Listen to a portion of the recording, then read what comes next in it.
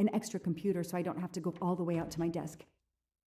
This is all a game to him, and he doesn't expect to lose. Case files. A lot of them for our tiny town. I'll add these to the file. Anything that will erase Clark's smile.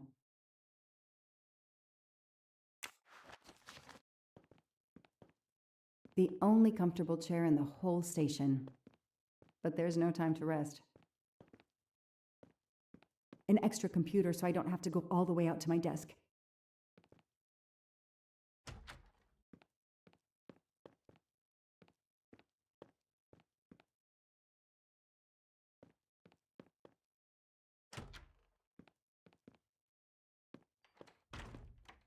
Now that we've taken your DNA, we can begin. Interview of suspect Michael Clark, 6 p.m., March 30th, 2019. This interview is being recorded. By elves behind the mirror, no doubt? You were arrested at a crime scene where you damaged police barricade tape. I'll pay for a new role. That's a Class A misdemeanor, and it carries a $500 fine. Oh, that's unfortunate. To begin with, where were you on the night Daisy Armstrong was kidnapped? I was watching TV in my motel room, but I had my police scanner on.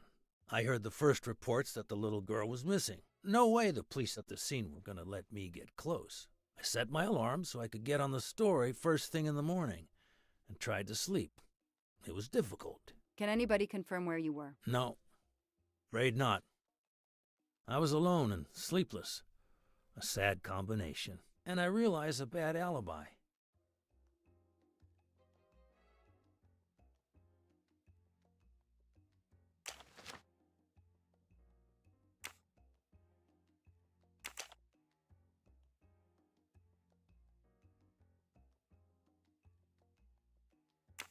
Let's move on to the gas cans and what we found in your pockets when you were brought in here today. That sounds exciting.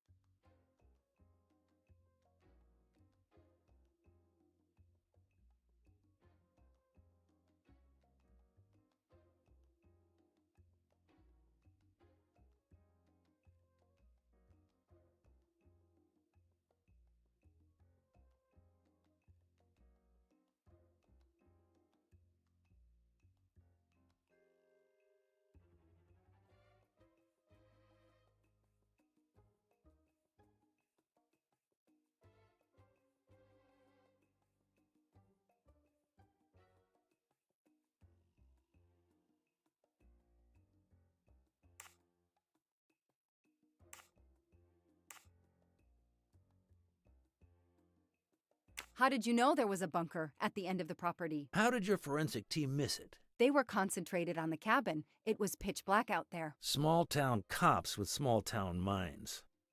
I'm sorry, that was unkind. You know, I'm a bit like you. My job is to find something a news program's viewers want to see. You do it for justice. I do it for money. I just have more flair than you. I know you're lying, Mr. Clark. I followed your footprints from the cabin, and they led directly to the bunker. It was very well hidden. You had to know it was there. Think whatever you want, Detective.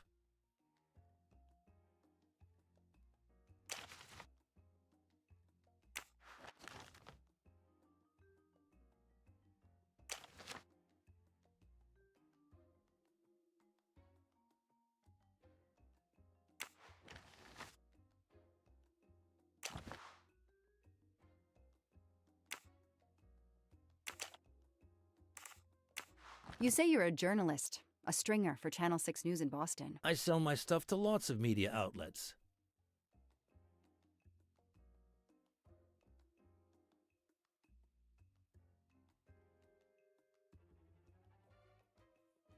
How is your editor doing? Last time we spoke, she was fine.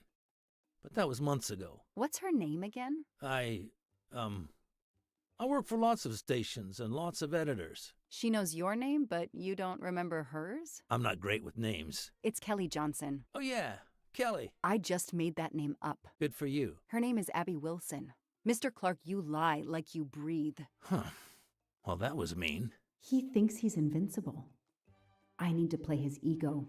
That's the key. What are you doing in the Berkshires? And what is your connection to the Armstrong case? For the past few months, I've been working on a big case. Boston 6 News was looking forward to my next story. The Armstrongs have been on my list of potential targets for a long time. I changed gears when Daisy was kidnapped and started investigating the Armstrongs.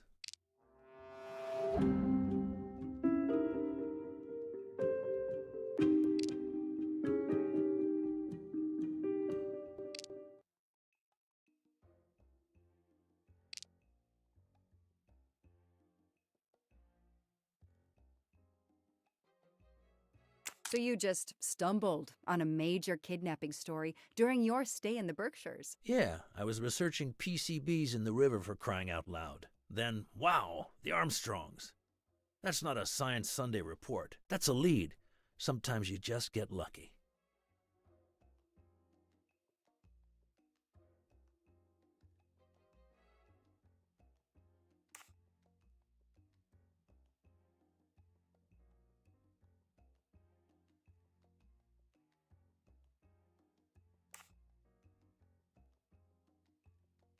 I called Boston 6 News. Your editor said she hadn't talked to you in a long time. If you're working on the Armstrong case, why haven't you submitted anything during the last month? When the kidnapping occurred, I realized it was a golden opportunity. Forget intimate photos of the rich and famous. Here was a story that just dropped into my lap. I was about to turn in my first notes when I overheard the discovery of the cabin, and I was right. No other journalist got there ahead of me. Then you had to turn up. I need to get out of here and write my copy. That sounds plausible. He's on the spot when a big story erupts and he goes after it. Your press card says Boston 6 News, and you say you started working on the Armstrong case when little Daisy was abducted, but Boston 6 News didn't even know you were on site. Detective, if I had the inside track on this case, do you think I'm going to go only to Boston 6? I could have had a bidding war for my... I'm going to use the word, my scoop. It still doesn't sound quite right. But there is a warped kind of logic to his story. Your camera in the pickup. There were photos of Daisy from before she was kidnapped. The Armstrongs are a famous family, like the Kennedys or Hollywood couples. Gossip sites love them. People want to see how they live. I started out just stealing candid shots. Paparazzi live on getting that one exclusive shot. Steamy, intimate, whatever. Then when the kidnapping happened, I realized I was here first. What an opportunity. And I jumped at it. You have an answer for everything. You're not very good at this, are you? How long have you been on the job? Long enough to put you away for life, if you killed that little girl.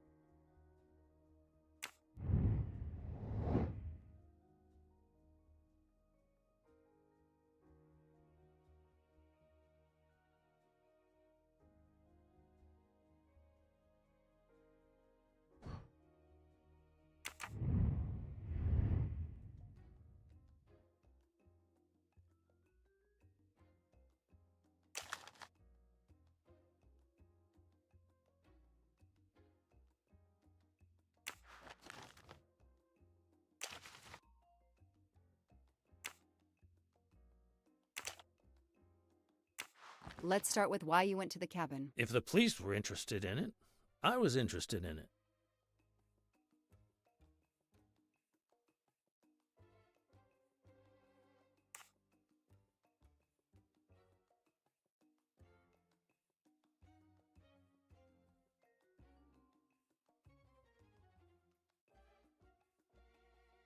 That pickup of yours, that's a very nice ride.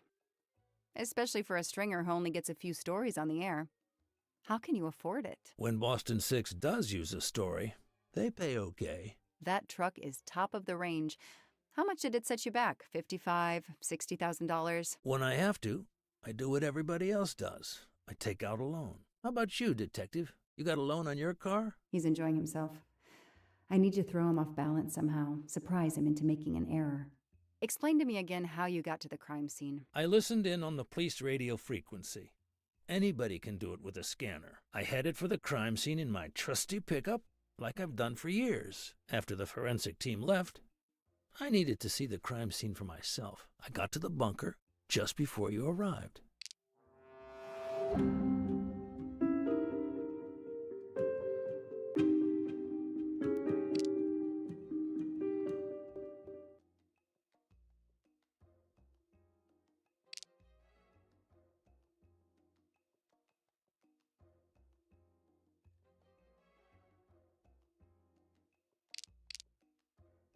Come on, Joanna. You're a better detective than that. You said you've been driving that pickup for years? You heard right. Thanks to it, I never miss a story.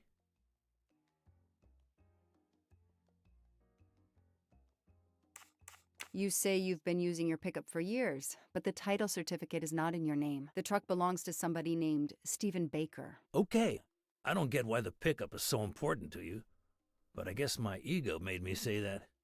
Yeah, the pickup was lent to me by a friend. I couldn't afford it even with a loan. I think you stole it, Mr. Clark. You needed a pickup like that for our mountain roads, so you stole that one. Try proving it. But while you run off on some wild goose chase, you can't hold me. I know that Clark is lying. I need to reconstruct the whole sequence of events in order to understand what happened.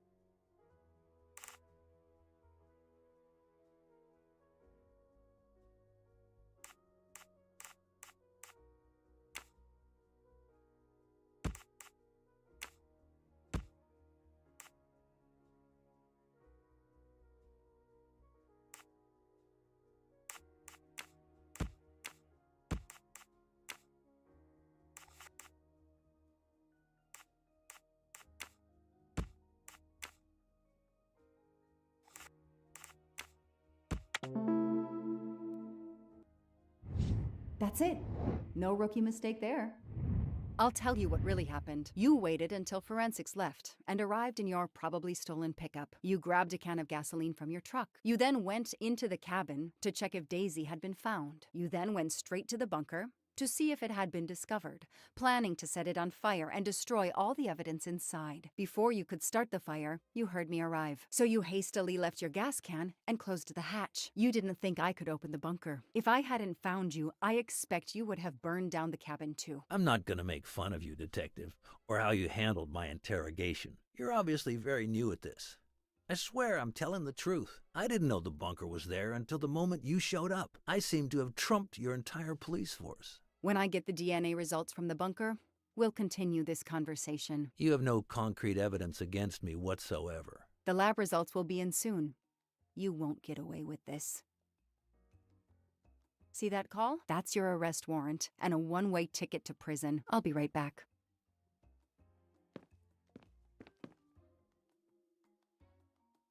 Hello, sir. I think I found the man who kidnapped Daisy Armstrong. I'm interrogating him now. Hold on, Detective Locke. I have some bad news. Someone set fire to the cabin in the bunker. The fire department is on the scene, but they say it's too late. That's impossible. My suspect has been in the interrogation room with me all evening. We can't hold him. Suzanne Moreau. Her fingerprints are on the wine bottle found in the cabin. We also found an unknown person's fingerprints, but they don't match your suspects. Sir, with all due respect, I'm convinced Michael Clark is involved. Detective, I'm cutting you some slack already. But we cannot hold your suspect simply because you're convinced he's guilty. We have evidence that Suzanne was working with an accomplice, Noah Garrity. I order you to release the reporter and arrest this Moreau. Let me just check my last lead. The DNA analysis of the hair found in the bunker safe. The results just came in. I know how hard this is. Okay. Get the DNA results. Detective Locke, I will give you 1 hour maximum. Then you close the file and arrest Suzanne Moreau. Thank you, sir.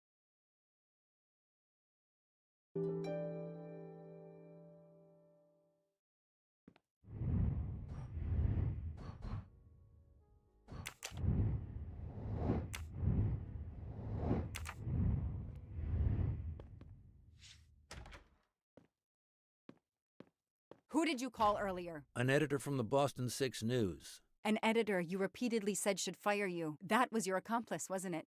You were telling him to start the fire. An accomplice?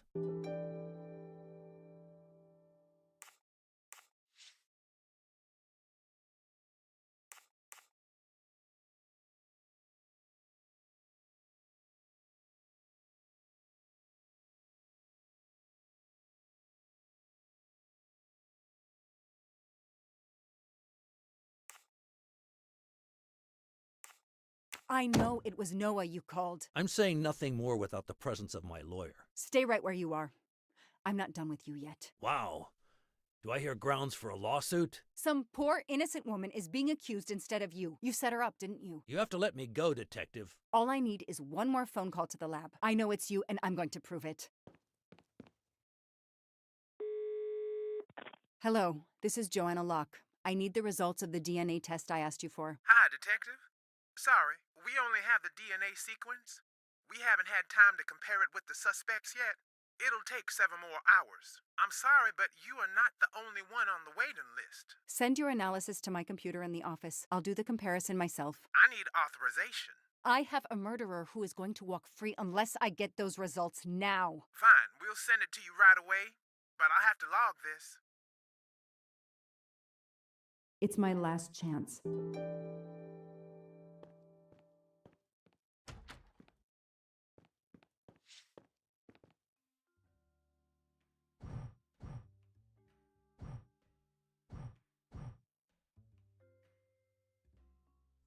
Cześć, Netpak.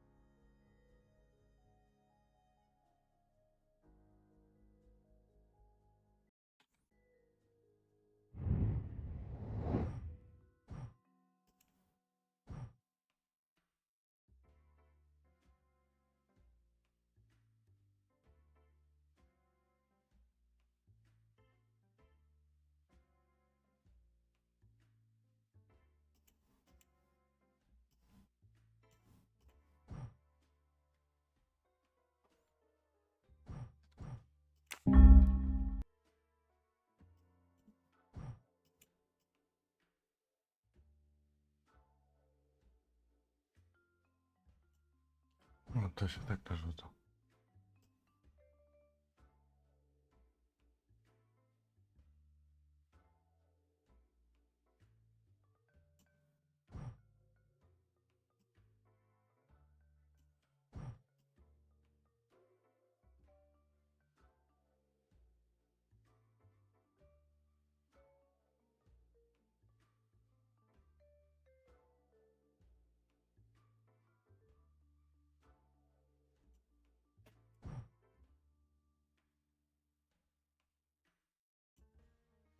Oh, no.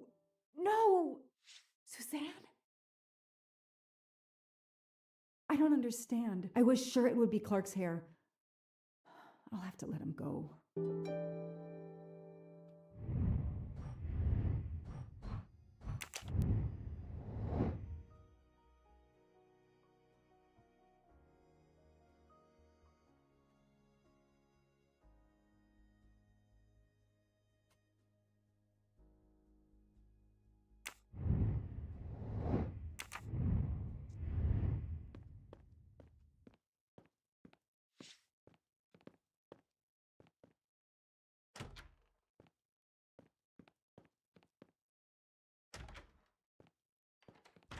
You can leave. Sorry it didn't work out for you, Detective. Maybe you should consider a career change. We are not done. Oh, but we are, my dear. We are done. I had no choice but to return to the Armstrong house to arrest Suzanne Moreau.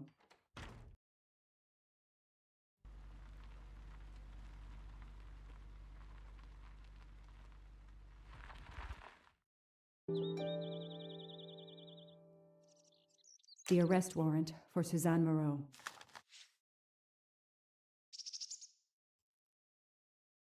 Suzanne was set up by Clark and Noah. They are the kidnappers, but I'm not giving up. When Suzanne comes up for trial, I will fight for her defense. But for now, the district attorney is in charge. If I want to stay a detective, he always has the last word. Suzanne was set up by Clark and Noah, but I'm not giving up. But for now, if I want...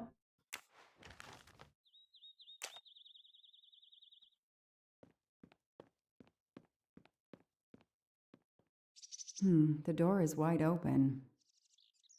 How strange. Hey, is anyone there? Miss Moreau? Miss Moreau? This is Detective Locke.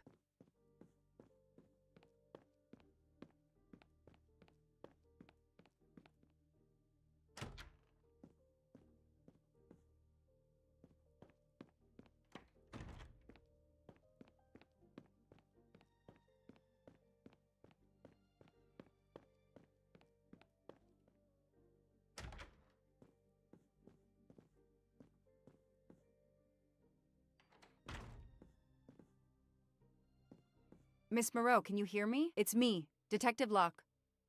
You must get up now. Miss Moreau? Miss Moreau, can you hear me? Suzanne Moreau is dead. There are no traces of blows or injuries on her body. She doesn't seem to have defended herself from anyone.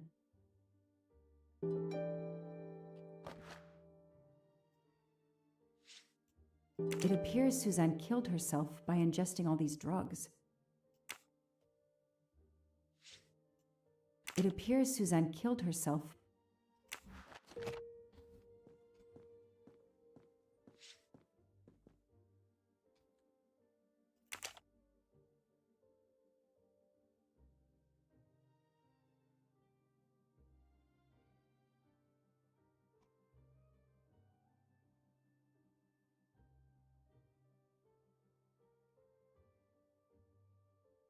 She must have realized at last how she'd been used, and the self-righteous court of social media was as quick as usual to try and convict her.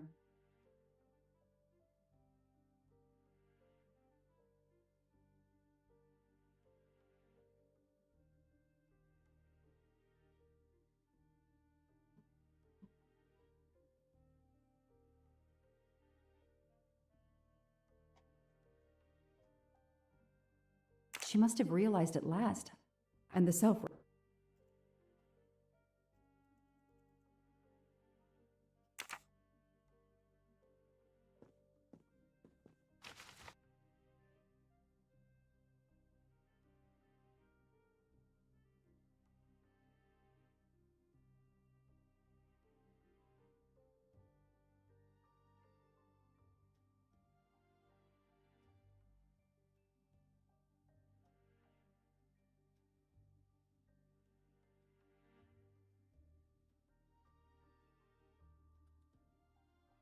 Suzanne was telling the truth about her mother.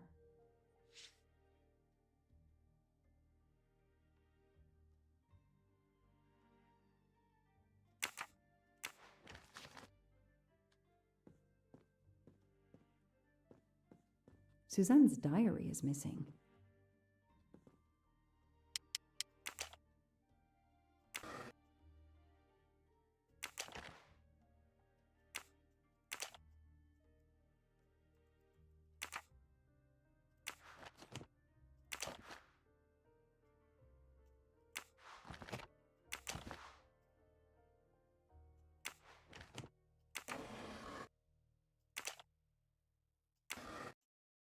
Her glasses are missing.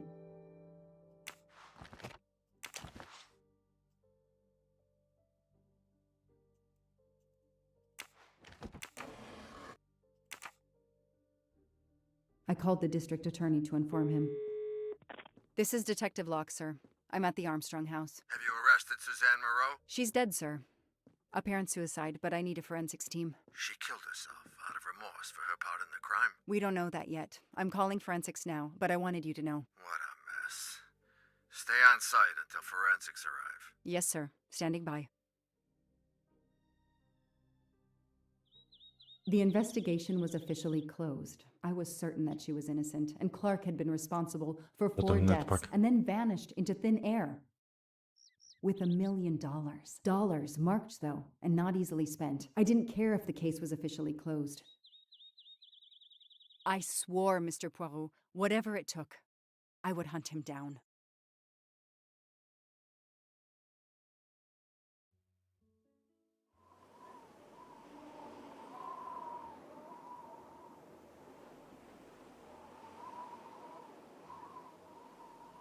I waited for the forensics team, then went into the station to write my report. I was officially off the case. Thank you, mademoiselle. That obviously cannot be the completion of your story. If I might ask a question? Of course.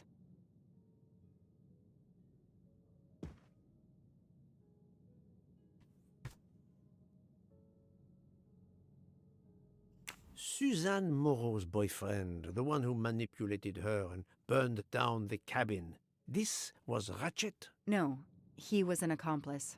Clark, the phony journalist, was the leader. Michael Clark, the reporter, he was Ratchet? Absolutely. I was the only law enforcement official to question Clark. I knew this wasn't his first kidnapping. You looked for similar cases. What do you Americans call the MMOs? Means, motive, and opportunity. Yes, I looked for someone in plain sight. Someone on the edge of a kidnapping case. Someone in plain view, keeping track of the investigations.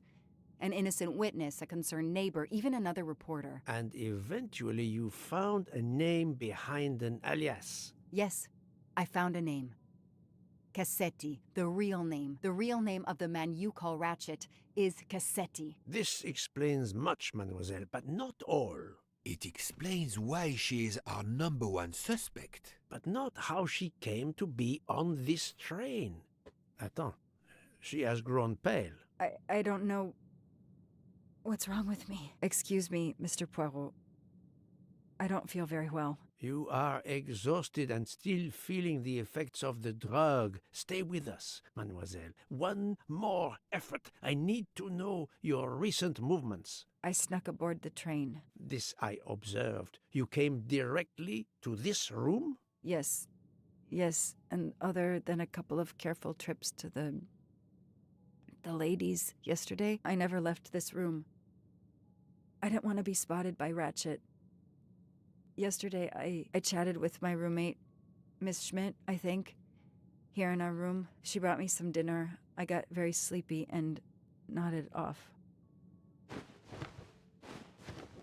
And now she nods off again. Is this a joke? She must be faking so we can't interrogate her further, Poirot. No, Book. She really seems to have fallen asleep again. It is my fault. She must have been given a dangerous dose of sleeping pills last night. The effects should wear off soon, I hope, but I am afraid asking her to tell us her story was too much for her. Pinch her, Poirot.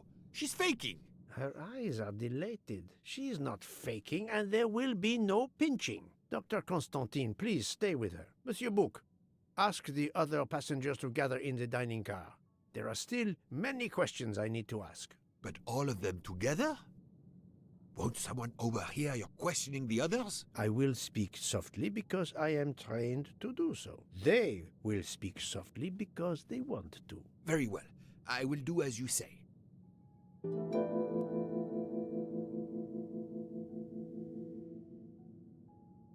I'll stay here to watch over Miss Locke.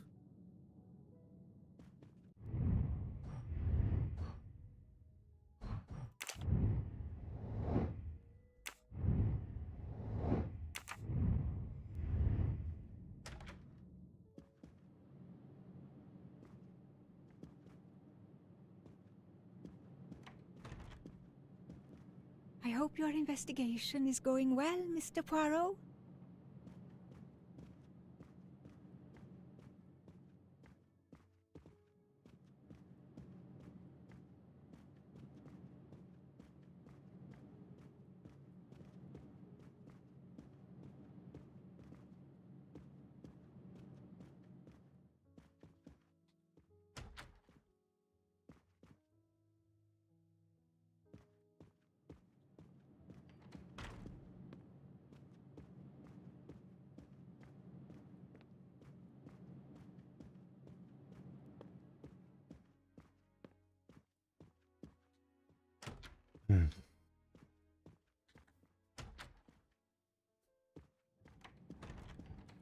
I hope we will be leaving soon. I hope we will be leaving soon.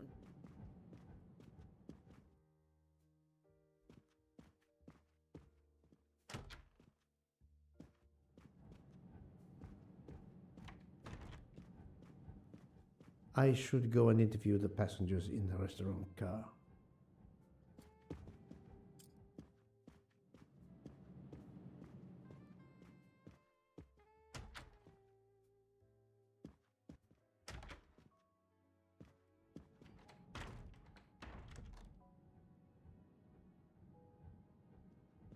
The passengers who agreed to come and talk to you are assembled, Poirot. Mr. Masterman is already here to answer your questions. Perfect. Thank you, my friend. Sit down, Monsieur Masterman, please. Thank you. Does the name Cassetti mean anything to you? No, should it? Have you heard of the Armstrong kidnapping case? Of course. It was all over the news a few years ago. Your employer's real name is Cassetti. He was the man behind that kidnapping. Mr. Ratchet was... He murdered that poor little girl? Mr. McQueen, the man you worked for is a kidnapper named Cassetti. What? What kidnapping? He murdered his victim, a child named Daisy Armstrong. The Armstrong kidnapping? You had no idea of Monsieur Ratchet's real name? Damn skunk! Why are you so upset? My father was the district attorney who handled the case, Mr. Poirot. I saw Mrs. Armstrong more than once. She was a lovely woman, so gentle and heartbroken. If ever a man deserved what he got, Ratchet, or Cassetti, is the man. He didn't deserve to live. Madame Olson, have you heard of the Daisy Armstrong case? No, I've never heard of it. It was only 2 years ago. It was famous. Maybe so, but it was not famous in Spain, where I have been helping the refugees from Africa. You've never heard the name Daisy Armstrong? No, never. Daisy Armstrong? No. No. No! No! Yes. It was all over the English tabloids before I went to Jordan. A horrific crime that claimed the lives of an entire family and their wrongfully accused nanny. That's right, isn't it? Quite so. I thought the culprit had been punished. Some might say that the culprit was punished last night. Oh, my heavens. May I ask you a few more questions? Yes, of course. You read about the crime, as you said, in the tabloids. Yes, that's right. For weeks, news of the royal family was eclipsed. Have you ever been to the United States, mademoiselle? No, never.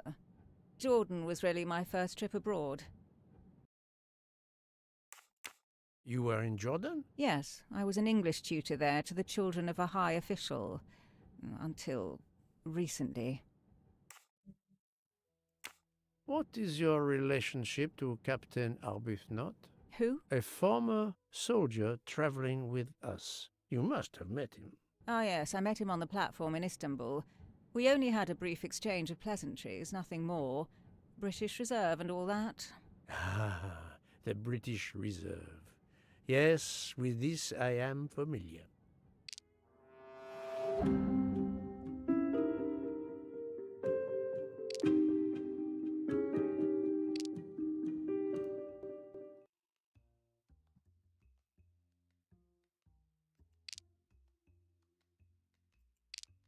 Oh, the truth cannot hide from Poirot forever. That does not prove she's lying. Are you sure everything you have told me is accurate, Mademoiselle Debenham? Of course.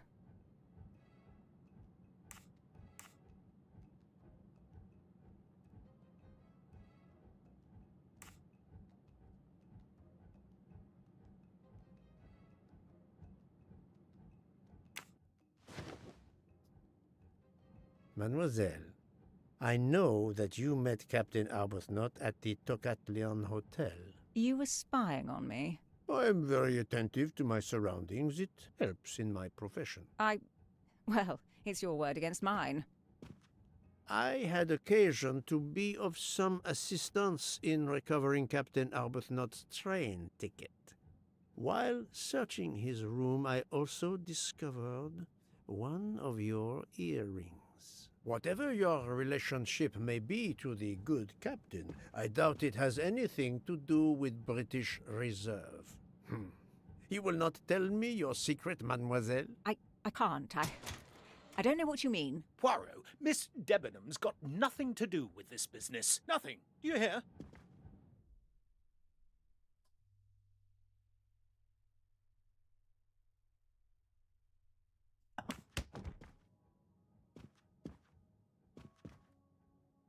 Archie, stop. Captain, no! This behavior is unworthy of an officer and a gentleman. Leave her alone! Have you no honor? Archie, we should go. Captain Arbuthnot, I am certain you are a brave soldier, but you are a poor actor. The truth is that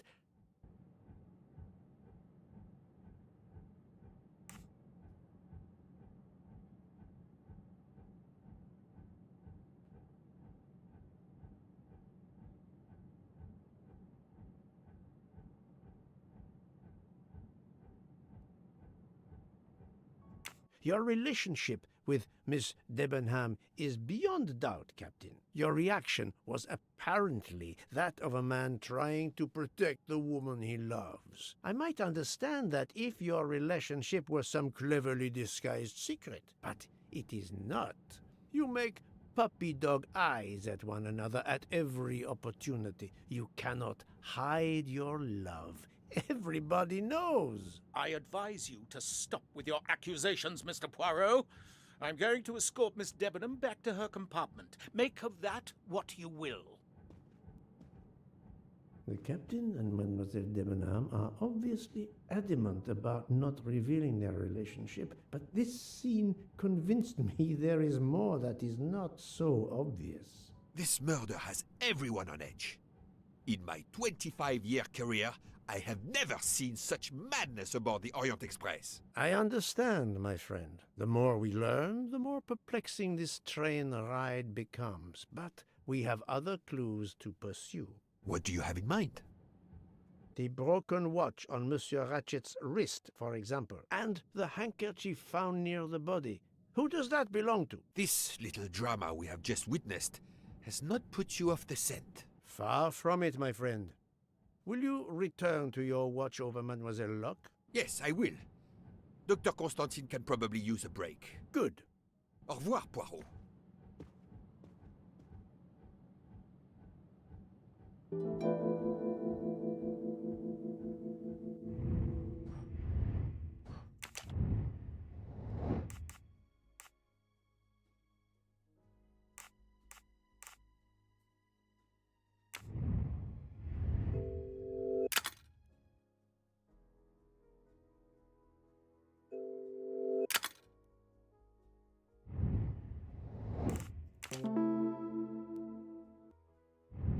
I'm right again. That happens to me a lot.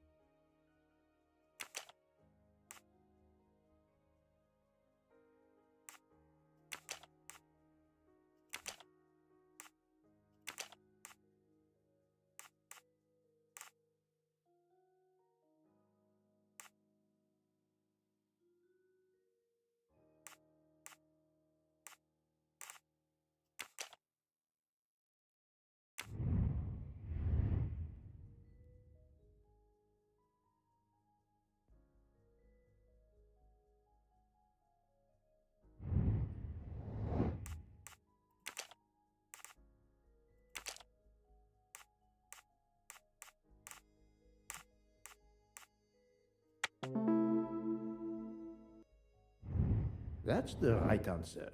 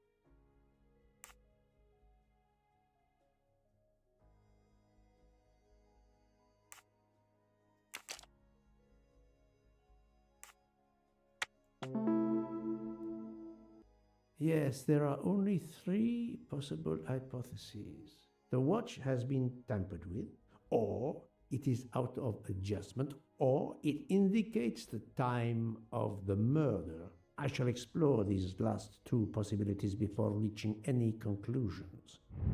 If the watch is out of adjustment, it may be broken. There may also be another reason related directly to Ratchet.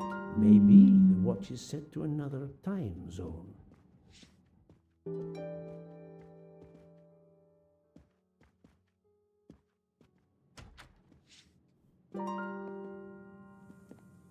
I'm sorry, sir, but I must concentrate on my baking.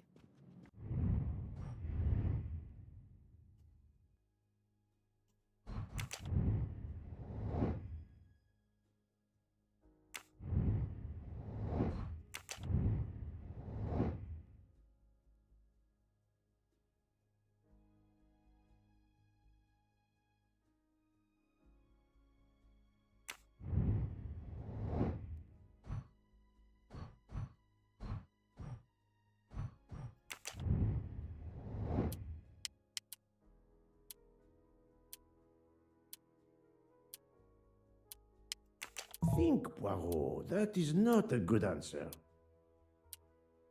The watch was not defective because the second hand is still moving. My little gray cells did not let me down.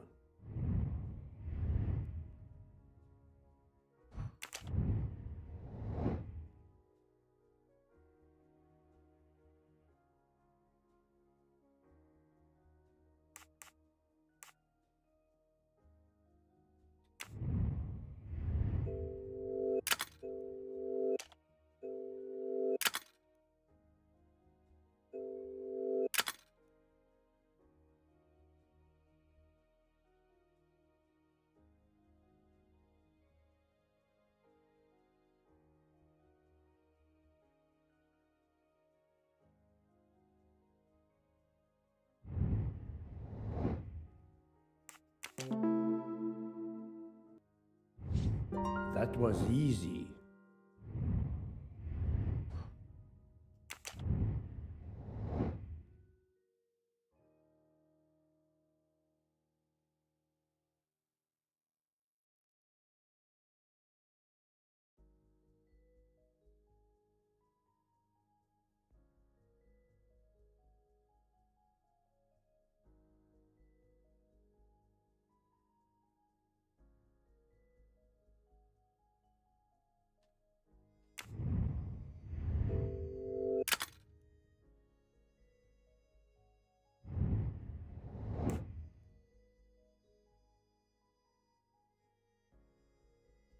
Brilliant.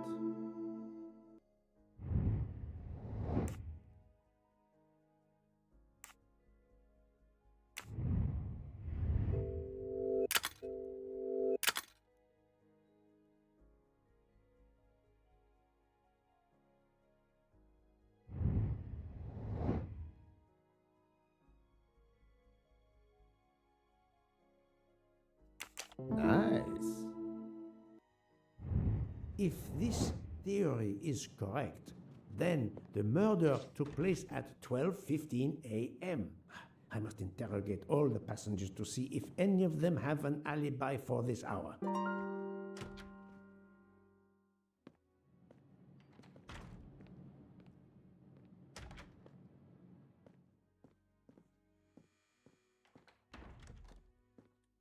Sorry to bother you, Monsieur Mori. I have a question to ask you. Please make it quick. I have a meal to prepare. This handkerchief embroidered with an H, is it yours? No, I've never seen it before. Thank you. That is all I wanted to know. I hope your investigation won't interfere with today's menu.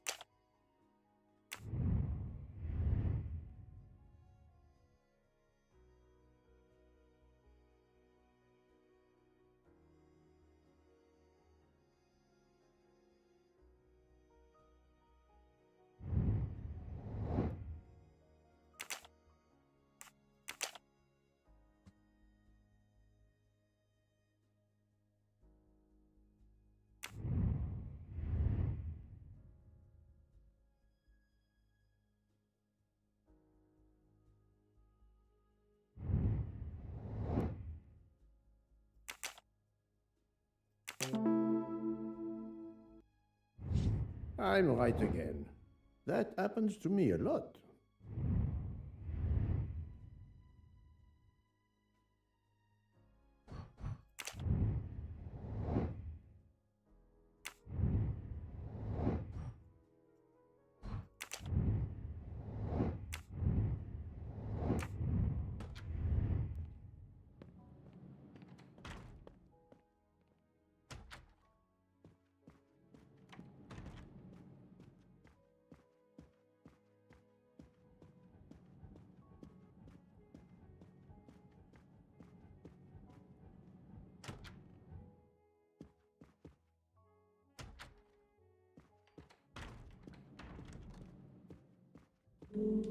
Monsieur Foscarelli, I would like to ask you a few questions, if you allow me.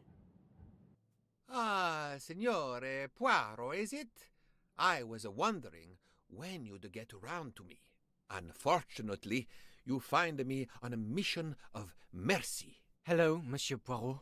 Sorry, we have a small problem. The orange juicer has broken down and I can't fix it. Mr. Foscarelli has kindly offered to help me. It isn't a car engine, but I am doing my best. Even with the two of us, we can't manage. Let me guess. You call upon Poirot to help. I'd be happy to answer your questions when we finished.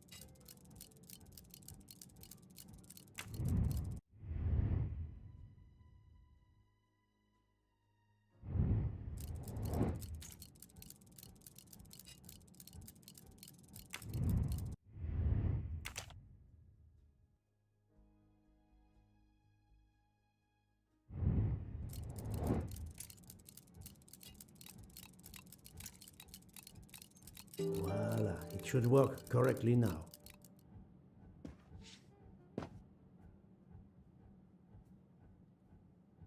Bravo!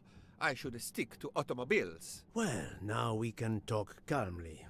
Monsieur Foscarelli, is it? Antonio Foscarelli, delighted, Monsieur Poirot. You have, of course, heard about Ratchet's murder last night. Oh, naturally. It is all anyone is talking about.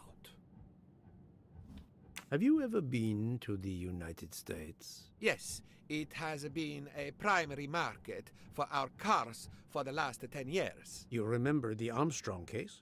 Armstrong? The name, yes? It was a little girl. A baby, was it not? Yes, a very tragic affair. Did you know that Cassetti, the kidnapper, was actually Ratchet? Oh, no. Then he deserved to die. Możliwe. I mean, Ale wouldn't nie you wiem. agree? Can you tell me your movements on the night of the murder? I went to bed right after dinner, but I slept very badly. My roommate, Mr. Masterman, had a toothache. Oh, Nie he widzę, żeby moaned się all uśmiechali. night. It woke me up several times. Did you hear anything or notice anything Chyba, unusual? że No, to nothing jest that I na can think of. zasadzie I stayed in my bed all night. twarzy. Albo dużo kolorów, albo podkładu, czy czegoś tam. Well, thank you, Mr. Foscarelli. I'm sorry I couldn't help more, signore. I remain at your disposal if you should need me. Thank you so much, Monsieur Poirot. I can put orange juice back on the menu.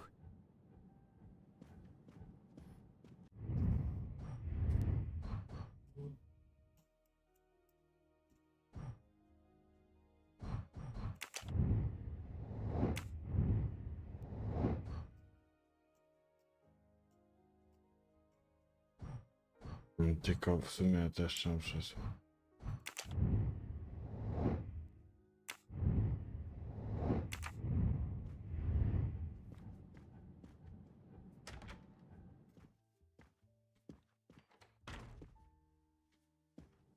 Enchanté, mademoiselle.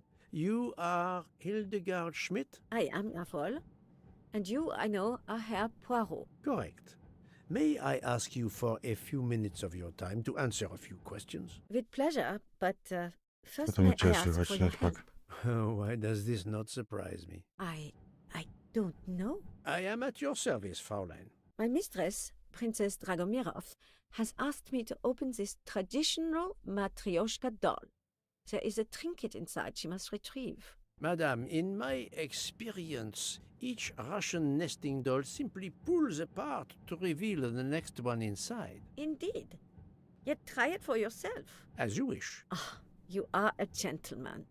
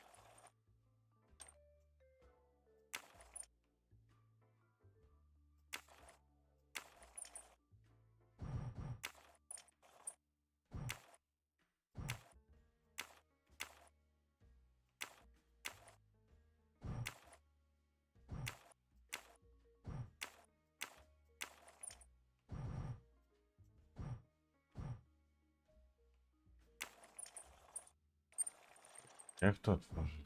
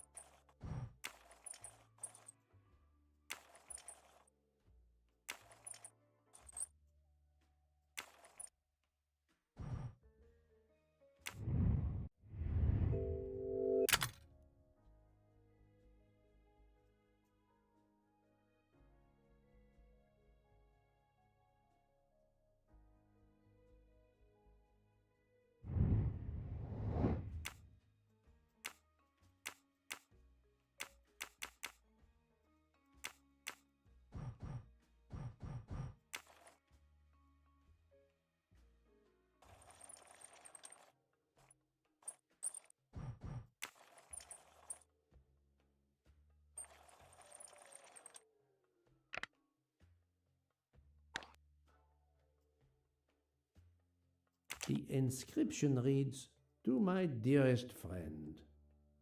Oh, thank you very much. This doll reminds her of her youth in Russia. It was very hard under the Soviet regime, but thanks to her strength of will, she rose to be the head of a museum of antiquities in To tam St. jest Petersburg. tak Even ciekawego. though she now lives in Berlin, it is said that the Kremlin still fears her. She must be a formidable woman indeed. You are her maid? I am her companion. I help her in her daily tasks, and I keep her company. Ah, forgive me. You will have heard of Ratchet's murder last night. Yes, of course. Everyone is talking about it. Can you tell me how you occupied your time last night? Just after we left Istanbul, I had tea with my roommate, Fräulein Locke. I went to dinner with the princess, and when I returned to my compartment, Fräulein Locke was already asleep. A little later, Herr Michel, the conductor, came to get me because Madame la Princesse needed my help. Her back troubles her. I massaged her for about an hour. Do you remember the time? I'm sorry, I do not, mein Herr. Have you lost a handkerchief embroidered with an H, madame? Oh, no, monsieur. I thought perhaps since your first name is Hildegard. It is not mine, I tell you. I could not afford something so nice. I have no idea who it belongs to. My apologies, I did not mean to alarm you. Thank you for answering my questions, madame.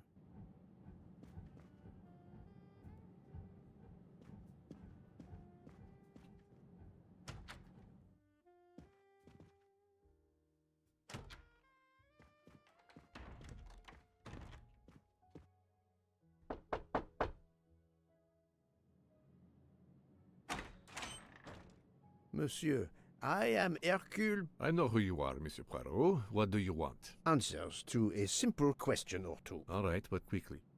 My wife is quite ill. I would like to stay by her side. I promise.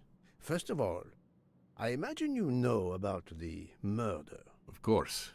The Countess is terribly distressed. Your full name? Rudolf Adreni. Your home is? Budapest. And how do you come to be aboard the Orient Express? I am a Hungarian diplomat. My family has represented our homeland since the revolution from the Soviet Union in 1956. I was on my country's business in Istanbul.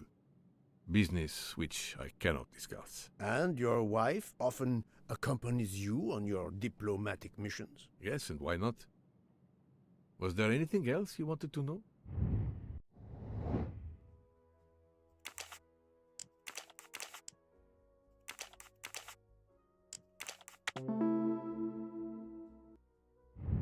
That's the right answer. Can you tell me how you spent last night? I was in our compartment with my wife. She went to bed early. I played a video game on my phone. Around 11 o'clock in the evening, my wife woke up and couldn't get back to sleep. She took a sleeping pill. As for me, I went to bed soon after that and slept straight through until morning. Have you ever been to the United States? I was posted to the Hungarian embassy in Washington for a year. You knew perhaps the Armstrong family. Armstrong? Armstrong. It is difficult to recall. One meets so many people. It was the kidnapping of a child, a very sad affair. The culprit was the man on this train who called himself Ratchet, the one who was murdered last night. Indeed. It sounds like justice finally caught up with him. Thank you for your time. Now, I'd like to speak to your wife, if you don't mind. It's impossible. As I told you, my wife is very ill. Thank you, and good luck with the investigation. Eh bien, the good Count does not appear to want me to talk to his wife.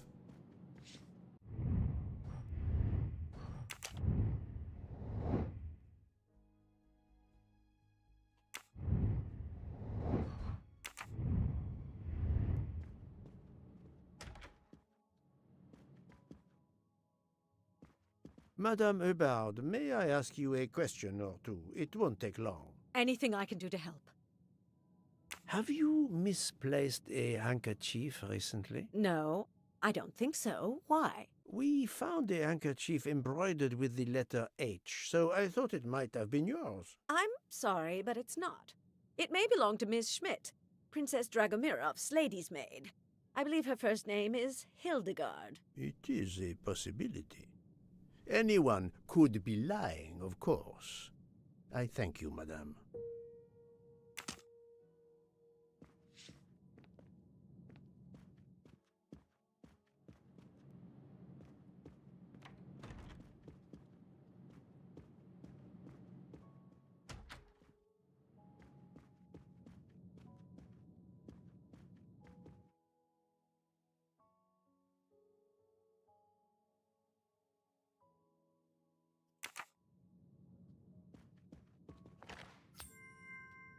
You can never have too many of these.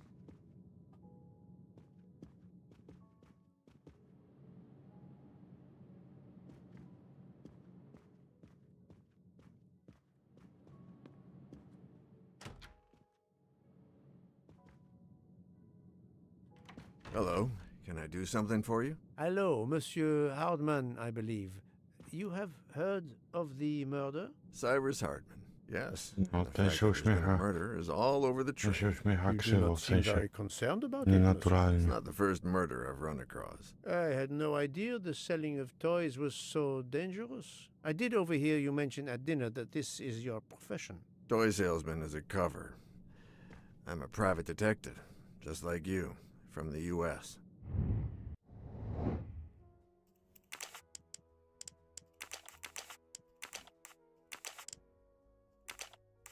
Think, Poirot. That is not a good... I do not think that's... My little gray cells did not let me down.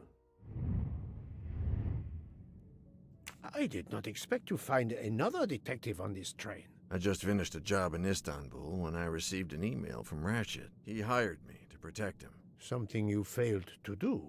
I'm not happy about that. He'd received some threatening letters. I was supposed to watch his back, and yeah, something I failed to do. But he seemed to think he was in more danger when he left the train. He was traveling to Paris? I assume so, but I'm not entirely sure. Can anyone on this train confirm your identity? Yeah, that McQueen kid. Ratchet's secretary. Were you on duty last night? You bet. I kept my door open a crack and I watched all night. No one entered that car who didn't belong there. Did you see anything in particular? The conductor, Michelle, he was there most of the time too, except for 15 minutes or so after we left Vinkovsky. He must have answered a call from Ratchet's room. Then he was absent again for a while around 1 a.m. After that, he didn't move until 5. Monsieur Hardman, have you heard of the Armstrong case? Armstrong? The kidnapping 3 or 4 years ago? Who hasn't? Why? Ratchet's real name was Cassetti. I have reason to believe he was the kidnapper. What? He killed that little girl? No, I didn't know. If I had known, I wouldn't have taken the job. Do you have any idea who was behind the threatening letters? I don't know his name, but Ratchet told me he was a small man. Dark hair, with a womanish kind of voice. Oh, thank you for your help.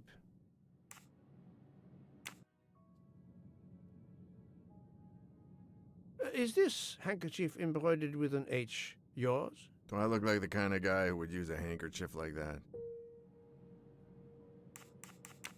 Thank you for answering my questions, Monsieur Hardman. Listen, Poirot.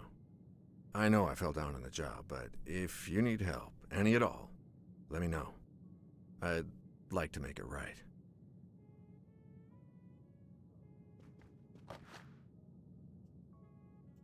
Oh, it has been a while since I have seen one of those. To jest stara Nokia.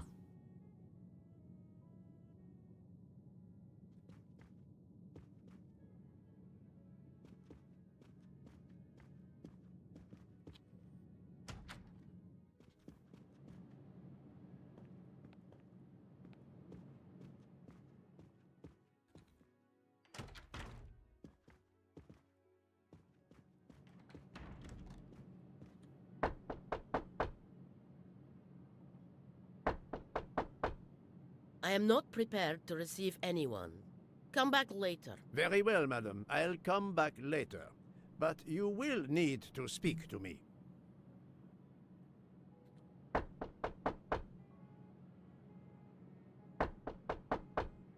I am not prepared. Very well, madam. I'll come back later. But you will need to speak to me.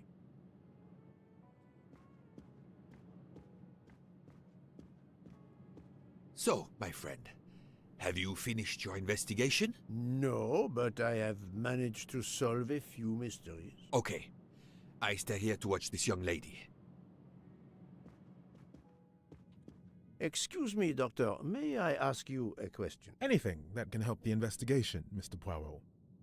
I wanted to know what your first name is, Doctor. My name is Robert. Why? To find out if the handkerchief embroidered with an H could have been yours. I'm a doctor, Mr. Poirot. Cloth handkerchiefs are a playground for viruses. I would not touch one.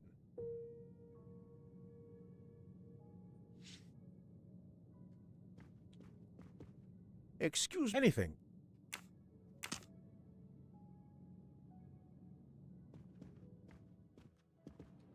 So, my friend. No. Okay.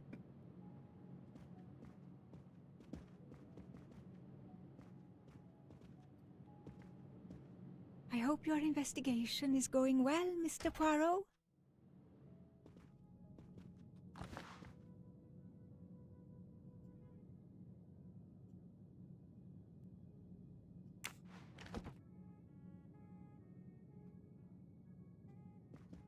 Ah, Monsieur McQueen, may I ask you a question? Anything I can do to help, Mr. Poirot?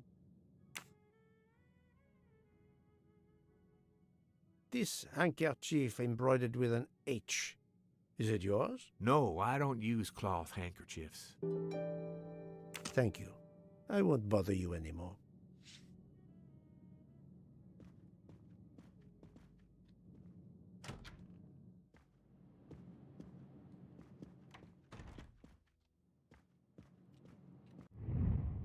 Mogą pogadać.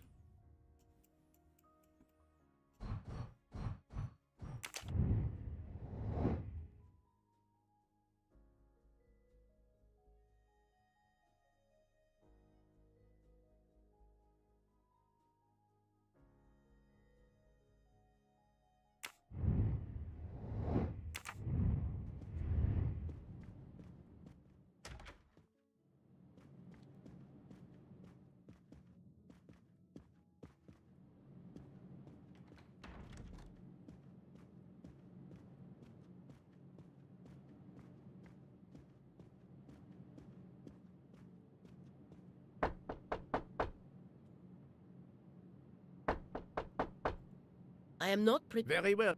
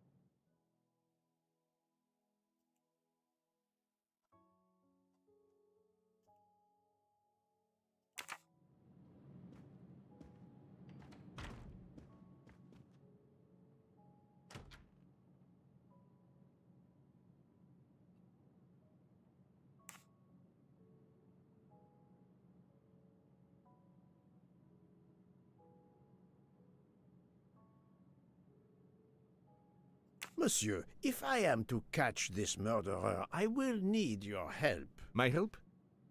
I am at your service, Poirot.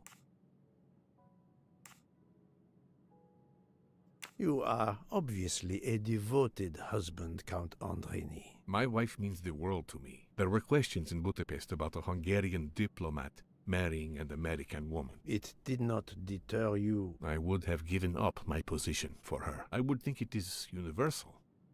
Are you married, Mr. Poirot? No, I fear marriage is not for me. But her condition, is it very grave? She is suffering a bout of vertigo. You understand? The room spins.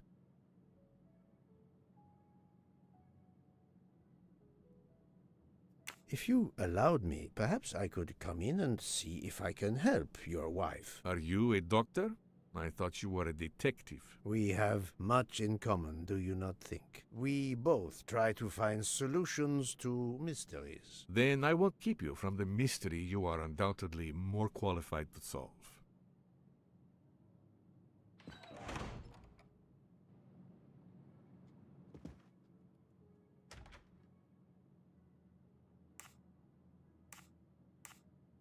Monsieur, My help? you are obviously... My wife, the request. I would think... No. She is...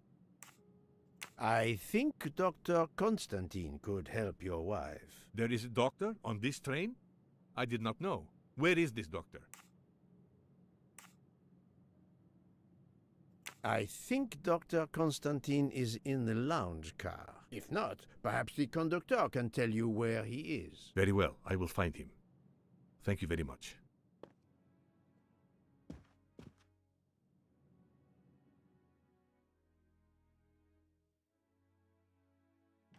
Forgive me for intruding, madame. I am Hercule Poirot. I know who you are, Mr. Poirot. I overheard you send my husband on a wild goose chase. Your husband cares for you greatly, madame. I apologize for exploiting that fact. But the situation is urgent, and I need to ask you a few questions. Apology accepted. I realize you must speak to everyone. This horrendous murder. It's very upsetting. That is a beautiful music box. Please don't touch the music box. It's a fragile family heirloom. Your accent, is it American? Boston, perhaps? You have a good ear, Mr. Poirot. Yes. Born and raised in what we call the Back Bay. Are you in the diplomatic service like your husband? No. not officially. I was still in college when I met Rudy 2 years ago. I keep myself busy handling his scheduling, travel, appointments. Ah, what is the saying? Behind every great man there is a great woman. That was the saying. Today one might reverse the sentiment as well, don't you think? Of course, I stand corrected.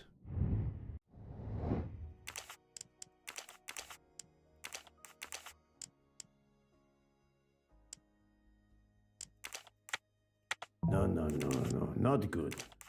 I do not think that's the right answer. I must admit I'm not right. Think, Poirot, that is not a good... I'm right again. That happens to me a lot. A handkerchief embroidered with an H was found at the crime scene. By any chance, does your first name begin with an H? No, my first name is Elena, with an E.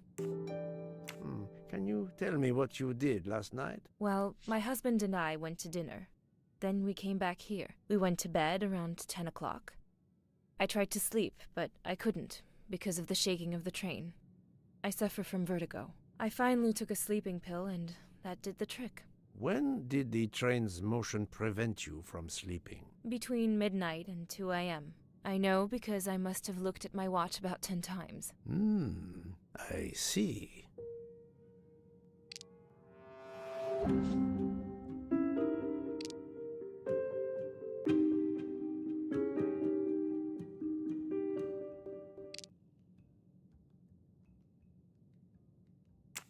Come now, Countess. You are not telling me the truth. Why do you say that?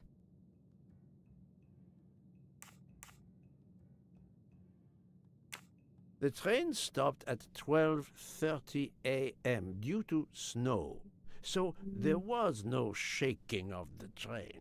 But you told me that it was the shaking that prevented you from sleeping. I don't know, you're confusing me.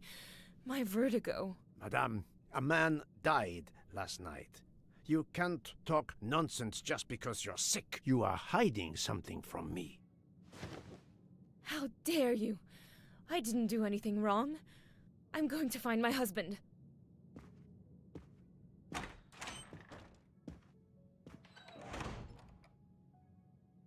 That was unkind, I know, but my strategy worked. I can now inspect this room in peace.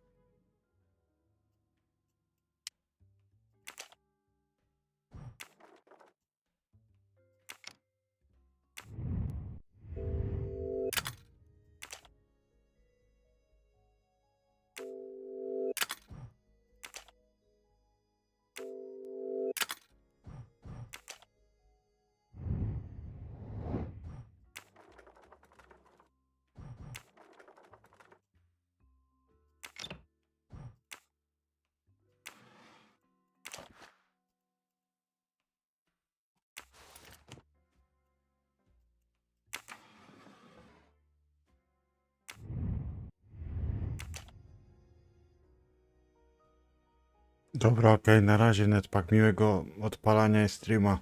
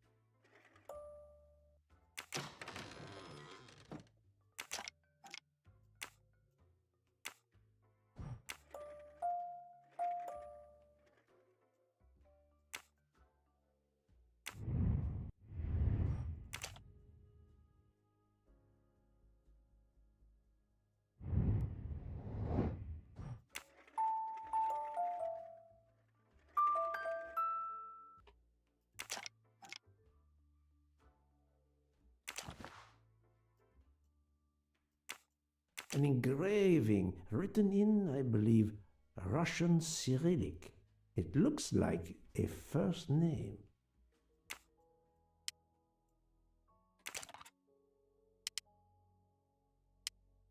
It's Countess Andreni with an older girl. For my beautiful young ladies, Helena and Sonia. Helena with an H. Poirot! Have you no shame?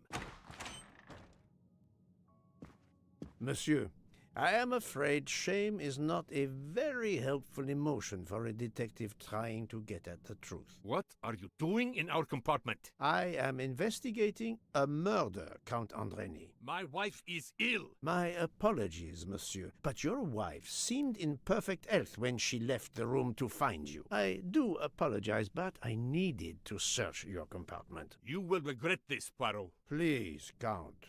You aren't going to challenge me to a duel, are you? Countess, I'm afraid I took the liberty of inspecting your little music box. How dare you? The message in the medallion was addressed to you and Sonia. Sonia Armstrong, your older sister, the mother of Daisy, the murdered child. I am a Hungarian diplomat. You have no official standing here. You have no right to search. No, Rudolph. Let me speak. It's useless to deny what this gentleman says. I am Helena Goldenberg, the sister of Sonia Armstrong, and Daisy was my niece. The music box is a gift from my sister's godmother, a very close friend to my mother. We hid the truth from you when we learned that the man killed last night was the person who destroyed my family. I panicked. I didn't want to be accused. That is also why you lied about the H in your first name? Exactly. Your ferreting about looking for the H is obviously part of your investigation. If I found a handkerchief in Monsieur Ratchet's room embroidered with an H, I might suspect you had been there. A handkerchief? I don't have any handkerchiefs embroidered with my initial. To be honest, that sounds awfully old-fashioned to me. I give you my word of honor that last night, Helena never left her compartment. My wife is telling you the truth, Poirot. I hope so. I'll let you rest. The matter of the H on the handkerchief still needs clearing up. But first I should check the inscription on the back of the medallion.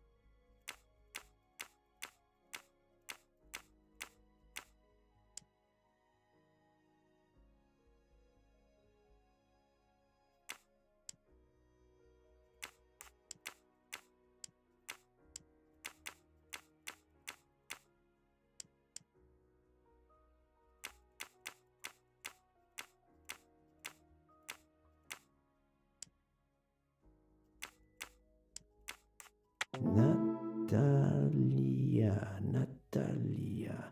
Would it be Natalia Dragomirov? She is the only Russian passenger on the train. In addition, her first name begins with an H in Cyrillic. Et voilà.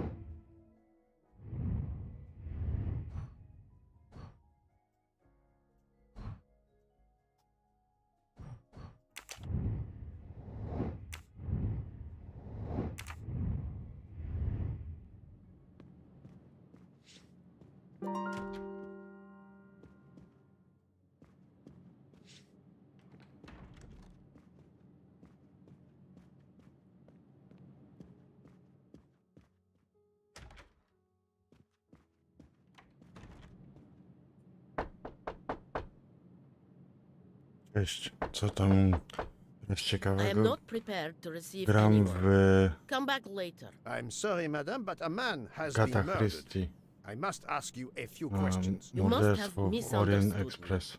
I cannot speak to you just now. Madame, I know that Sonia Armstrong is your goddaughter.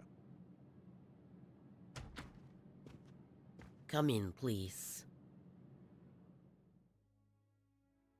Please forgive my intrusion, madame, but I really must ask you some questions. Then ask. I'll answer if it pleases me. We have not been properly introduced, yet I have observed her a couple of times, so I can already deduce some things about her.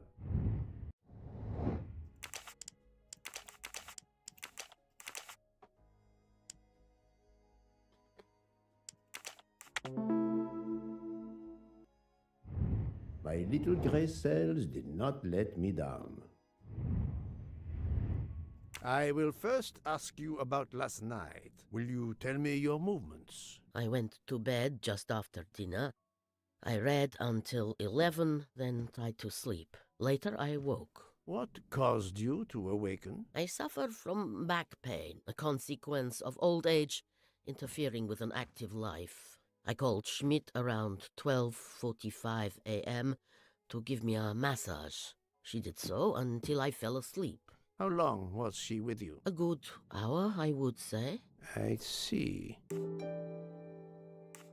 The first initial of your first name, Natalia, in the Cyrillic alphabet looks exactly like the letter H in the Latin alphabet. I'm Russian, Monsieur Poirot, and I was the head of a museum of antiquities in St. Petersburg for decades, until I moved to Berlin recently. I'm familiar with Cyrillic. This handkerchief is yours, isn't it? Yes, indeed.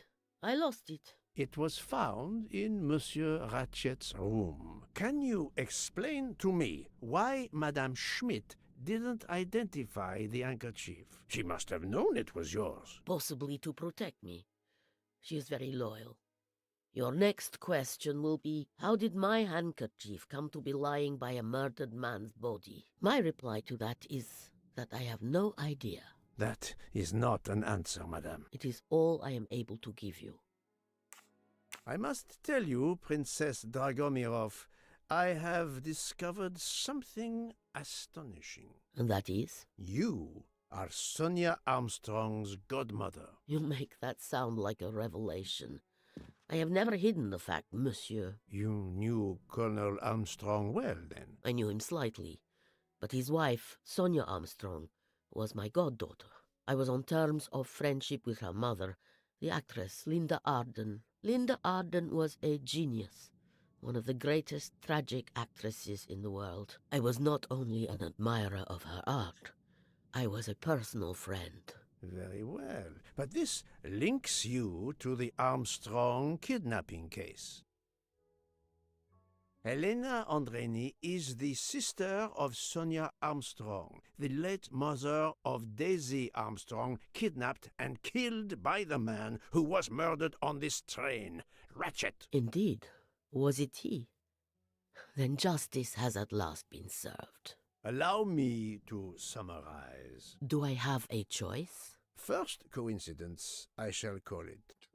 You are close to the Armstrong family, and the presumed assassin of Daisy Armstrong was killed while you were on board the same train. Second coincidence, your handkerchief happens to be found at the foot of the victim's bed. Third coincidence, one of the stab wounds inflicted on the body was by a left-handed person. You are left-handed. That is a lot of coincidences, Princess Dragomirov. Well, Monsieur Poirot, call it fate.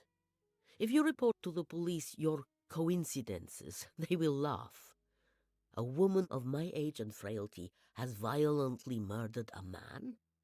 With how many potential witnesses who saw me doddering along the corridor in the middle of the night like Lady Macbeth? You are right, Princess. You could not work alone, which means you have one or more accomplices. And it is only a matter of time before I Dobra, find gierka out jest długa, who they are. I would appreciate it if you would remove yourself from my room bo and take your głównie fantasies gierka with jest you. na jakieś... Głównie gierka powinna być na jakieś... Nie wiem... 10 godzin. Coś takiego na jeden dzień cały i połowę drugiego. Bo to jest detektywistyczne i tak dalej. Ale się okazuje, że to jest długie. Raz przegrałem 8, raz przegrałem 4. To jest tydzień przerwy praktycznie, no to miałem teraz co? Godzinę 30 gram i dalej. Rozprawiam się, ale pewnie za niedługo koniec, więc...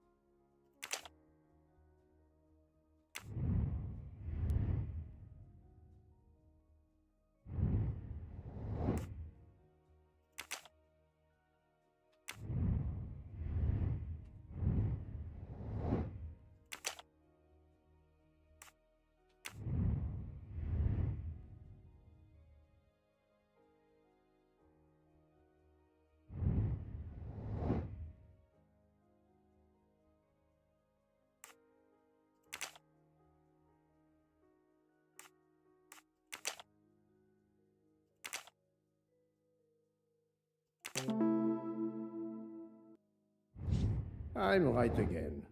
That happens to me a lot.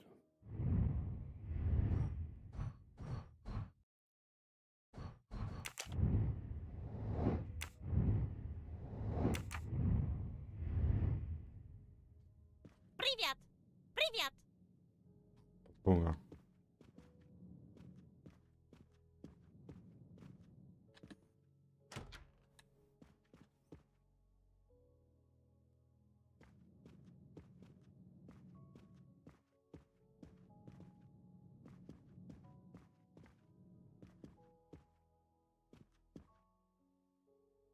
Do tego wąsa nie ma w sumie.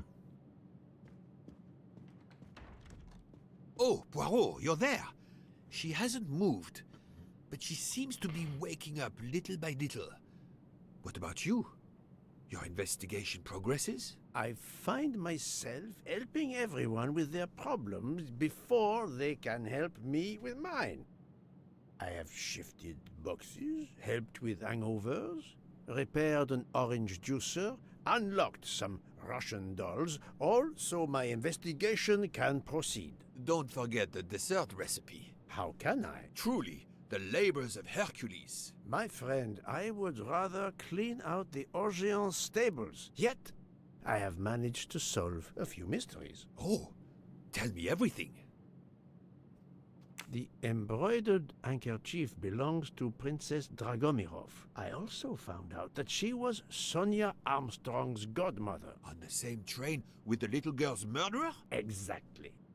Also, Elena Andreni is the younger sister of Sonia Armstrong, Daisy's mother. Another passenger connected to the Armstrong case? Yes, Book. What are the odds, do you think? But Co I tam, Szymek? cannot see either woman stabbing Ratchet over and over again in a frenzy. And they apparently have alibis. I had 3 theories concerning the broken watch. It could have been tampered with. It could have been out of adjustment before the murder. Or, of course, it could indicate the actual time of the murder. The only hypothesis I could rule out was that the watch was out of adjustment. For the others, they are impossible to verify. So the watch is of little use to the investigation. And I was convinced that it indicated the time of the crime. 2 women involved in the Armstrong case. Let us not forget our patient here. There are 3 women. Look, she seems to be waking up.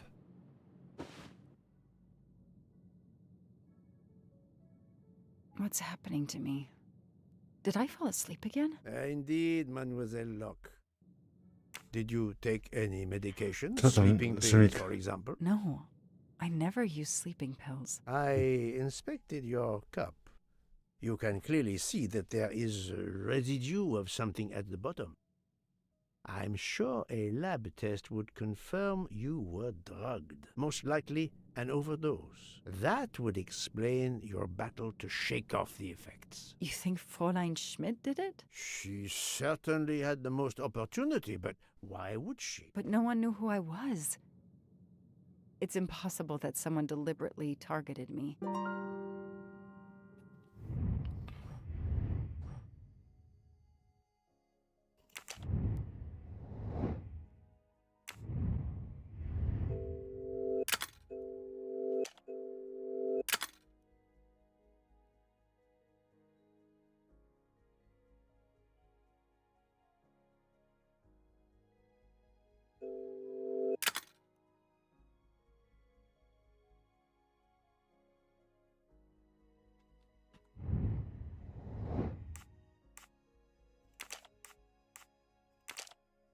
Fräulein Schmidt or Monsieur Michel may have drugged the tea that Mademoiselle Locke drank.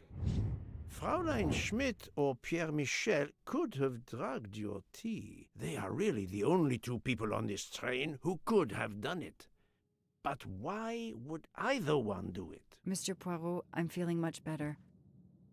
I'd like to bring you up to date to why I ended up on this train. If you are able, I would very much like you to finish your story. Very well, then. After the Daisy Armstrong case was officially closed, I put out a standing request to the police departments in the Boston area for anything on Michael Clark. But he didn't turn up on their radar. I even set up an anonymous tip line for news about Clark. That's how I met Braid, a sketchy contact on the dark web, but they found nothing I could use. 6 rozdział.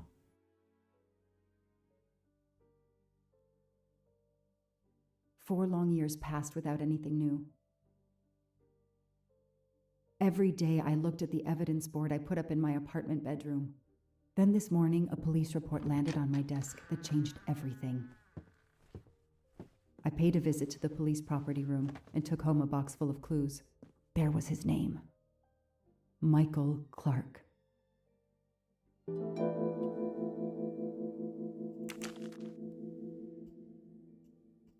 A bill from the power company with, I'm sure, plenty of excuses why my rates keep going up.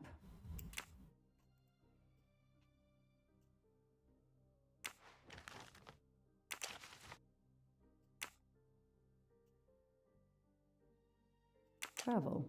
For the discriminating traveler. Also for the overworked detective who never seems to have time for a vacation. Well, I can dream, can't I?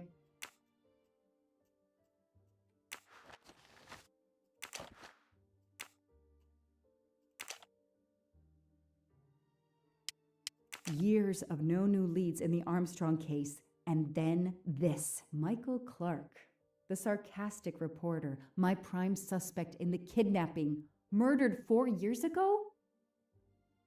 Years of no new leads in the Armstrong case, and then this. Michael Clark, the sarcastic reporter, my prime suspect in the kidnapping, murdered 4 years ago? This is Michael Clark? He doesn't look anything like the journalist I interviewed. Michael, you have earned a place on my evidence board.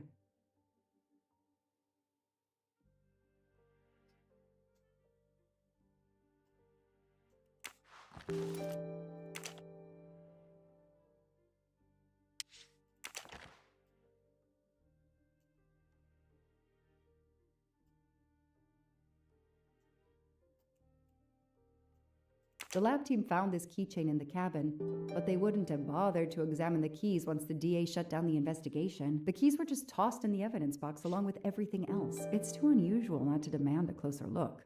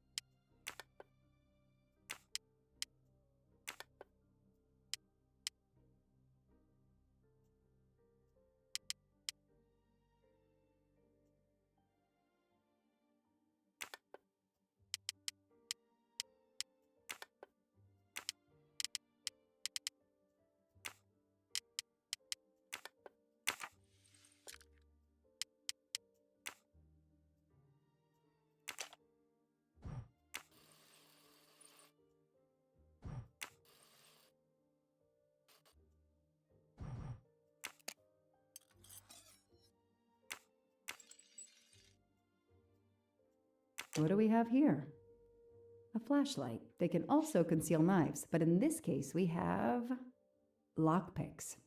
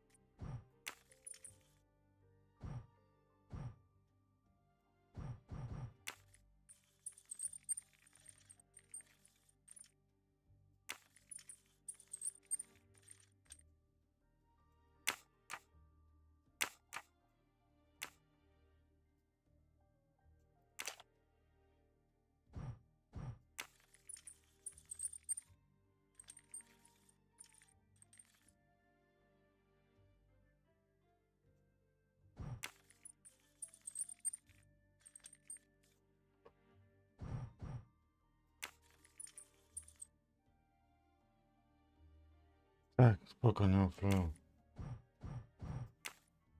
Na razie muszę skończyć to.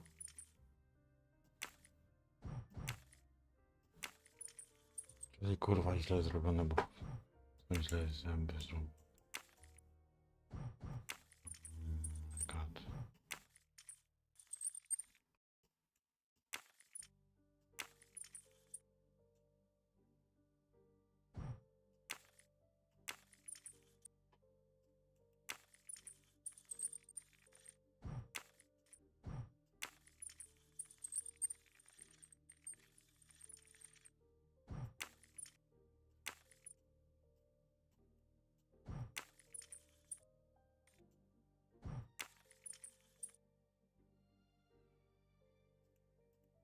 No jest czaszka, tylko że nie w tą stronę.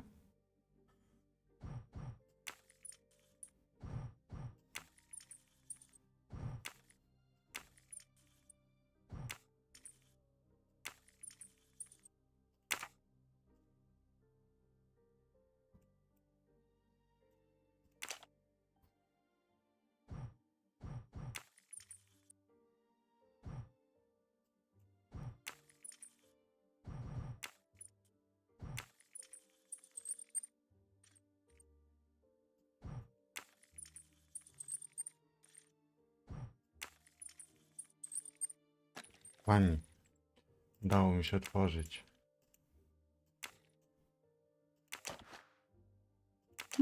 A USB key. Let's plug it into my PC and see what nasty little secret it contains. A USB key. Nie to, to jest z tymi kluczami. chyba?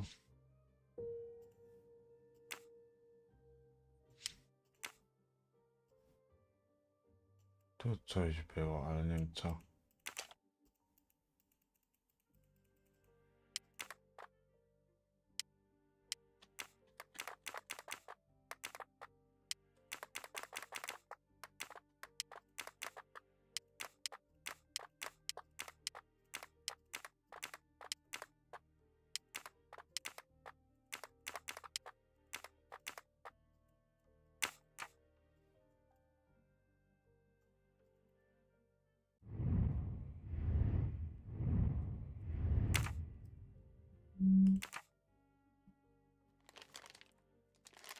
Nie.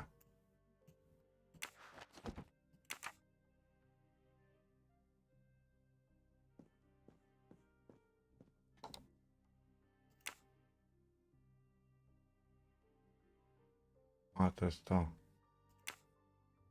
kasecie się nazywa. Shaved off the metro beard.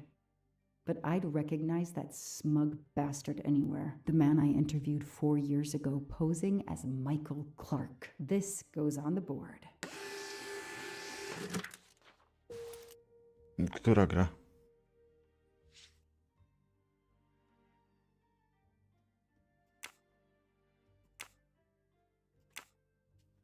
Maybe they needed to show the ransom to someone to check if the serial numbers were still Nie on wiem. record. I'll print U mnie them. wszystko w On the porządku. wall they go. Znaczy to wszystko w porządku. Może być to z aktualizacją, nie wiem. Dawno nie grałem, tydzień kompa nie odpaliłem, więc może być... Maybe they needed to show the ransom to someone to check if the serial numbers were still on record. Nie. Jest wszystko w porządku, naprawdę.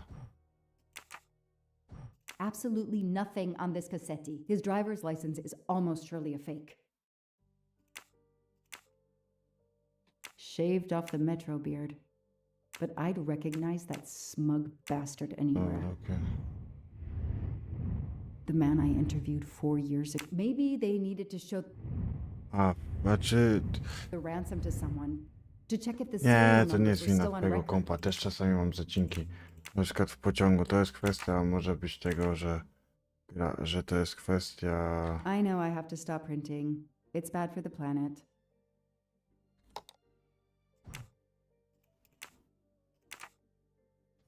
Wina tego, jak to się nazywa? I don't have time to waste on magazines. To jest kwestia źle zoptymalizowanej źle zaktualizowanej gry, Thank bo you very much. albo mojego kompa, nie wiem, może karty graficznej, bo czasami mi w pociągu jak wychodzę z peronu, to mi zacina.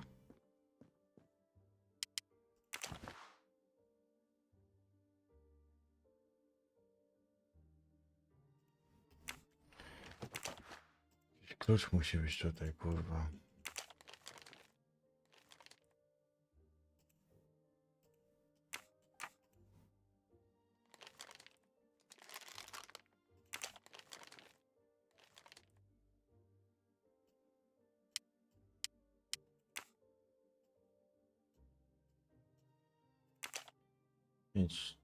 Pięć, 3, 6, 9. Knife. They sell them on the internet for self-protection. 5,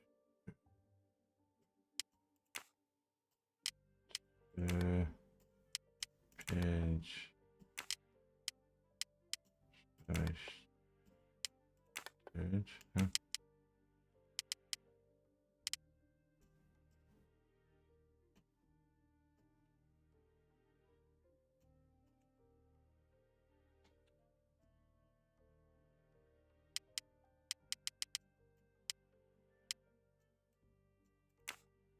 Trzy, 5.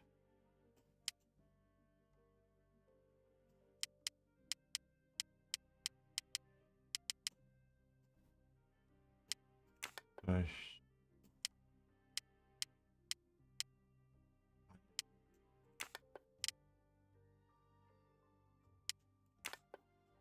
Raz, 3, 5.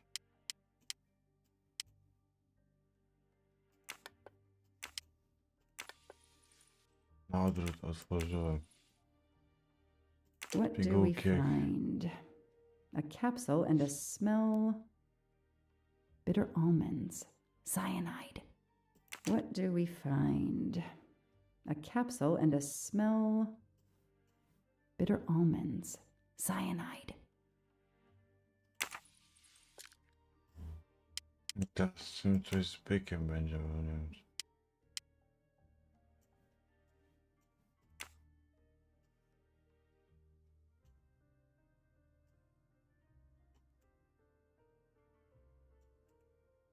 Nie wiem, o co chodzi z tym bykiem. Raz, 2. Raz, 2, 3. Będzie tak. Raz, 2, 2, 3, 4. No, okej, spoko, Guzik. Może będzie tak. Raz, dwa, trzy. O. Otworzyłem coś w końcu. What do they call this? Brass knuckles? Knuckle dusters? Illegal in Massachusetts. Possession alone can lead to serious jail time. What do they call this? Brass knuckles? Knuckle dusters? Illegal in Massachusetts. Possession alone can lead to serious jail time.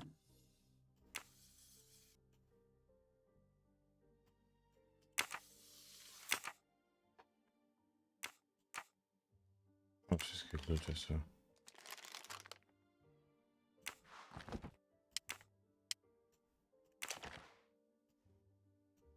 So clever. All that evidence, and yet no DNA found.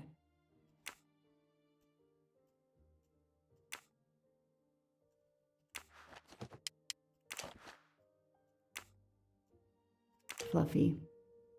Daisy's plush toy. Fluffy.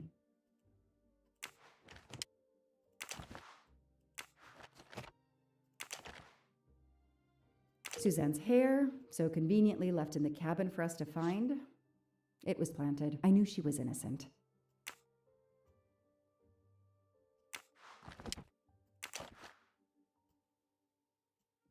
The only fingerprints found on the bottle were Suzanne's.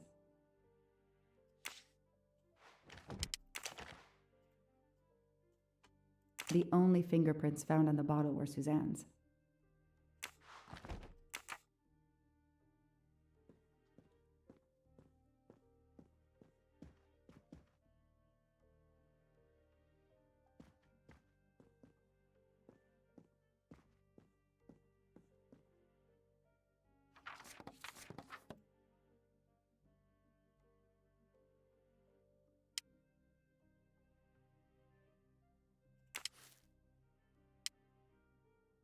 So, Ratchet's real name was Cassetti.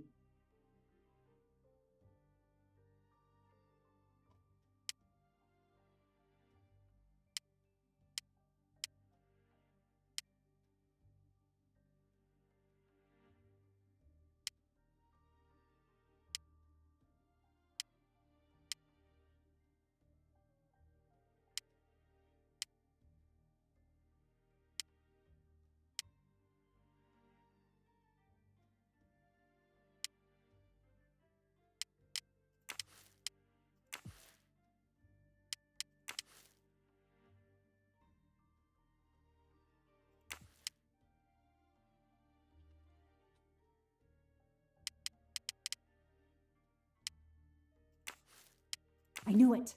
The faces don't match at all. They are clearly two different men. I should run facial recognition on my computer.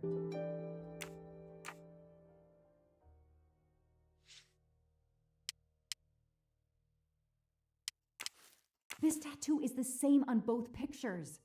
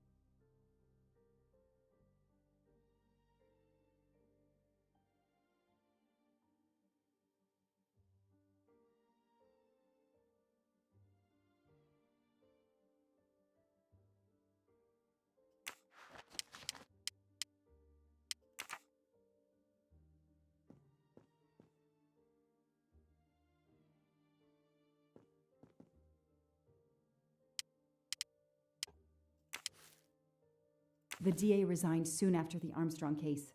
It haunted him just as it has haunted me.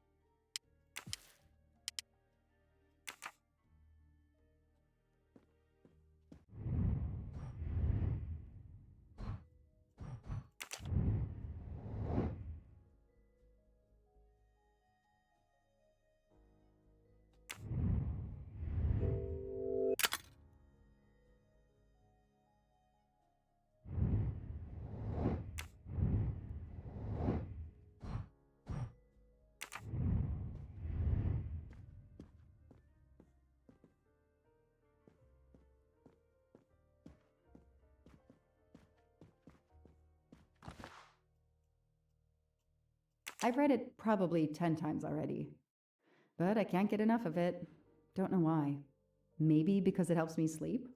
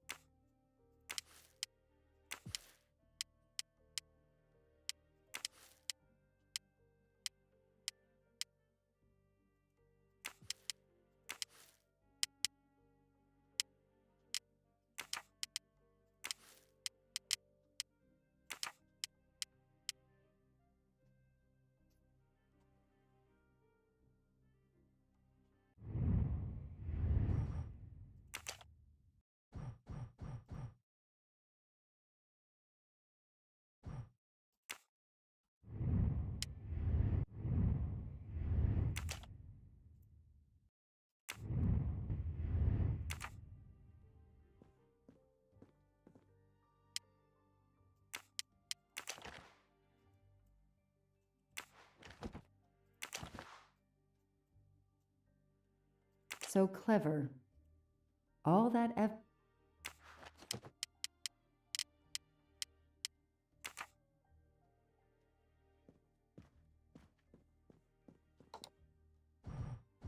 Okay, the real Michael Clark has been dead for years. Let's see if the photo of the fake Michael Clark matches someone in the database of known criminals. I've tried this several times in the past few years, but came up empty.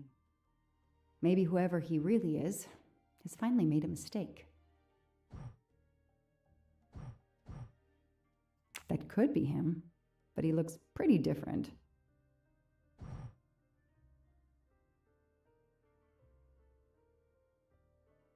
Yes, he seems different at first glance, but still it's the same person. Good.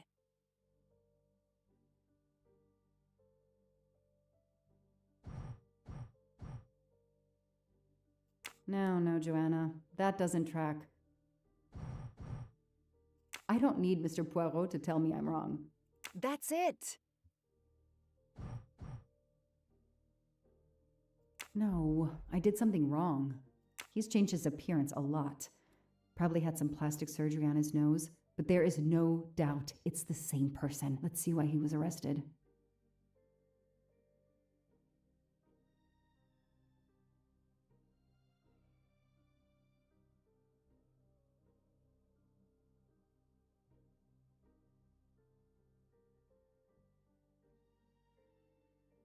Mr. Ratchet, you didn't just steal statuettes. What recent information does the database have on you?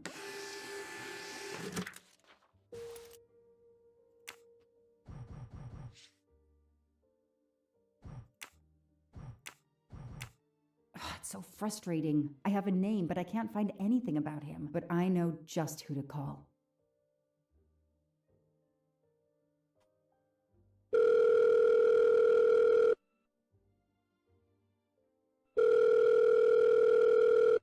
Robot Defense League, we are monitoring this call. Hello, Braid. Long time. Oh, Joanna. Hey, how may I assist you? I need you to search the dark web. Yeah, can you narrow that down a little? Cause, it's pretty big and pretty dark out here. Could you find intel about a Samuel Ratchet? Samuel Ratchet. Got it. Bad dude? They don't come worse. Send me what you find by email. Alright, hang on. Okay.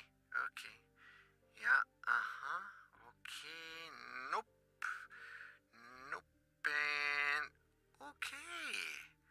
Oh, this might be something. I gotta do a deeper dive, but you should find this interesting. Could be coincidence if I believed in them. Emailing details. Domo arigato, Mr. Roboto. We're here to save mankind. Oh, it's a cookbook.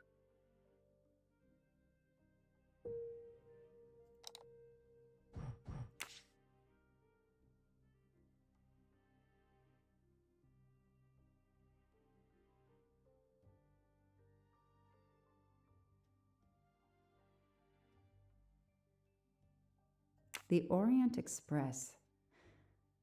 I'm gonna print these tickets and put them on the board.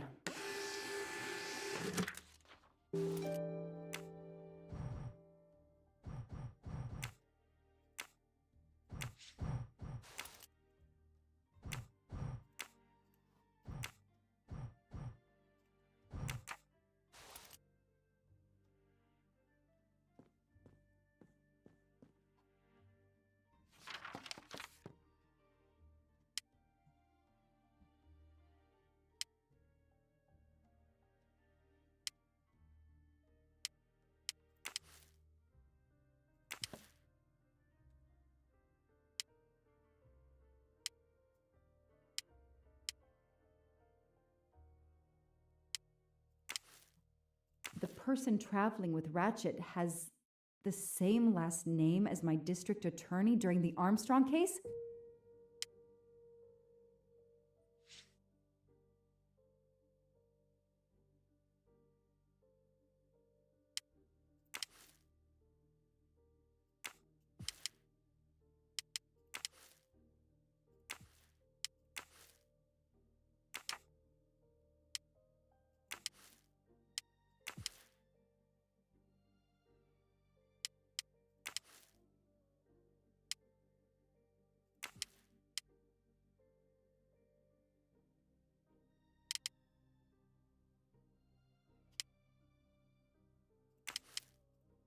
This is Ratchet's ticket.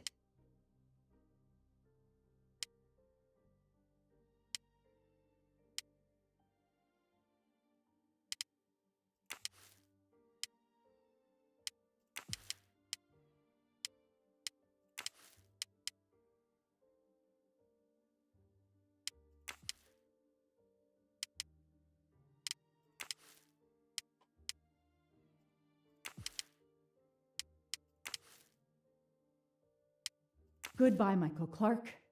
Hello, Samuel Ratchet, the man who stole your identity and your life.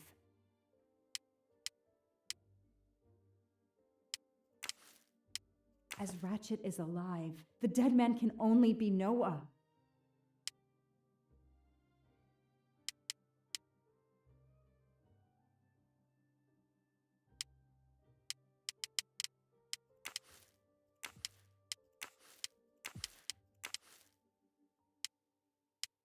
These tickets were all booked by McQueen.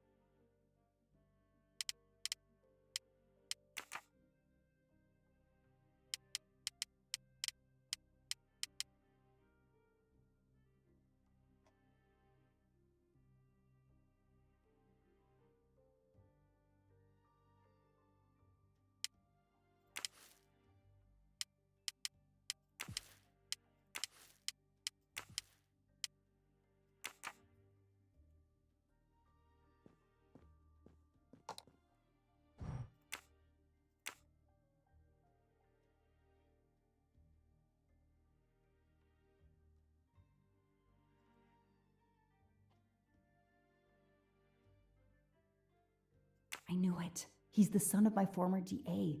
He goes on the evidence board.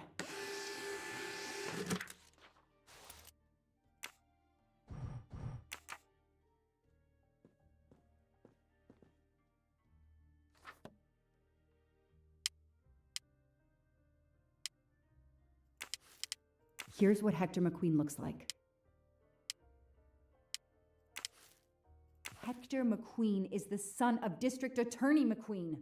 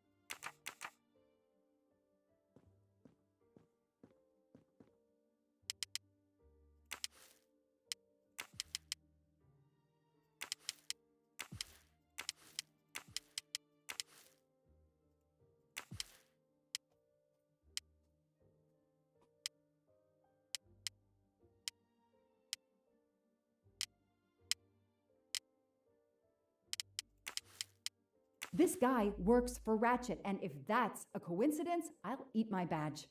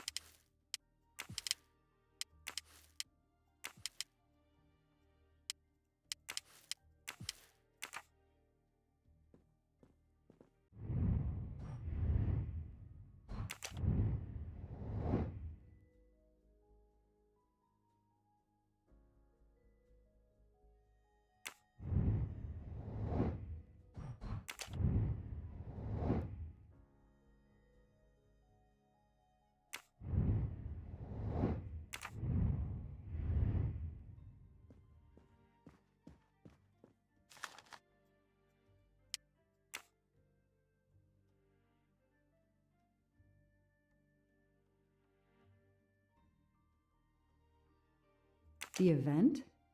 Some old train. But that face, that man.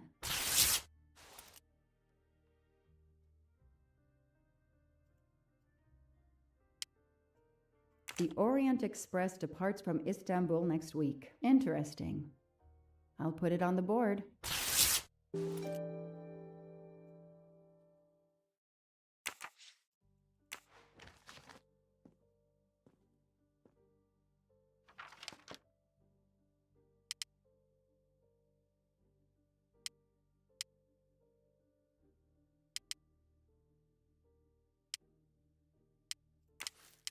Ratchet will be traveling on the Orient Express in a week.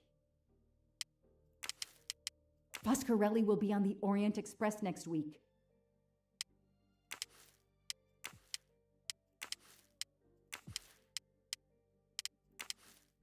I know that face. That's John Armstrong's driver.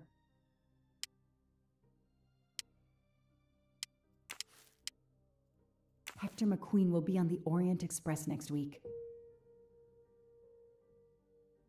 Damn, Ratchet is taking the Orient Express next week.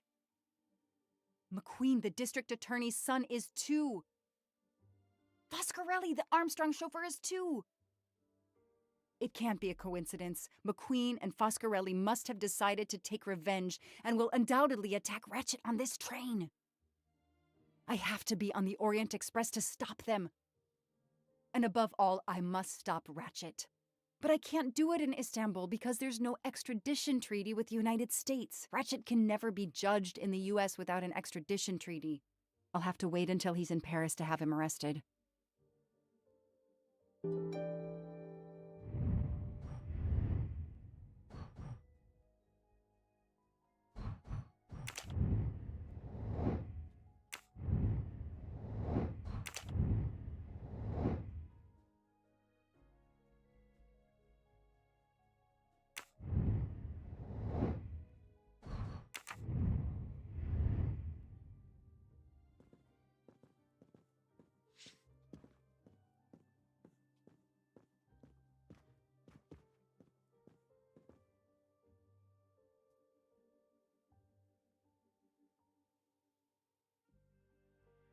Every compartment is taken for this special anniversary journey.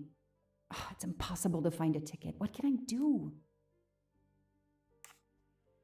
I could try to get on the train without a ticket, but I could end up arrested. And Ratchet could get away or get murdered. No, there's a better way. Let's find out who's traveling on the Orient Express. Time to call Braid.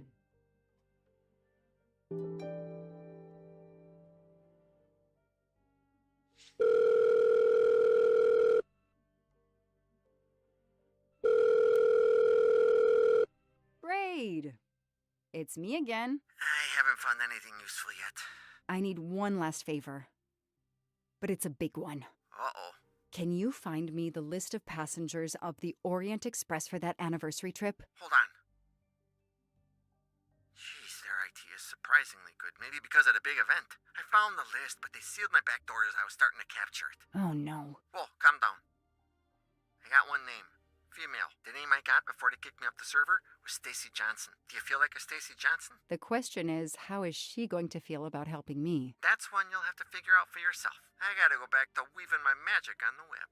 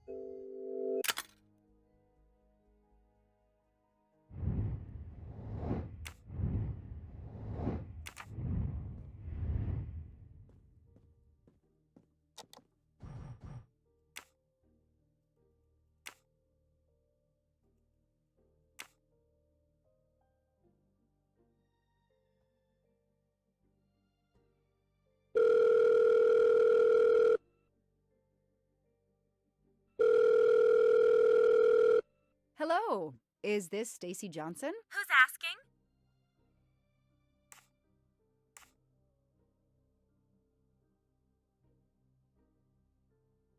I'm a journalist for a major online site. I've had it with journalists. I'm hanging up. Goodbye. Wait. My name is Joanna Locke. I'm a police detective. And I'm just an actress. Now what did I do wrong? Nothing. I need your help. I need to take your place in the Orient Express. Is this a joke?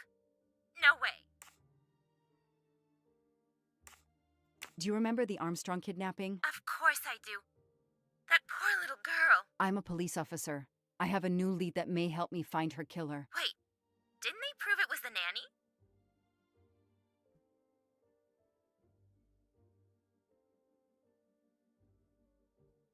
I have found compelling new evidence. I've reopened my investigation. You know, I had my doubts about the murderous nanny. I played a nanny a couple years ago in a slasher. I was killed in the first episode, but it got me interested in helping kids.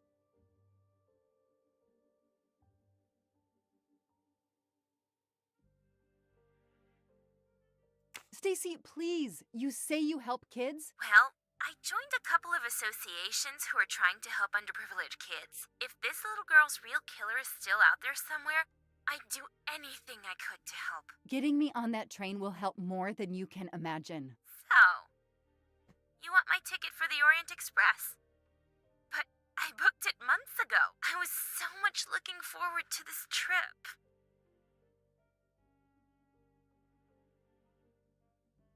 Stacy, I can tell you care about kids. Here's your chance to help put this beast in prison for the rest of his life. Think of the publicity for those causes you care about.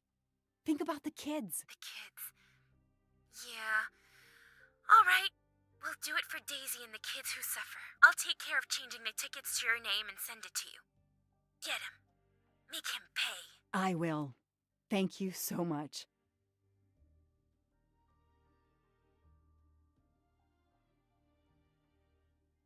Stacy was as good as her word. I received the ticket. I called my chief to let him know I was taking my vacation time. I had coming. I flew to Istanbul. I was finally going to nail the monster responsible for Daisy Armstrong's death, Michael Clark's death, even his accomplice, and, I suspected, so many others as well. You know the rest.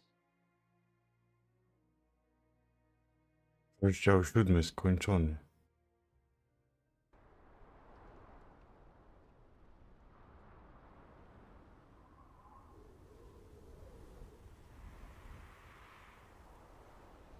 And that's how I found myself on this train. On Ratchet's trail. The rest, you know. My identity is easily checked with the Berkshire Police. Thank you for your detailed account, Mademoiselle Locke. In addition to giving us crucial details of the investigation, you have made it clear that there are many who might wish to see Ratchet dead.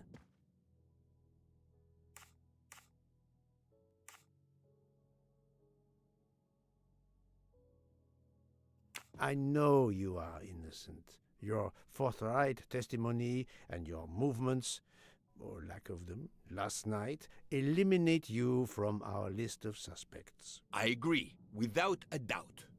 Another detective will be great help to the investigation. Book. Although my friend certainly does not need any help. You are too kind. Thank you for believing me. I'd like to help in any way I can. Do not worry, Mademoiselle Locke. Already I see things more clearly. It's obvious whoever drugged you was trying to derail your investigation. You mean the person who did this to me is Ratchet's killer? Both Monsieur Michel and Fraulein Schmidt had the means and opportunity to drug you. While you get your strength back, I intend to interview them. Excellent idea, my friend. All this excitement has whetted my appetite. I'm sure Mademoiselle Locke won't say no to a good, invigorating meal. What? No. I want to hear what the conductor and Fräulein Schmidt have to say for themselves. It is my duty to ensure the well-being of the passengers. If Dr. Constantine has no objection, I will escort you to the restaurant car. On the contrary, some food will do her the greatest good. Well, I'm still a little shaky. Mr. Poirot, will you please keep me informed about what you learn? You may be certain of it.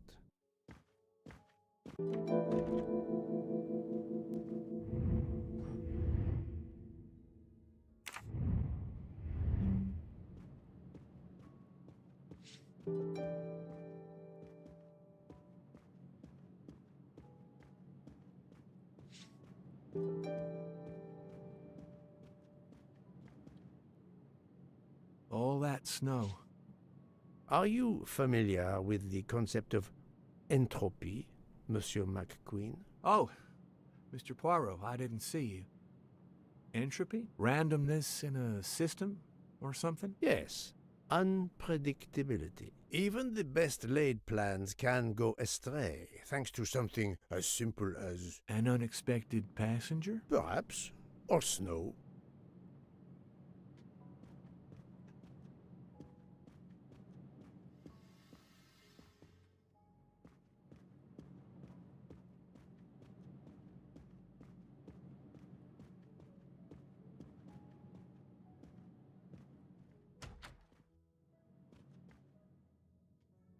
Are you all right, Mr. Poirot? And Ms. Locke? Has she had symptoms again? I didn't mean to disturb you, Doctor. Everything progresses satisfactorily.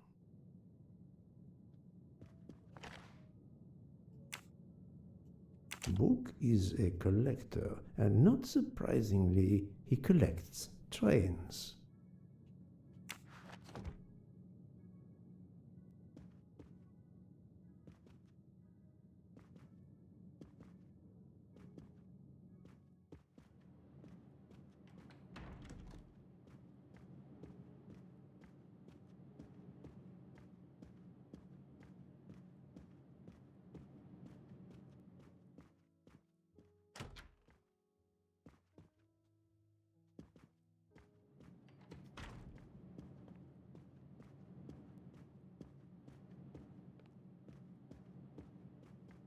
I have nothing to ask them at the moment. I should leave them alone.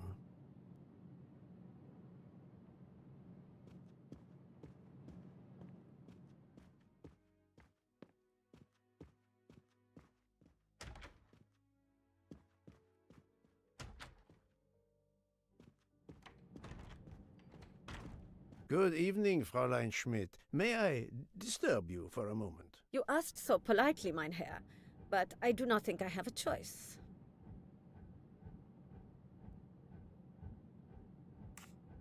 I know you drugged Mademoiselle Locke's tea. Don't try to deny it. Nevertheless, I do deny it.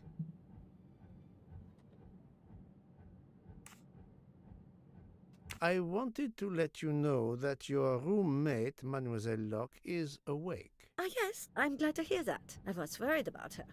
Did she tell you what had happened to her?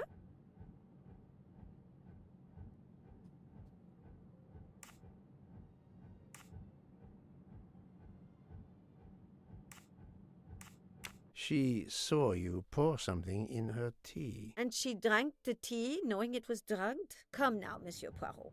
The poor girl is obviously still not recovered. That is all I intend to say. If you'll excuse me, I would like to continue reading my book. What is it? A murder mystery, perhaps? Ach, no. It is a collection of Julia Child recipes.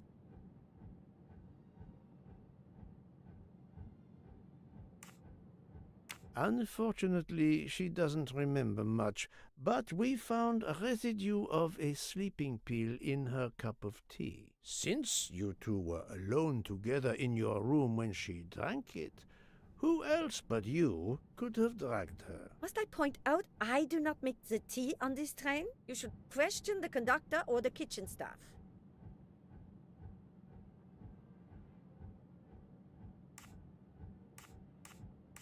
I know you have sleeping pills, Fräulein. I do have some. Do you think I'm the only person on this train who finds it difficult to sleep? I believe the Countess Andrenier takes them. And I heard the Olsen woman thanking Mrs. Hubbard for a pill. That was aspirin. If you say so. Mademoiselle Locke could have died. Whoever drugged her must not feel any empathy for their fellow human beings, given the dose that Mademoiselle Locke ingested. She was close to death. Oh my God. What did I do? I didn't want to hurt her. Just have her sleep for a few hours while we had time. We? Time for what? Time for what, Madame Schmidt? You think I feel nothing? Nothing? That poor, poor little girl. Indeed, that poor, poor little girl.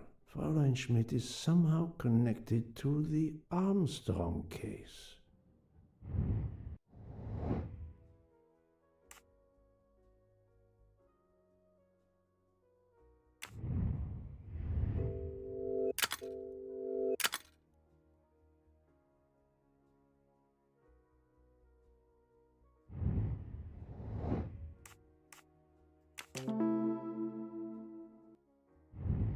That was easy. Fräulein Schmidt, I have a certain reputation for sniffing out... I am not a murderer. Forgive me, but I was going to say brilliant chefs. You were the Armstrong family's cook, were you not? But... Yes. I was the cook of that lovely, lovely family. I'm sorry, but I must ask you to give me some time to collect myself. It wasn't supposed to be like this. My darling, my poor darling child. I will give you that time, Fräulein. You have given me much more in exchange. I must check in with my other suspects to make certain I have all the pieces of the puzzle in my possession.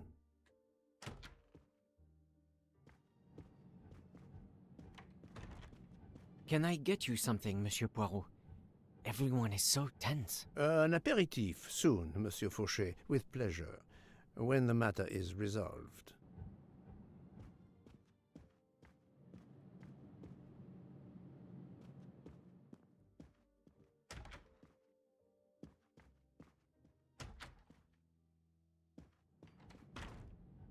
You're right, Mr. Book. This dessert is delicious. I'm glad we didn't wait for dinner. I promise the entrée will be superb as well. Detective Locke, you are recovering well, I see. Yes. I should be helping with the investigation. Do you know who drugged me? It is early yet for conclusions.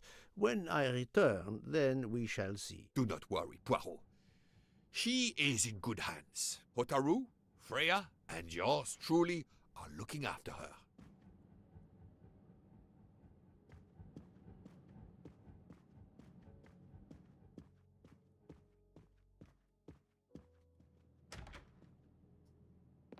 Not now! Not now! I have a dinner to prepare. Would you interrupt Michelangelo or Da Vinci?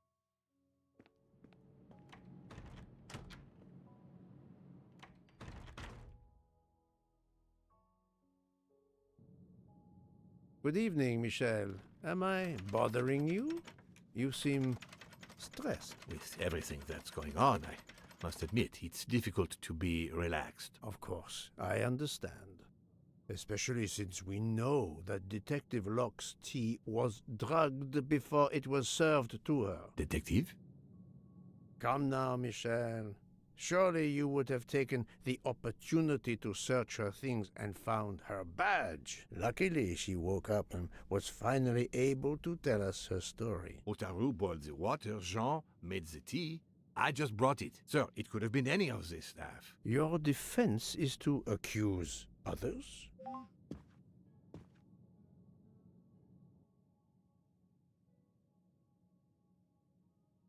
You have a network connection? No, unfortunately.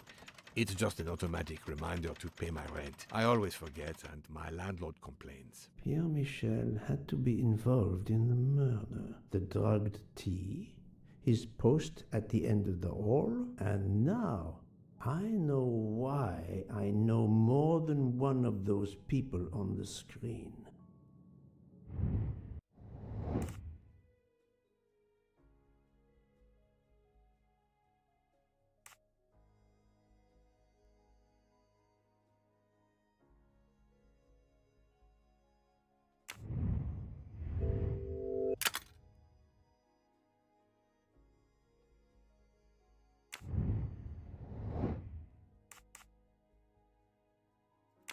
Yes.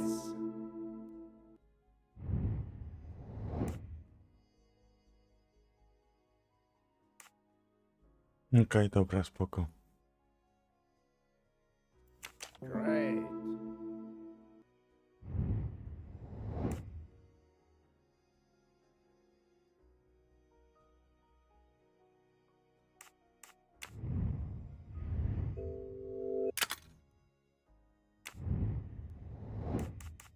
Fantastic.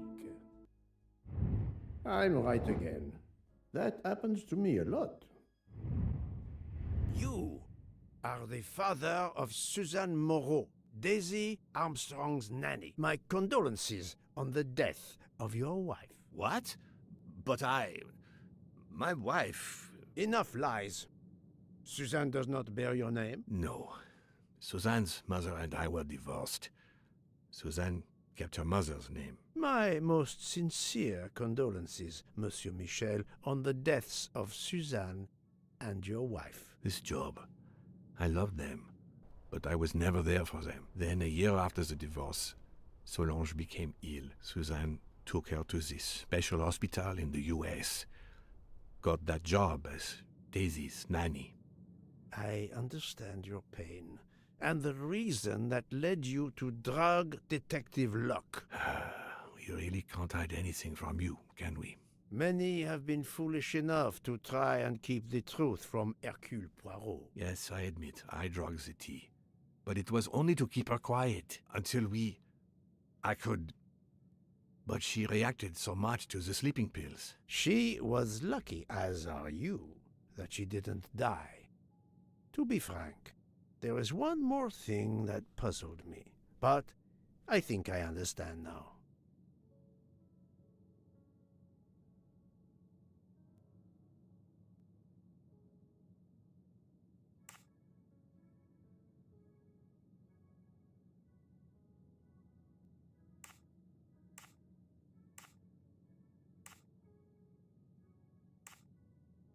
You have a certain fondness for Monsieur Hardman, no? Cyrus is a good friend, and I appreciate him a lot, but it's not that. Cyrus was my daughter's fiancé.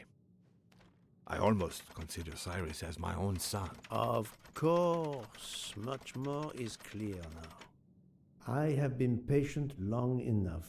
It is time to go and see what all the commotion is next door.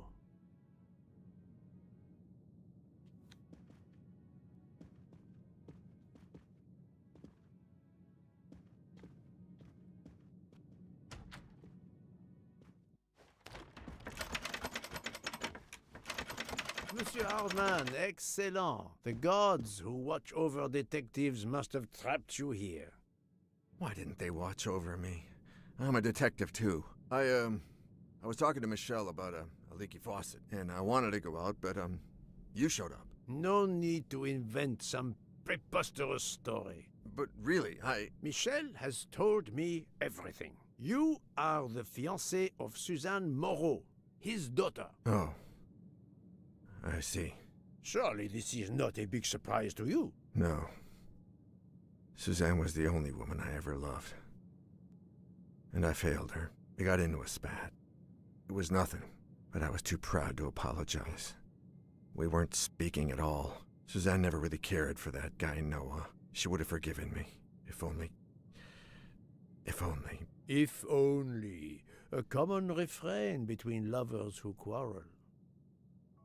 Obviously, Pierre Michel and Fräulein Schmidt both drugged Detective Locke's tea, causing the overdose. No wonder she had so much trouble waking up. Time to report my findings to her and book.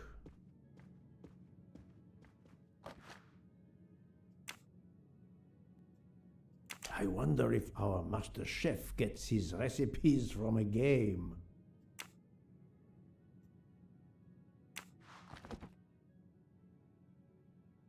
Nintendo. Another delightful trophy for my collection.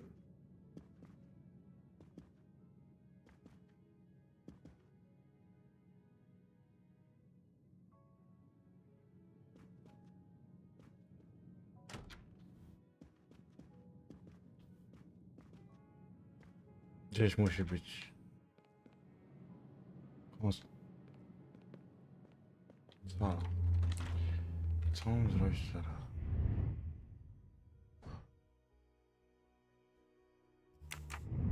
Czekajcie, tam coś było.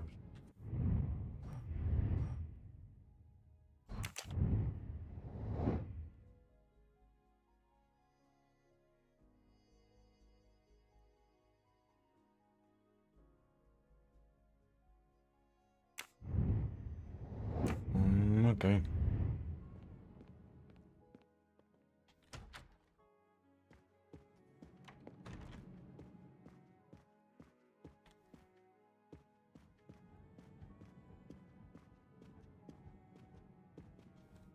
So, my friend, tell me, you have something new?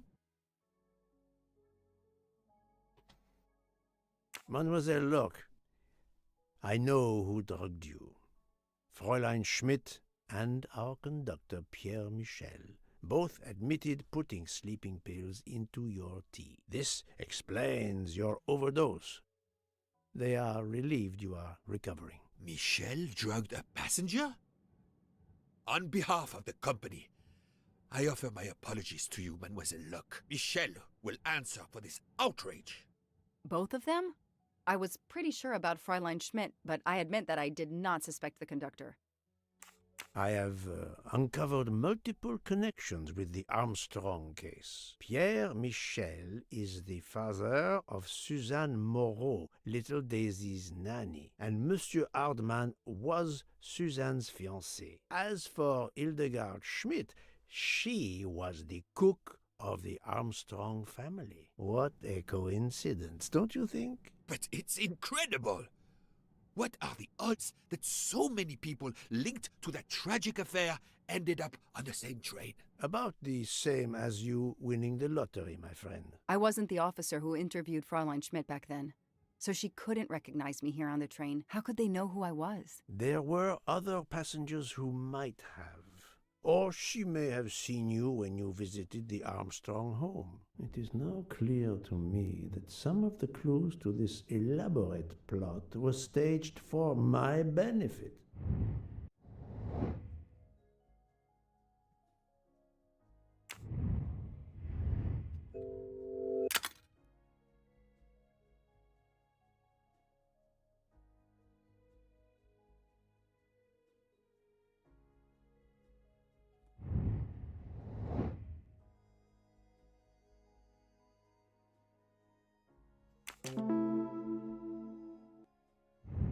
Et voilà.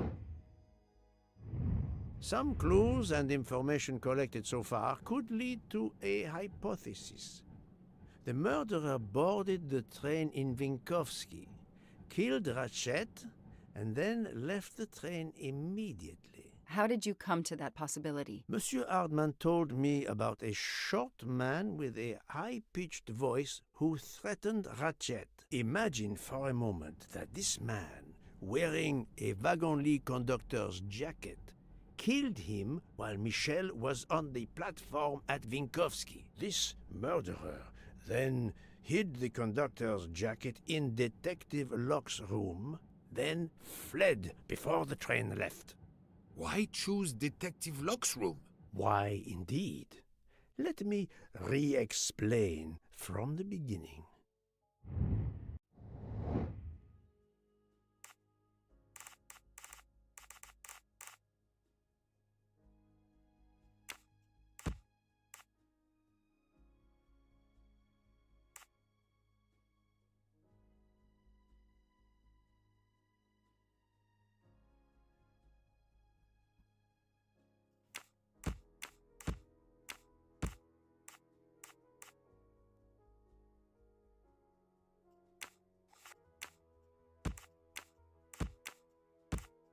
No, not good.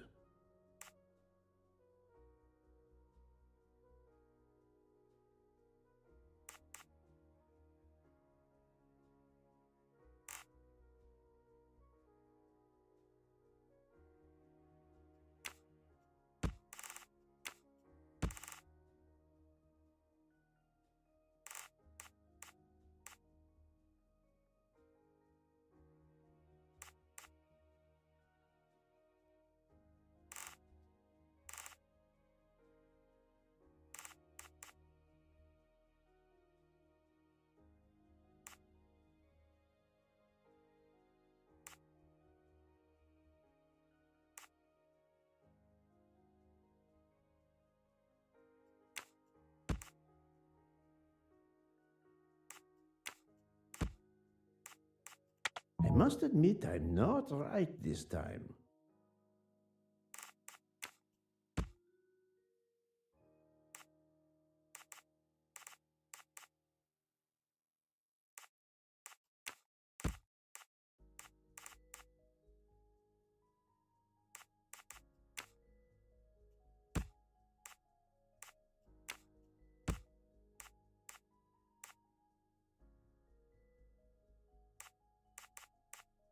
I do not think that's the right answer.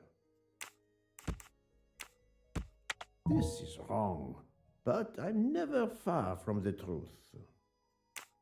I must admit I'm not right this time. Think, Poirot, that is not a good answer.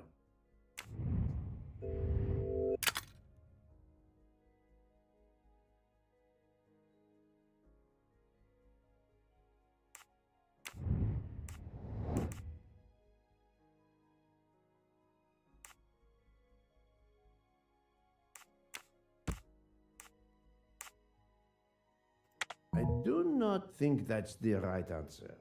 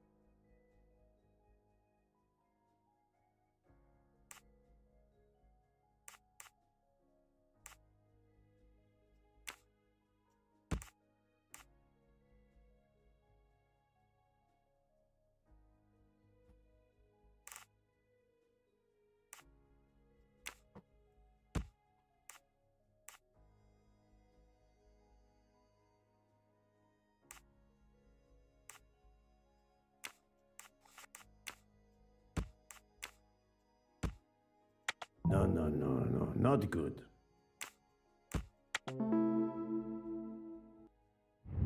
I'm right again. That happens to me a lot. Mon Dieu! Oui! That must be it! Everything fits so well! It fits too well, my friend. Other clues lead to a second hypothesis, much more plausible.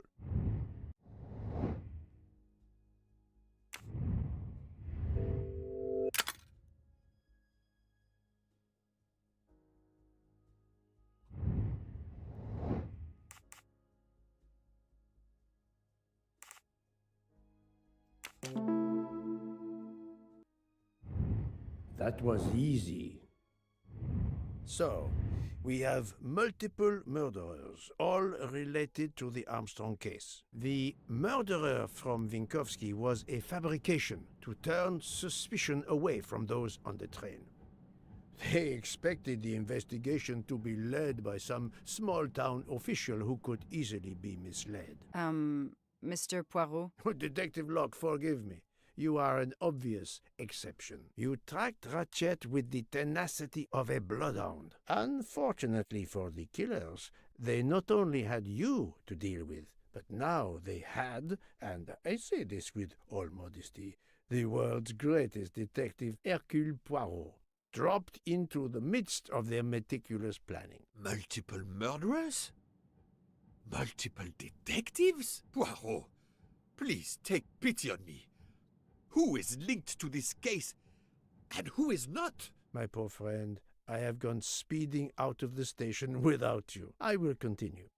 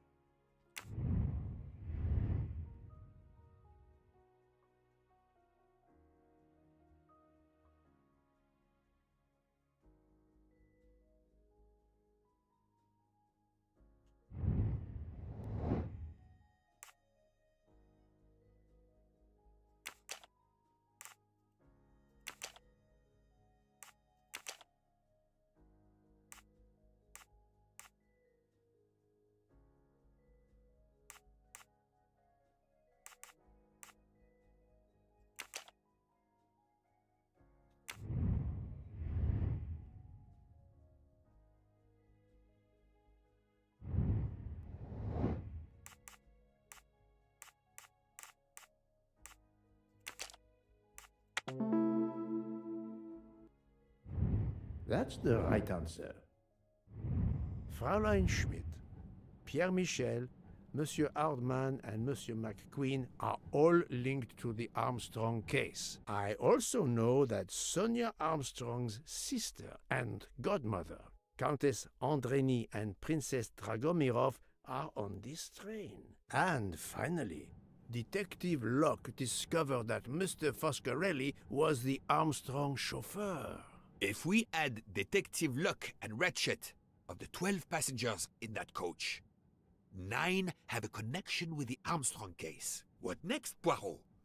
Or should I say, who next? It is time to summon everyone. Everyone?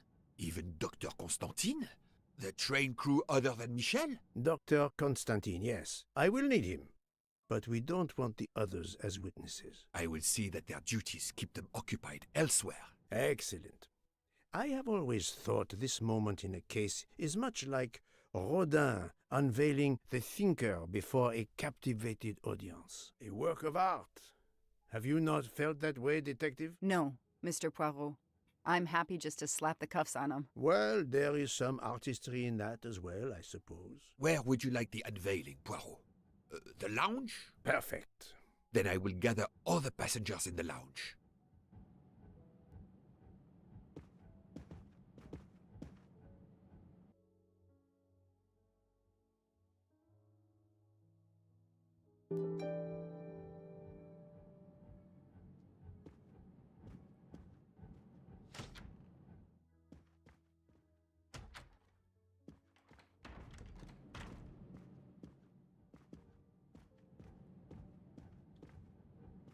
Can I get you an aperitif soon, Monsieur Fauchet, with pleasure, when the matter is resolved.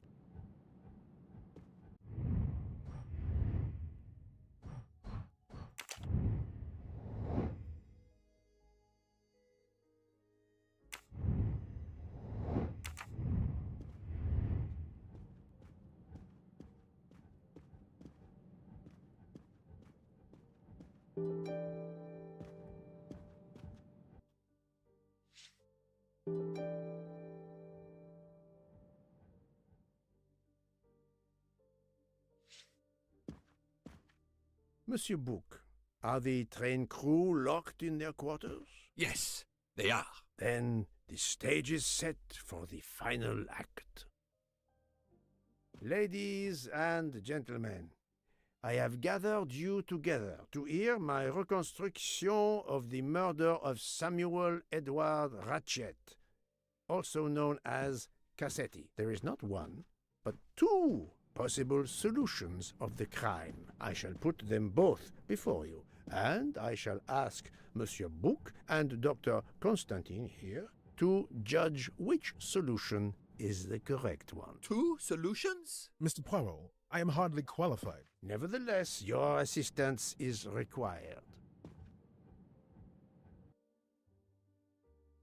Now, you all know the facts of the case. Ratchet was found stabbed to death this morning. He was last known to be alive at 12:37 a.m. last night, when he spoke to the wagon-lit conductor through the door. His watch was found to be badly dented, and it had stopped at 1:15. Dr. Constantine, who examined the body, puts the time of death as having occurred between midnight and 2 in the morning. At half an hour after midnight, as you all know, the train ran into a snowdrift. After that time, it was impossible for anyone to leave the train. So, here is my first theory.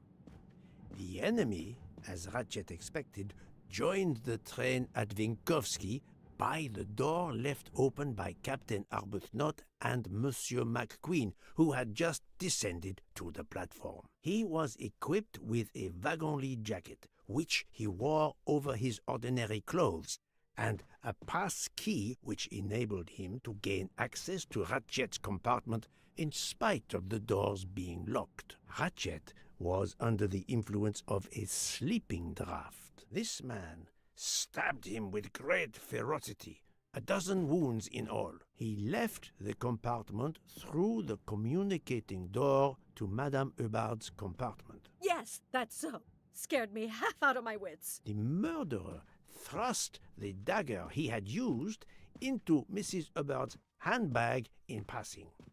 Without knowing it, he lost a button of his uniform. Then he slipped out of the compartment and along the corridor. He put the uniform jacket into Detective Locke's suitcase to cast suspicion on her. And a few minutes later, dressed in his ordinary clothes, he left the train just before it started off again, using the same means for egress, the door near the dining car.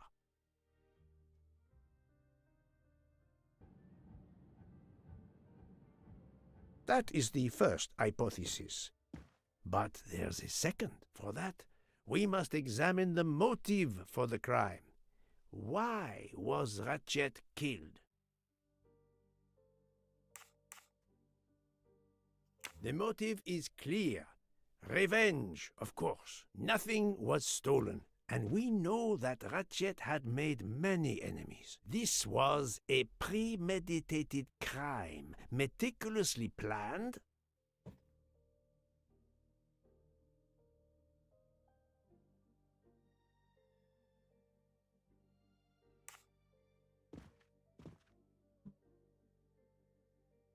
Since the kidnapping and death of little Daisy Armstrong, which traumatized many people close to the family. Even when the police concluded that it was Suzanne Moreau, questions remained. Detective Locke continued her investigation, as did others. They became convinced the truth lay elsewhere. We now know who the real murderer of Daisy is.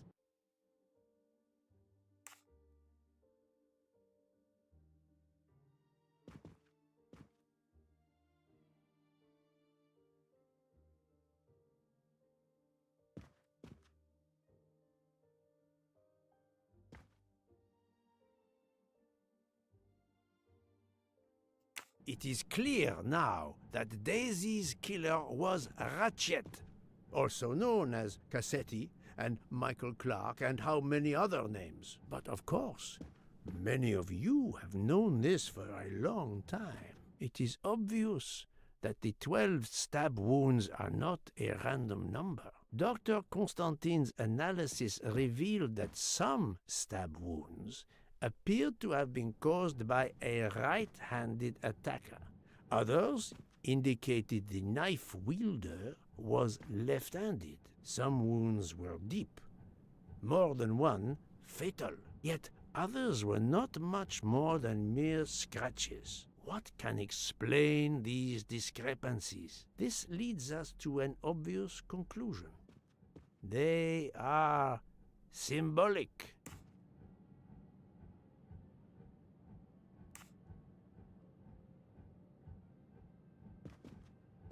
12 stabs. 12!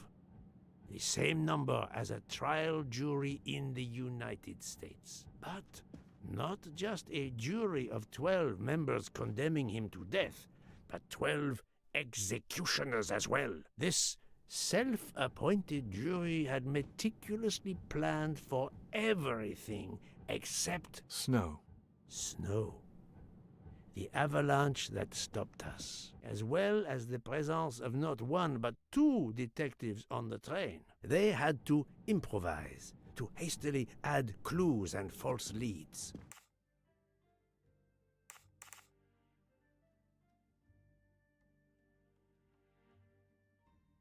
This woman in a red kimono does not exist. I don't know which of the passengers it was. It does not really matter. It was just a performance, a charade to introduce another possible culprit to muddy the waters.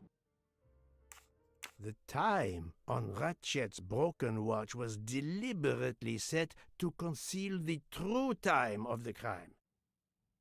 The vial of vaping liquid incriminated Captain Arbuthnot. However, he had a solid alibi confirmed by Monsieur McQueen. Impossible then to suspect him.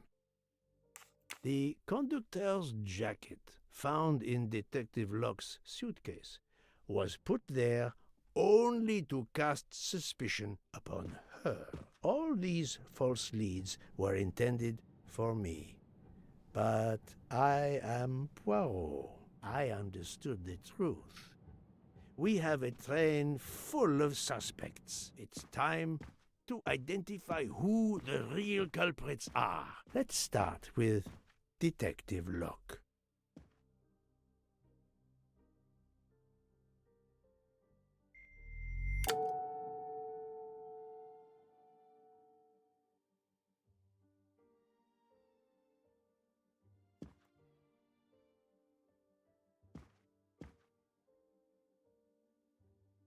Unfortunately, the fact that she is a police detective does not prove that she is innocent.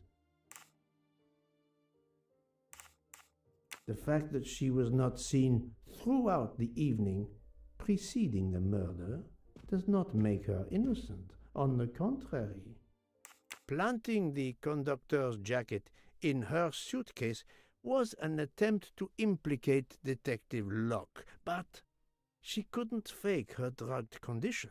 Dr. Constantine can testify that the drugged tea incapacitated her for hours, and she had 2 relapses. Let us move on to Monsieur McQueen. When I told him about Cassetti, he looked very surprised that I managed to make the connection between him and the Armstrong case. He told me, "But I thought we had..." I think he meant...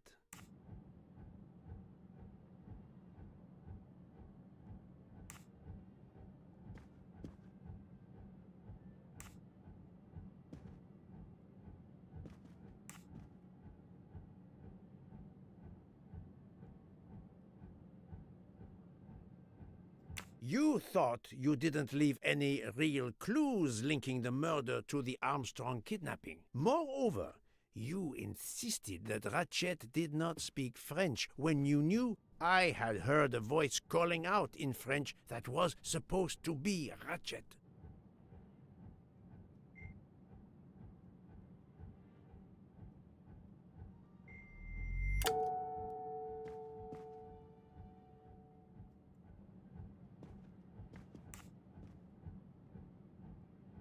Even if he must have hated his boss, that's not proof he killed him. You took some pleasure in leaving me false clues, I think. It was quite annoying.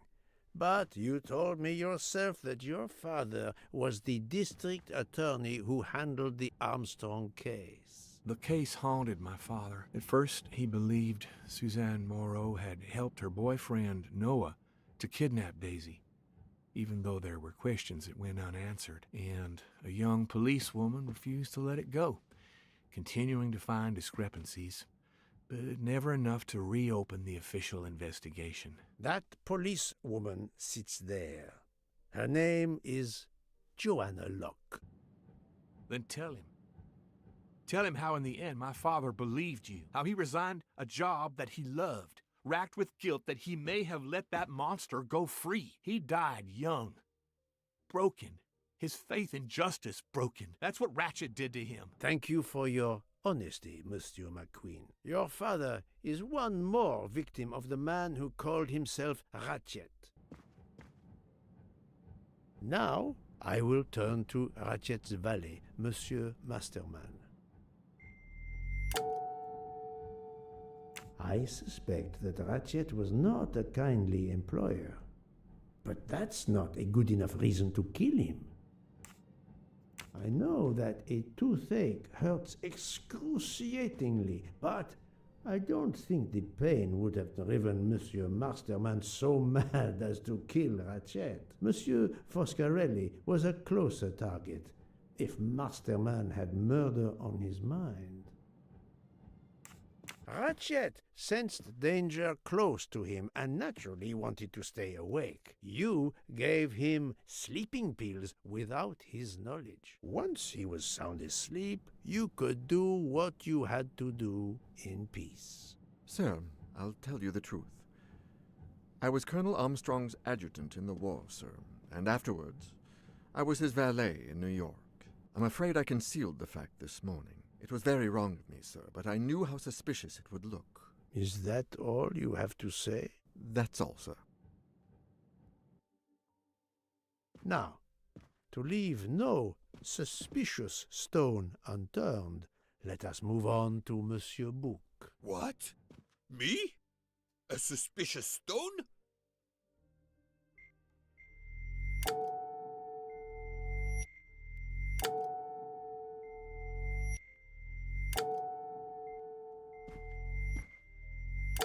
Come now, Poirot. Book will have a heart attack if you're not careful.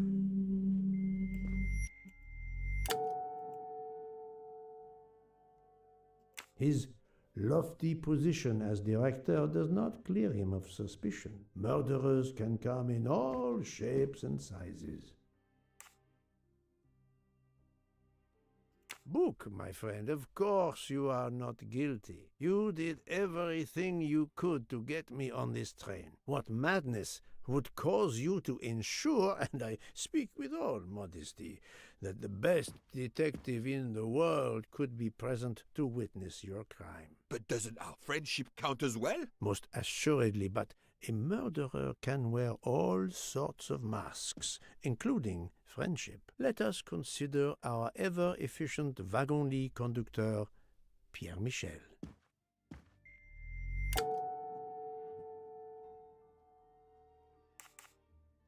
No, that is his motive. I need real, tangible proof. We are in a conductor's world now. No one would know better how to use his knowledge of the train and its passengers to commit murder. But that isn't proof.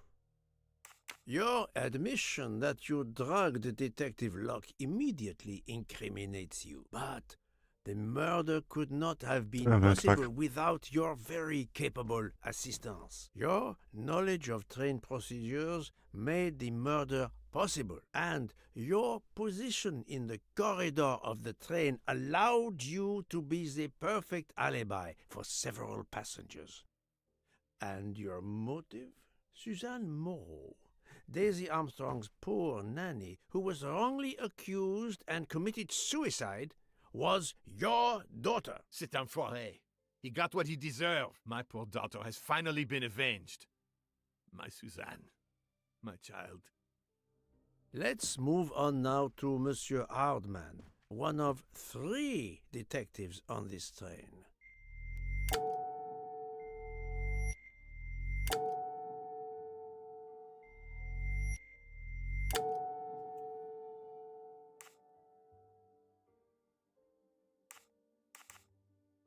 Monsieur Hardman, I think you are a real detective, but you were never hired by Ratchet. Your alibi was that you were watching the corridor to protect Ratchet, which, of course, you never did. You protected Pierre Michel.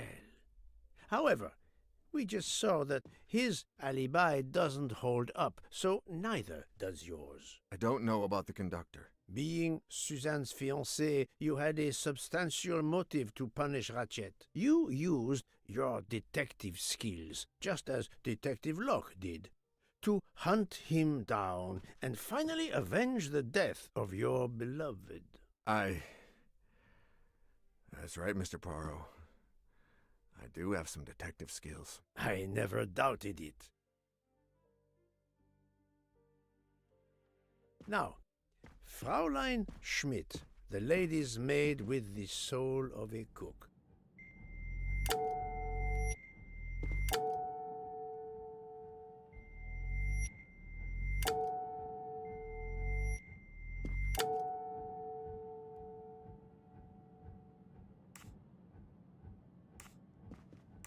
Although she tried to protect the princess when I presented her with the embroidered handkerchief, that's not evidence she committed murder.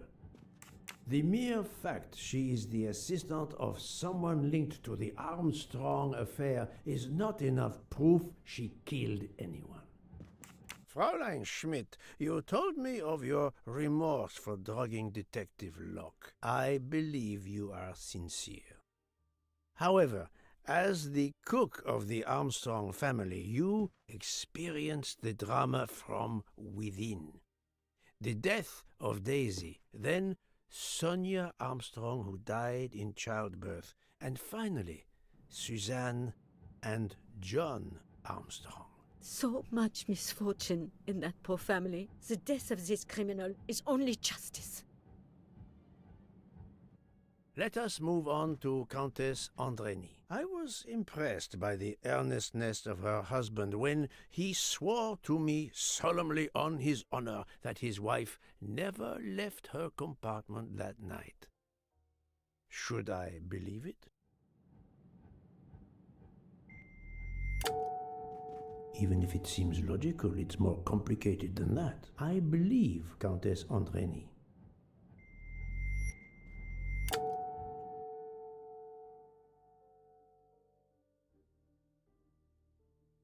On the contrary, this fact gives her a motive for murder. Countess Andreni, being Sonia Armstrong's sister, you had every reason in the world to want to avenge her. But you were incapable of stabbing someone, even after what he had done to you and your family.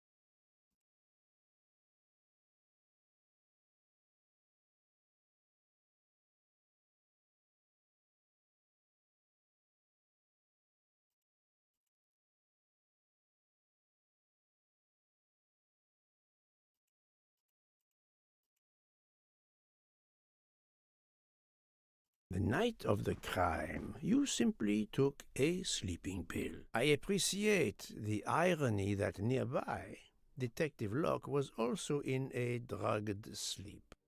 When you awoke, you thought the nightmare was over. Rudolph? Hush, my love. Hush. Excellent transition. I was coming to you, Count Andreni.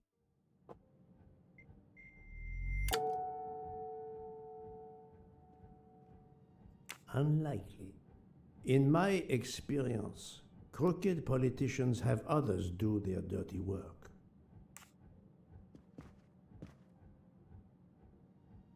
"12 people, a jury.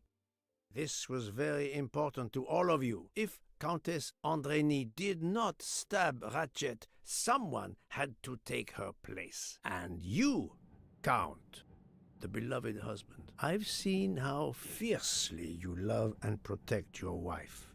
Enough! I would do anything for Helena. Anything. Even that. Yes, even that. Let's move on to Monsieur Foscarelli.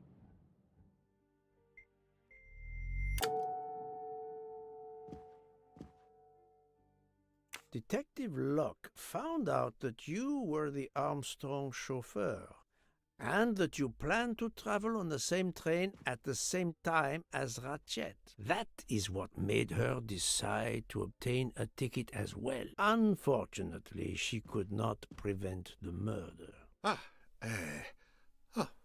Have you lost your tongue, Mr. Foscarelli? Oh, Daisy. She was the delight of the house. Tonio, she called me. And she would sit in the car and pretend to drive me. And you, Mademoiselle Olson, a champion for the immigrants, a worthy calling.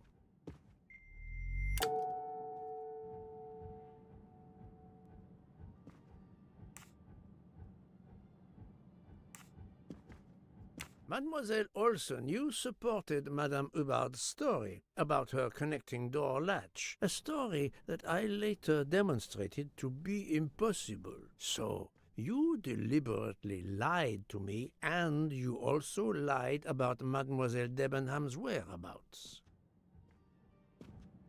Enough! I can't take this anymore. I know what you want from me, Mr. Poirot. Very well. Here it is. She was my little Daisy, my angel, so patient. When I patched a scrape or took her temperature, that was my job. But she was so much more to me. She was a shining light in an ever-darkening world. I've tried to honor her by caring for children who have lost everything. Thank you, Mademoiselle Olsen. You too shed light on your part in this mystery. You were Daisy Armstrong's nurse. I will ask you no more questions. It is enough that you have admitted what I know to be the truth, and I understand. Let's move on. Dr. Constantine. You suspect me? I know none of these people. I didn't know Ratchet either, and I've taken a solemn oath to help people, not murder them.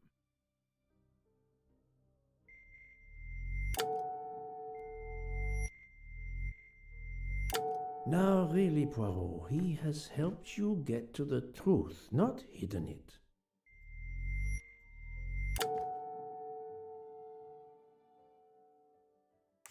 It's true that doctors take the Hippocratic Oath, but that is not enough to exonerate Dr. Constantine.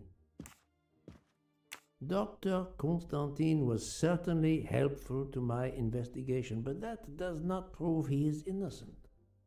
You are one of the few people in this room not to have any connection with the Armstrong case. Moreover, your alibi is confirmed by Monsieur Bouc, whom I would trust with my life. That is very kindly said, my friend. We now come to Mademoiselle Debenham and Captain Arbuthnot, whose relationship was not in doubt from the moment I inspected your room at the hotel. You have a bloody nerve. Indeed, I do. We're getting married. Congratulations. But I would rather talk about your relationship to John Armstrong.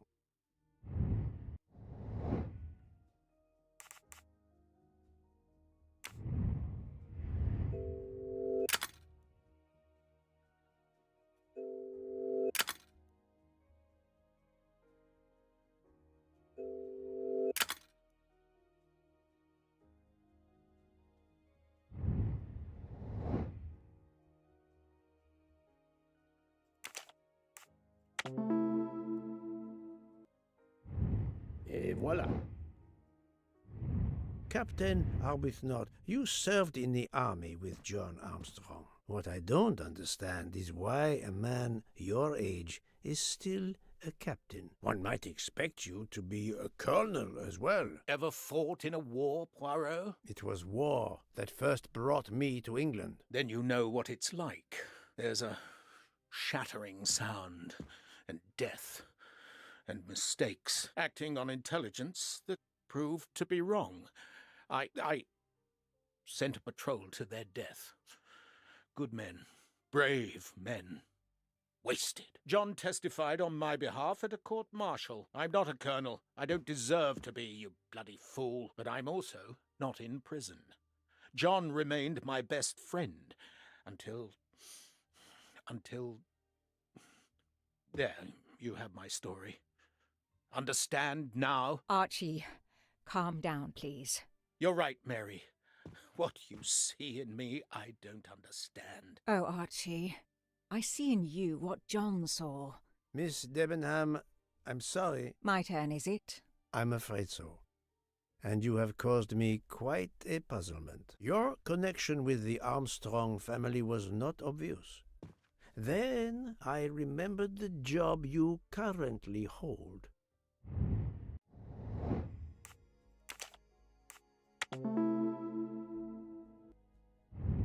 My little grey cells did not let me down. You were the teacher of...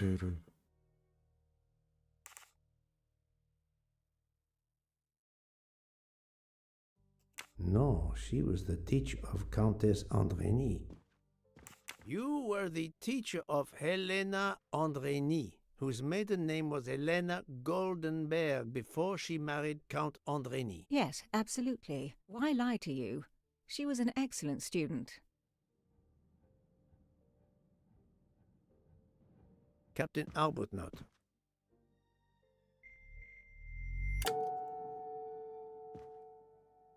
No, his vial found at the crime scene was a decoy.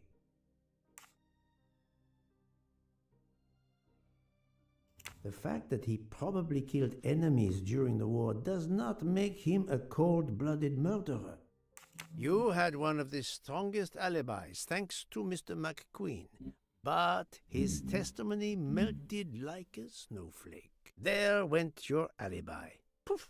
Unless you have another one.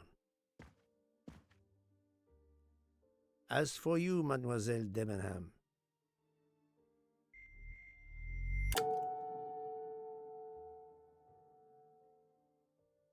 yes, I remember overhearing Mademoiselle Debenham talking with the captain at Circacci station.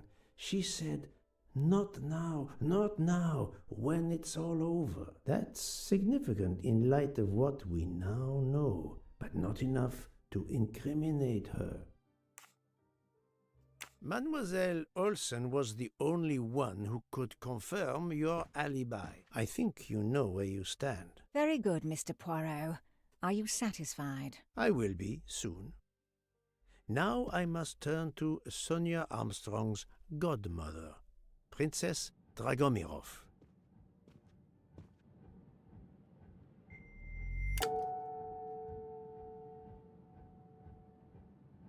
Princess Dragomirov, you weren't on my list of suspects at the start, given your social position. I left my social position in a cold country. Do you object to being addressed as Princess? I deny people the opportunity. It makes a good story to tell their friends. It also guarantees a good table in the best restaurants. Princess, there is also, forgive me, your extreme physical fragility. It does not stop me when I must be strong. Indeed.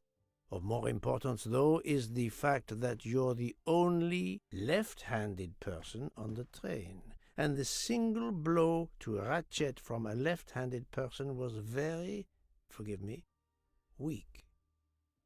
Finally, I'm afraid I know the alibi that you shared with Fraulein Schmidt is false. You have been very thorough, sir. I hope you will permit me to say we are much alike. I am honored. Now it is time to end with Mrs. Hubbard, or should I say...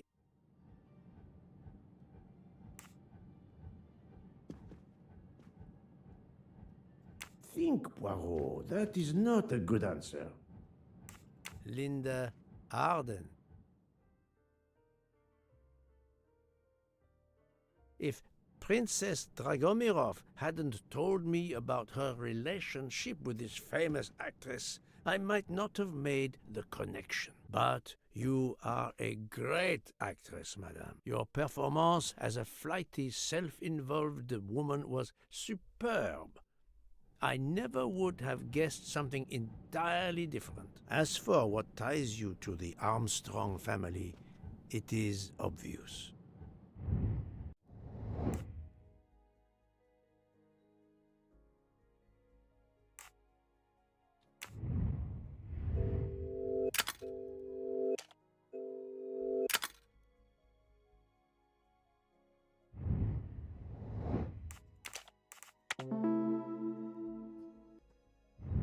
I'm right again.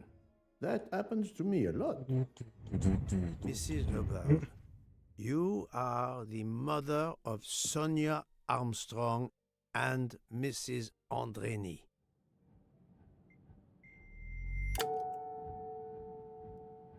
The fact that Madame Hubbard is actually Linda Arden, Sonia's mother, And a gifted actress of stage and screen, a woman who could teach her fellow conspirators how to play their roles, makes her one of the best placed to organize the murder, no, the execution of Ratchet.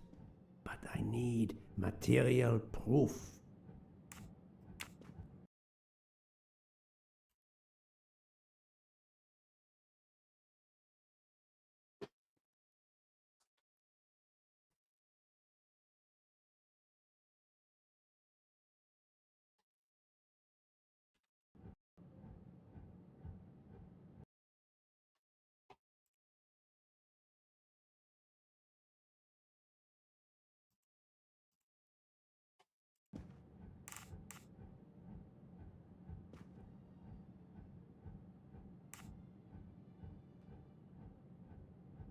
Madame Hubbard, you really are a remarkable actress. You put so much effort into your character and into staging the murder. I saw it as a perfect mosaic, each person playing his or her allotted part, so carefully arranged that if suspicion should fall on any one person, the evidence of one or more of the others would clear the accused person and confuse the issue. Everything was meticulously planned.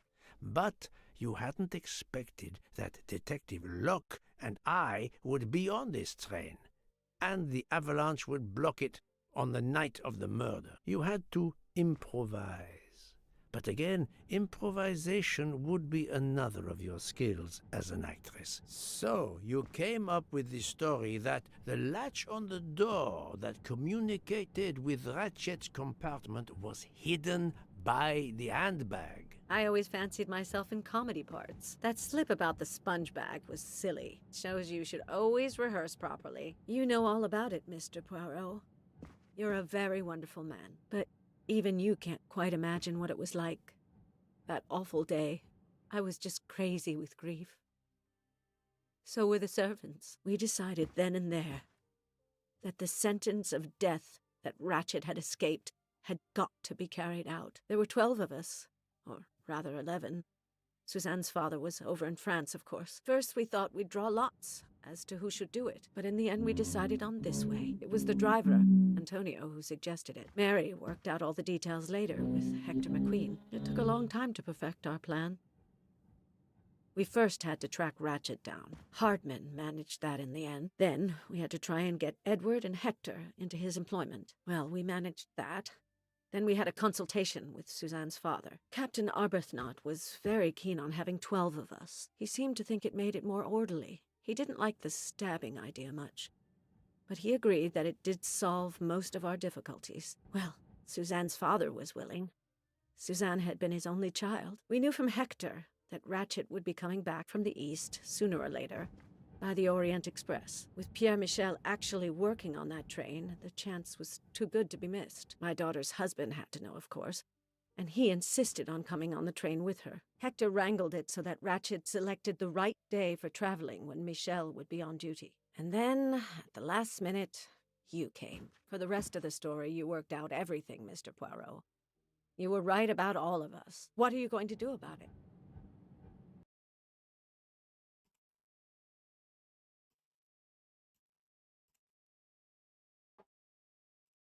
If it must all come out, can't you lay the blame upon me, and me only? I would have stabbed that man 12 times willingly. It wasn't only that he was responsible for my daughter's death, and her child's, and that of the other child who might have been alive and happy now. It was more than that. There had been other children kidnapped before Daisy, and there might be others in the future. Society had condemned him. We were only carrying out the sentence, but it's unnecessary to bring all these others into it, all these good, faithful souls. You are a director of the company, Monsieur Bouc. What do you say?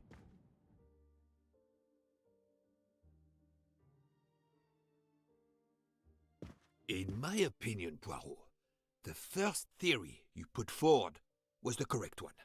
Decidedly so. I suggest that is the solution we offer to the police. You agree, Doctor? Certainly, I agree. As regards the medical evidence, I think that I made one or two fantastic suggestions.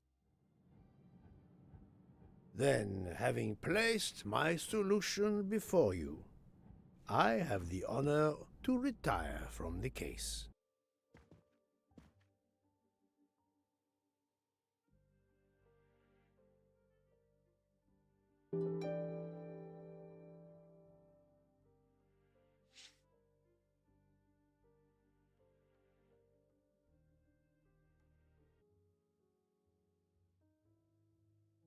Super, skończyliśmy ten. Skończyliśmy Agata Christie. Morderstwo w Orient Express. A teraz filmik końcowy. I'm sorry to wake you up in the middle of the night, Poirot, but it couldn't wait. There was a detail that bothered me in my preliminary autopsy of Ratchet's body. I went back to examine the body and I discovered a wound covered by another. The blow I hadn't seen was delivered by a thinner, sharper blade. So there were not 12, but 13 stab wounds. 12 stabs for 12 jurors. It doesn't work with 13 wounds. The symmetry is destroyed. It can't be one of the culprits who stabbed him twice? Doctor, a different knife was used. There is only one explanation. Somehow, some way, there is a 13th murderer on this train. We must tell Book. The case is not solved. Czyli jednak sprawa nie została rozwiązana. Brawo, bis. 8 rozdział.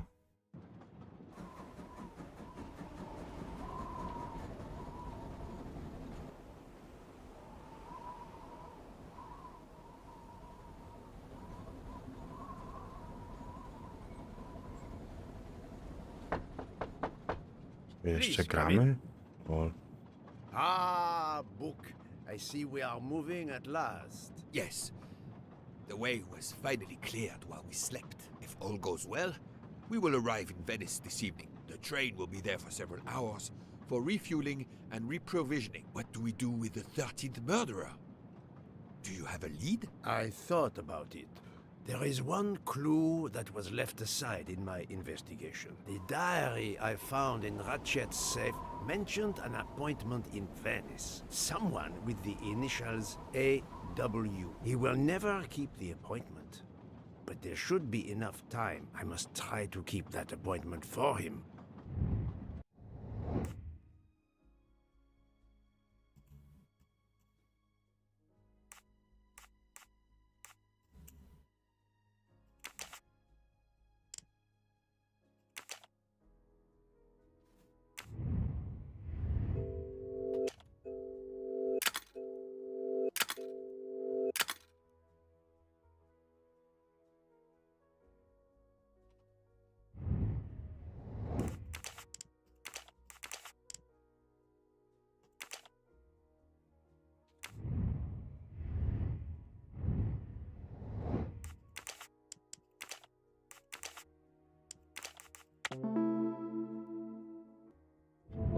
That's the right answer.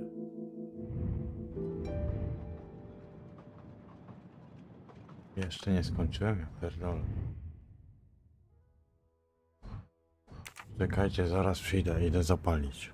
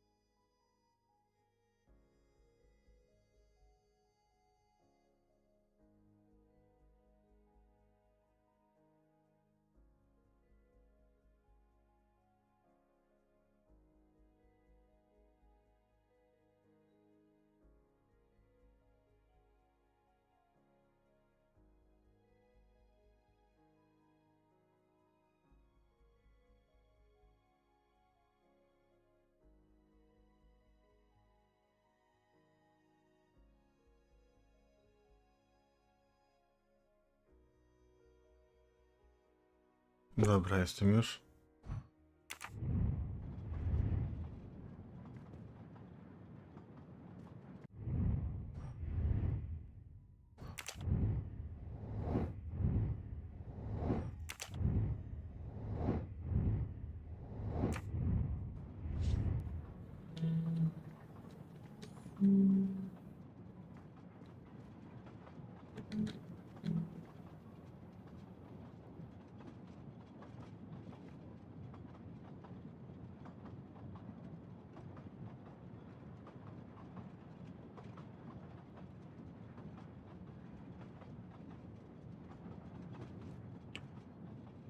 Ale sobie zbugowałem kartę ze streamem.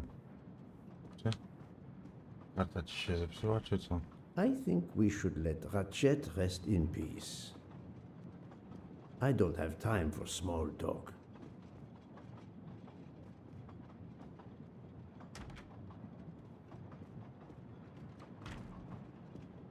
How would it look to the police if I asked a suspected murderer for help?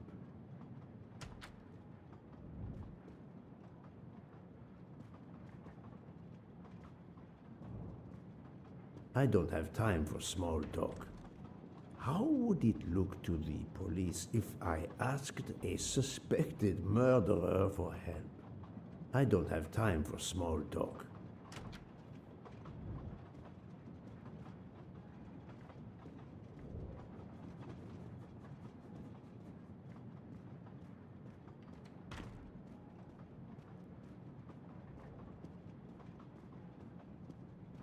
How would it look to the police if I asked a suspected murderer for help?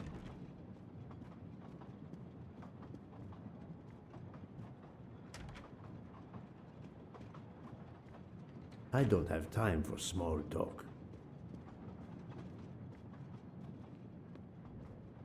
How would it look to the police if I asked a suspected murderer for help?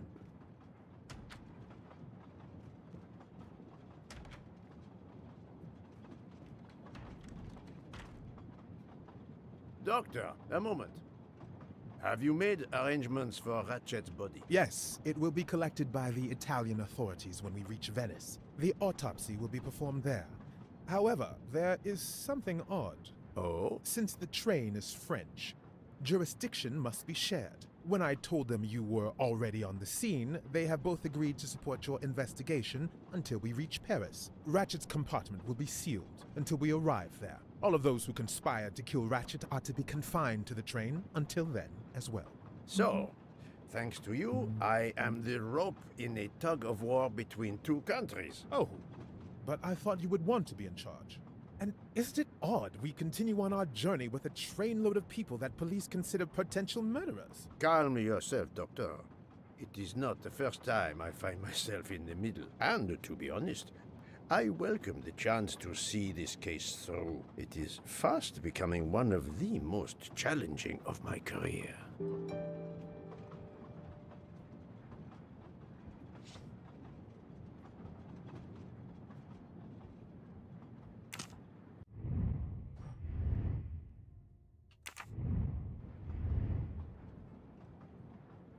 So, my dear book, how does our journey progress? We are well on our way to Venice. All of our passengers are locked in their rooms by order of the authorities. I watch them when they want to stretch their legs, like the captain there behind you. I see that you have the situation well in hand. Would you be able to accompany me to Venice to follow a lead? I'm honored you asked me, my friend. I would have loved to help you. But I have to manage the situation here. I must make sure no one gets off the train in Venice and that Ratchet's body is transferred. Doctor, a question. Could you assist my investigation in Venice? I can't. I'm afraid. I'm to accompany Ratchet's body when the Italian police take possession of it. I've been asked, commanded really, to help with the autopsy because of my earlier examination.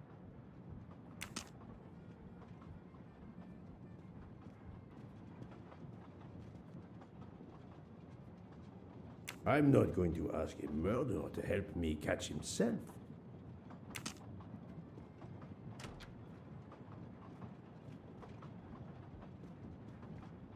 Mademoiselle Locke, you are clearly an excellent police officer. Could you accompany me to Venice for an investigation into Ratchet's activities? There is much we still need to know. Well, yes, it would be an honor to work with you. And I'm glad you trust me. What do you have in mind? There was a notation in Ratchet's appointment book. He had an appointment. With who?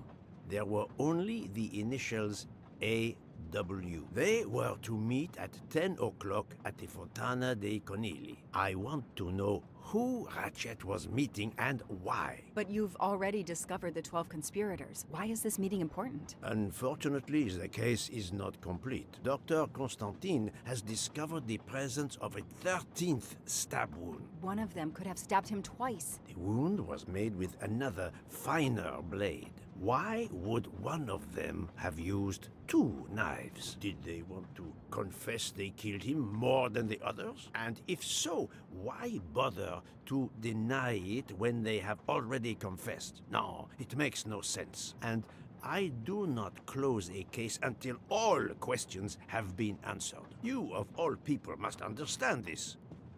You're right. I do understand. I'll help you. Thank you. Together, we will uncover the truth. We will arrive in a few hours.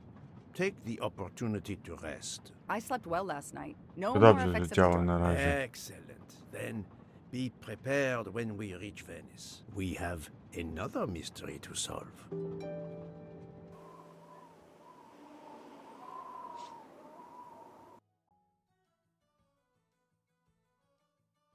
This is the 3rd embarking dock, and no gondoliers available at all. With Carnival, you can't find a gondolier to cross that damn canal. They're all booked. The worst thing is that the fountain is just across this canal. We're almost there.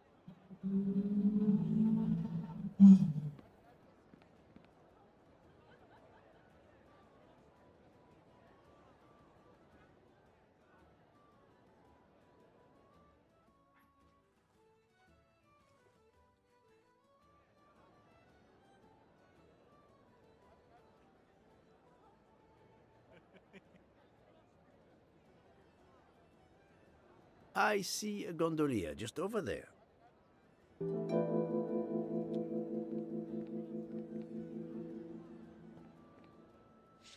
I am sure this little problem will pose no challenge to you.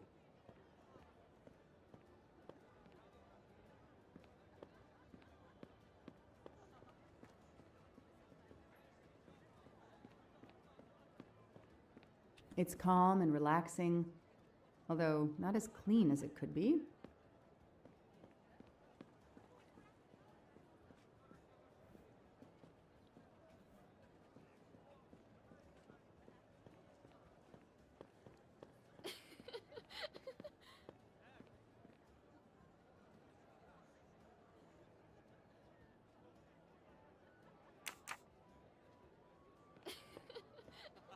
It's impossible to find a gondolier during Carnival.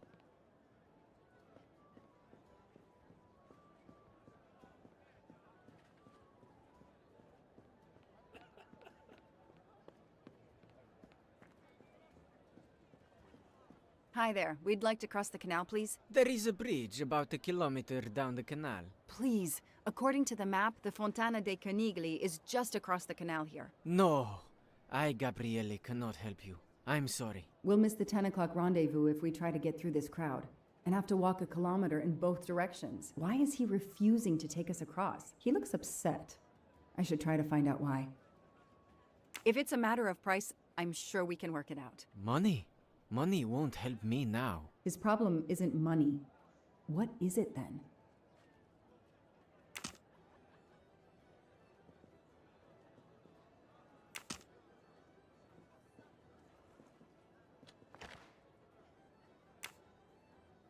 What a sham. A beautiful bouquet crushed by revelers.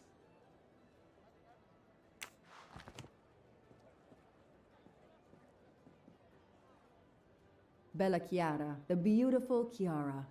A beautiful name for a beautiful gondola.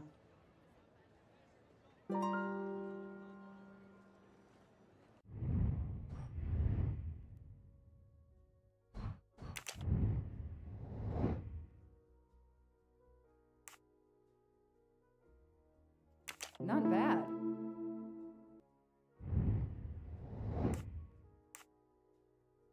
Okay. Hey, I'm a pretty good detective after all.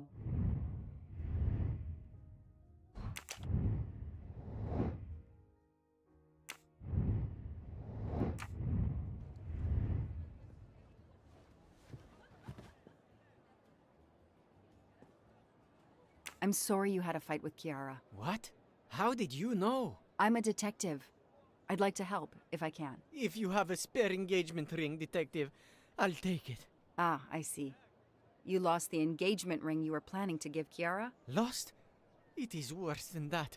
I threw it away in the canal. I bitterly regret this gesture. I now find myself without a girlfriend and without a ring.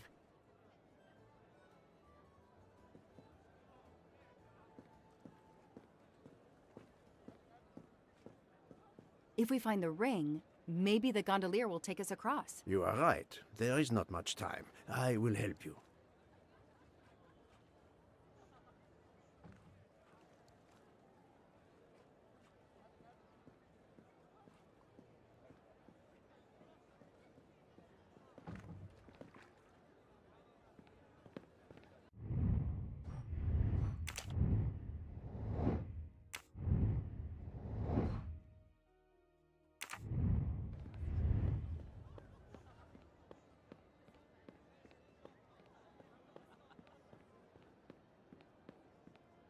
Ancora una volta sono dalla parte spagliata del canale per la festa. Sorry, I don't speak Italian.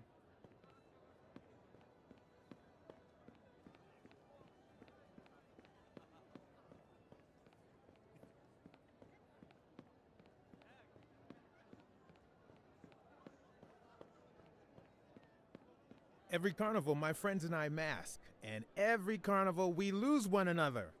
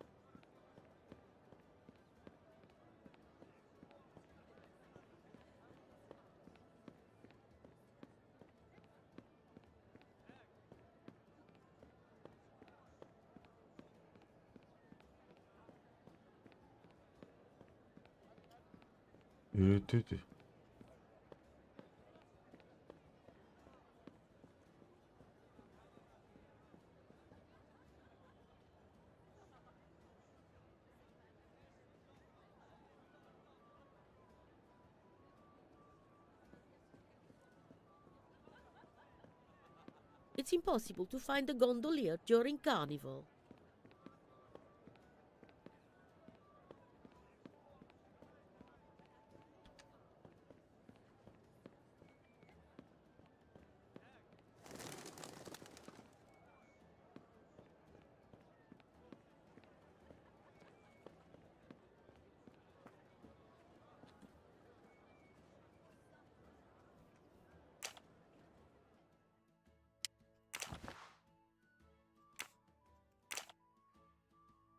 I know someone who'll be happy. don't need an empty soda can.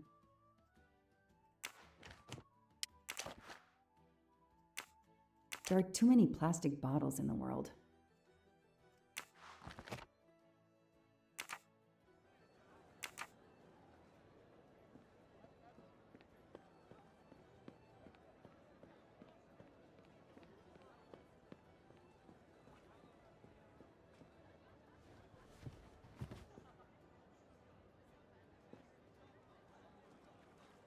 Excuse me. I believe I have something that belongs to you. Mamma mia, grazie mille, signorina. With this, I can now win my Chiara's heart again. I know it. How to thank you? My friend and I need to get to the other side. We have a very important date at the Fontana di Conigli. Ah, yes. The rabbit fountain. Of course, I'll take you across. Then I will call Chiara. Hopefully she will forgive me. I'm sure she will. Well done, Detective Locke.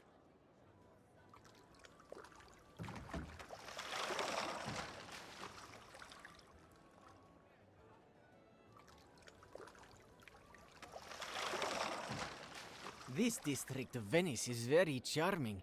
You will love it.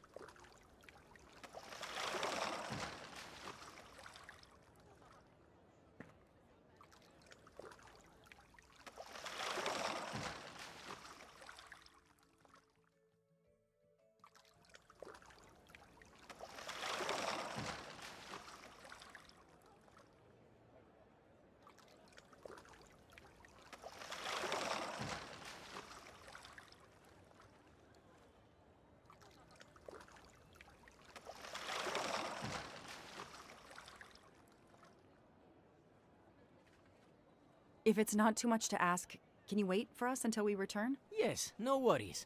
I can call Chiara from here. To find the fountain, walk along the quay on the left, then cross the bridge and you are there. You cannot miss it. Got it. Thank you. Thank you, signorina. You have made me the happiest gondolier in Venice. Chiara, I'm sorry. Do you forgive me?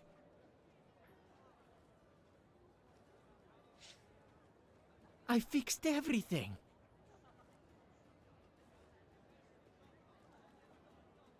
Yes, I assure you, I found your ring.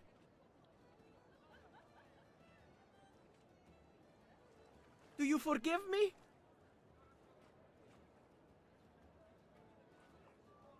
Chiara, I'm sorry. Show me how an American detective would handle this.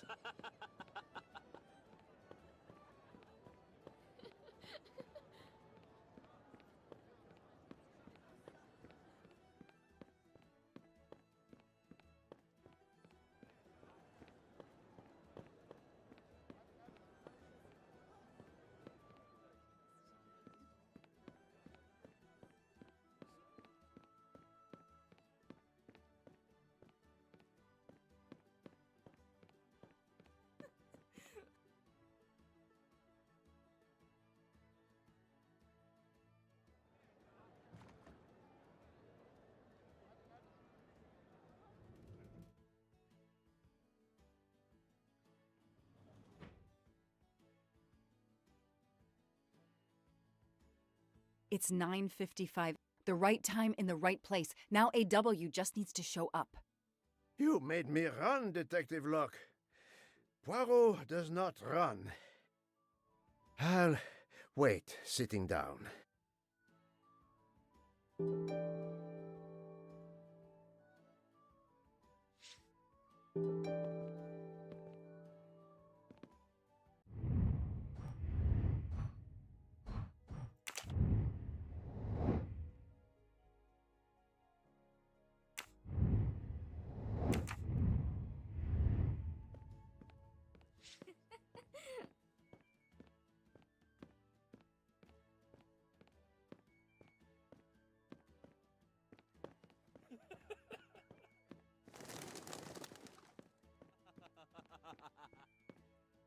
Did you have an appointment here at the fountain? Yes, to party.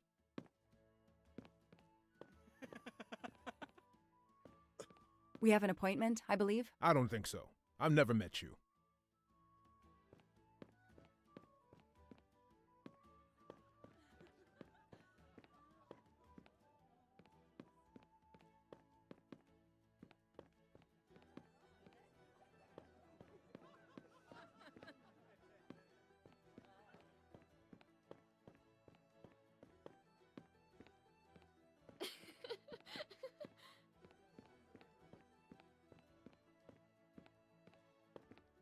I have an appointment with you, don't I? No, dove la tua maschera?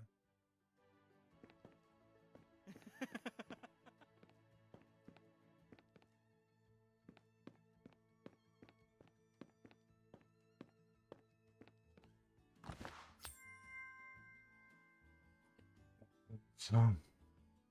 I've earned a gold mustache.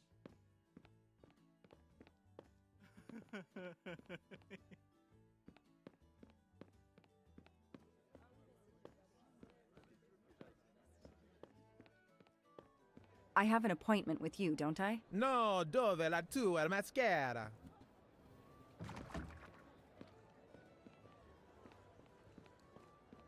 Did you have an appointment here at the fountain? Yes, to party.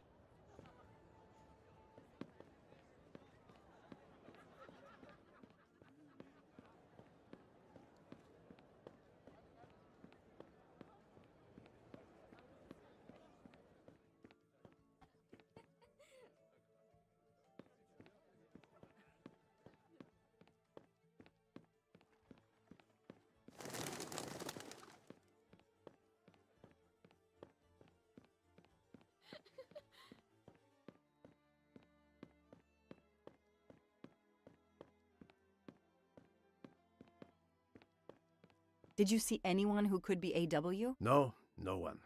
But who knows what those masks and costumes are hiding?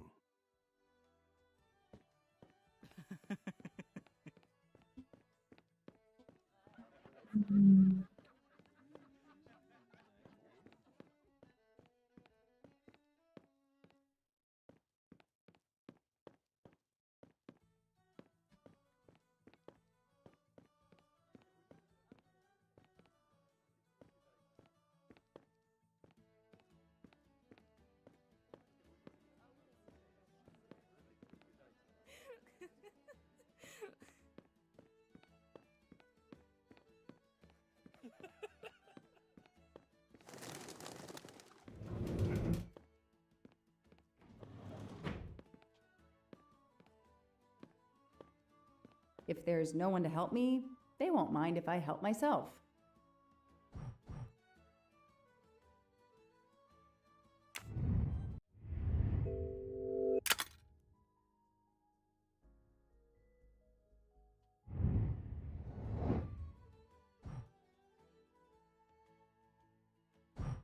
Aziz Wadi. That's the only name that corresponds to the initials AW. Spaziente, non ti ho sentito. Posso aiutarla? Hello, I'm looking for the Fontana dei Canigli. Do you know where it is? Ah, it's right in front of the hotel. It's easy to recognize because of rabbits. Thank you. I had an appointment with someone, but I can't find him. I wondered if he might be staying in your hotel. I can't help you unless you give me the name. I have an appointment with Mr. Aziz Wadi. Do you know if he's here? Well, unfortunately, he left the hotel this morning. He seemed to be in a hurry, but he left a carta. You are? I'm Mrs. Ratchet. Mr. Wadi asked me to give the message to the signore, but I suppose this is okay.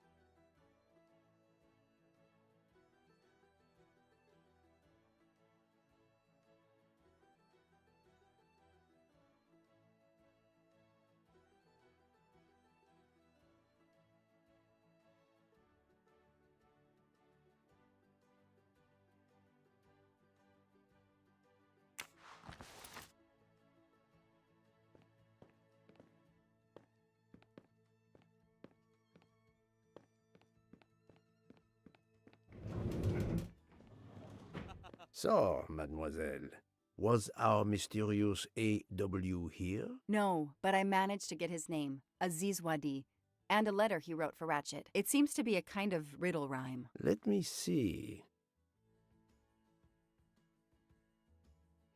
Well, Ratchet and Mr. Wadi must love this book to refer to it so much. Yes, I think we have to search and find the tracks that this person left for Ratchet to find him. I think so. Lead the way, Mademoiselle Locke.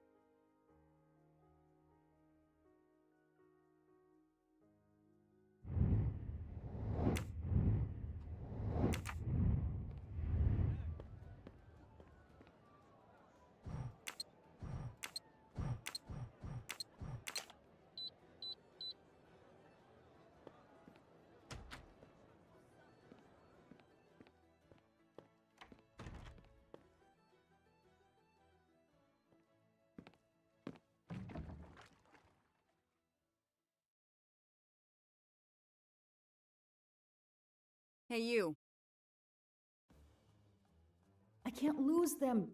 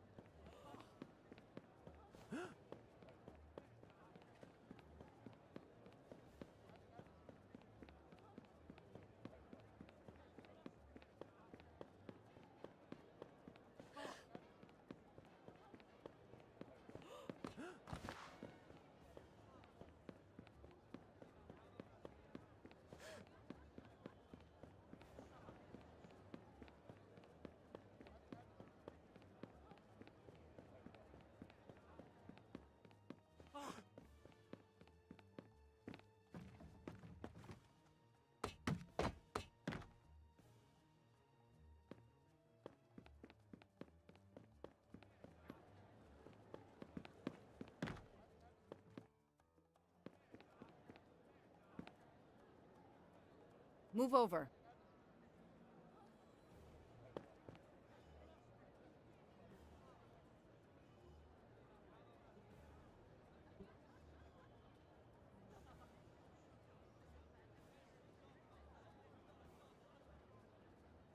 Too many! Too many masks! The murderer could be standing there watching me and laughing.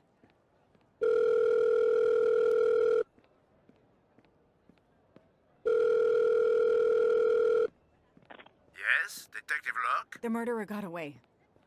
I'm coming back. But it looked like he dropped something when he climbed the first wall. All right, I'll go and see. For my part, unfortunately, I could do nothing for the victim. He was already dead.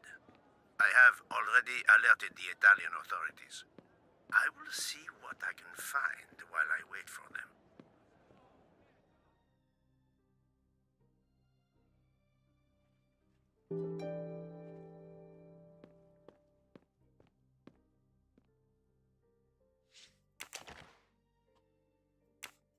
A pair of women's glasses. Was Ratchet planning a new identity?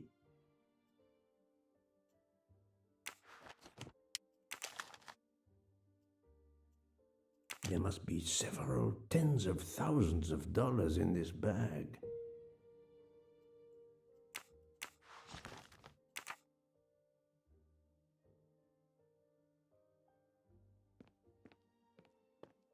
The victim was stabbed.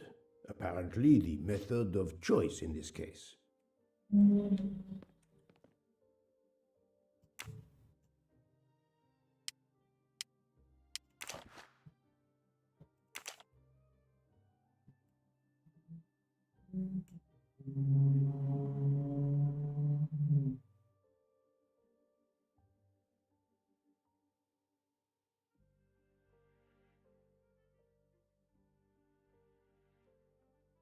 Mr. Waddy's Swiss passport. I'll see if I can find a match on the internet to confirm his identity.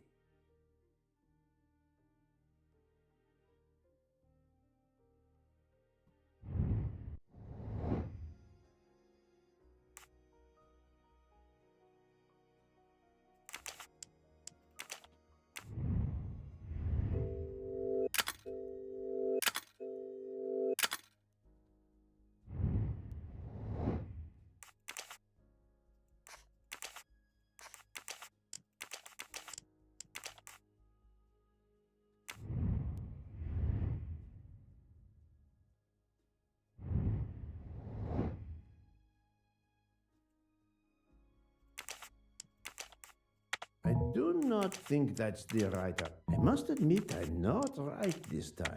Think, Poirot. That is not a good answer.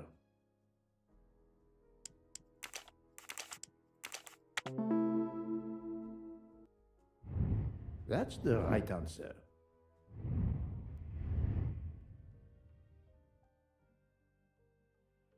Various clothes in his suitcase.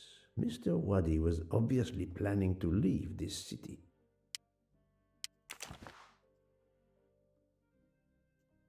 A bunch of keys. If, as seems likely, Mr. Waddy is a resident of Geneva, Then one of these may belong to his home there.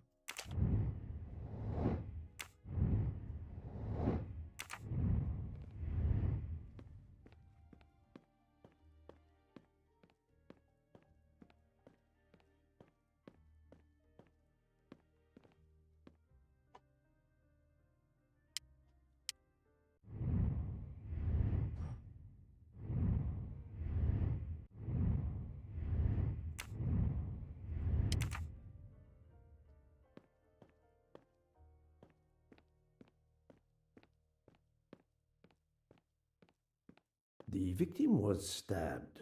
Apparently, the method of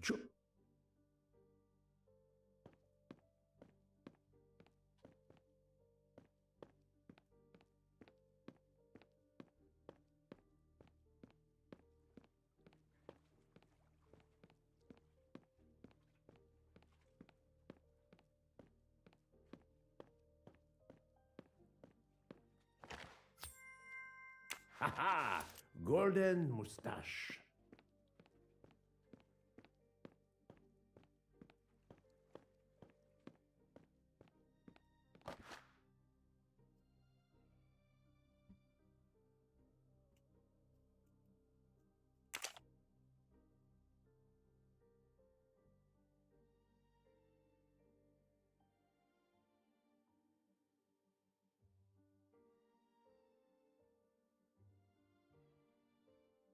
A false passport with Ratchet's picture. Clark, Ratchet. How many others? Now he will become Enrico Caldo. It appears Ratchet changed his identity as often as his socks.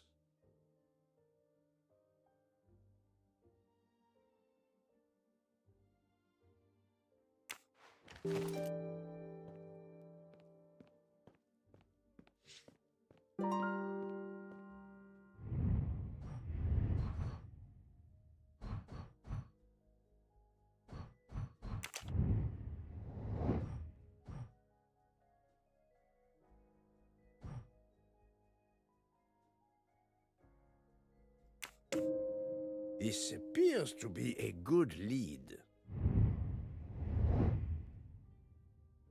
I'm sorry I couldn't catch the suspect, Mr. Poirot. There is no need to apologize, mademoiselle. Your efforts were marvelous. I found some information about Mr. Waddy. Did you access the FBI database? Don't worry, my little gray cells were enough. However, the database may confirm the origin of these banknotes. No need. I included them when I continued my investigation. Excellent.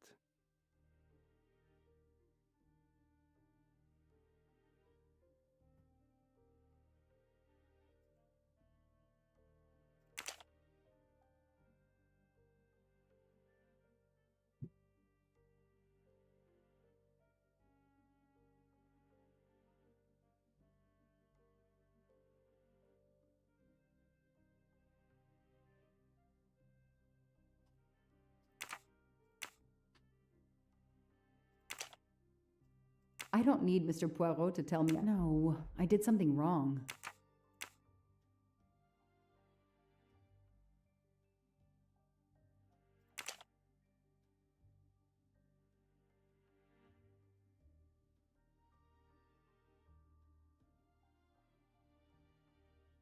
That's it.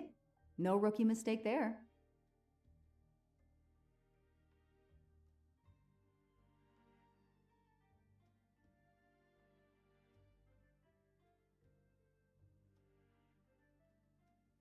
No, Joanna. That doesn't track.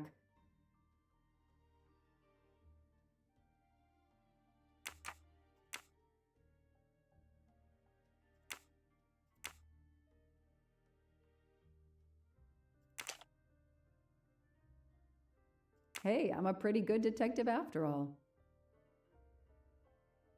That is a great detective job.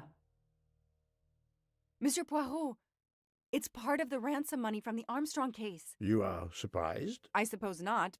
So Ratchet had it in an account at the Banque du Lac. It would seem so. He knew the serial numbers on the banknotes could be traced, and he could not spend it, so he stashed it there. But now he's run low, something he didn't count on. He hopes enough time has passed so he can begin to spend the ransom money. Ah, there is something else he didn't count on. What's that? He didn't count on you, Detective Locke, and your tenacity. Thank you. But we are still left with a murderer on the loose. But we progress. We know Mr. Waddy had an appointment with Ratchet. He had a bag full of money and a passport with Ratchet's photo, but a new name. What is your opinion about the passport?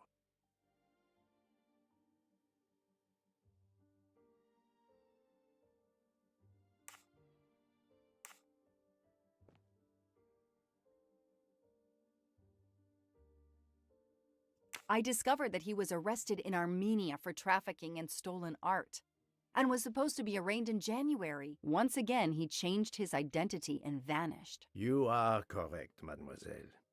He also told me that he was threatened, and that threatening letter we found in his room was real. He had to disappear once again.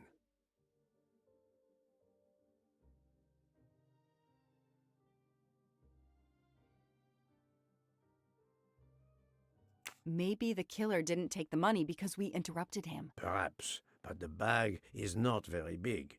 He could have easily escaped with it. I do not think he was interested in the money. If the motive isn't money, then what? It suggests a new motive altogether. Perhaps passion or revenge.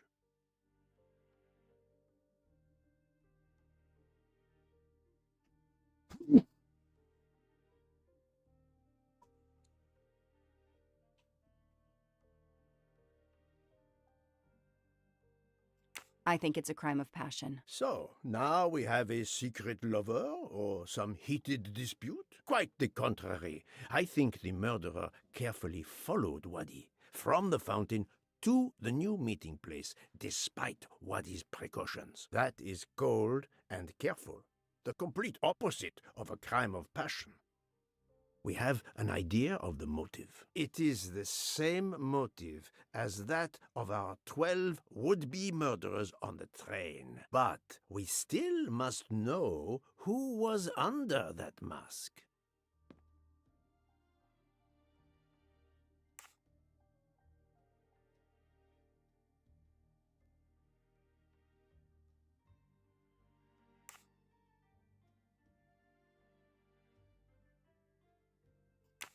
I think Waddy's killer is also Ratchet's murderer. The motive for both deaths was revenge, and both are related to the Armstrong case through the ransom money. Exactly. So our murderer is linked to the Armstrong case. The money is linked to the Armstrong case. But these glasses that I found in the bag, they must have something to do with this case too. Wait, those glasses mean something to me.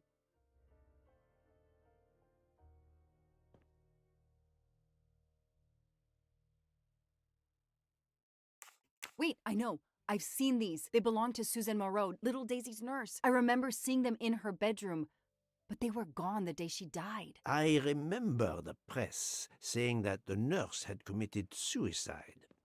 I've always believed otherwise, and the glasses are proof that she was killed by Ratchet or his accomplice. He took those glasses. I always had a gut feeling, but now, Mr. Poirot, now I have proof Suzanne was innocent. Yes, you do. But the question I ask myself is this. Why did Ratchet keep these glasses?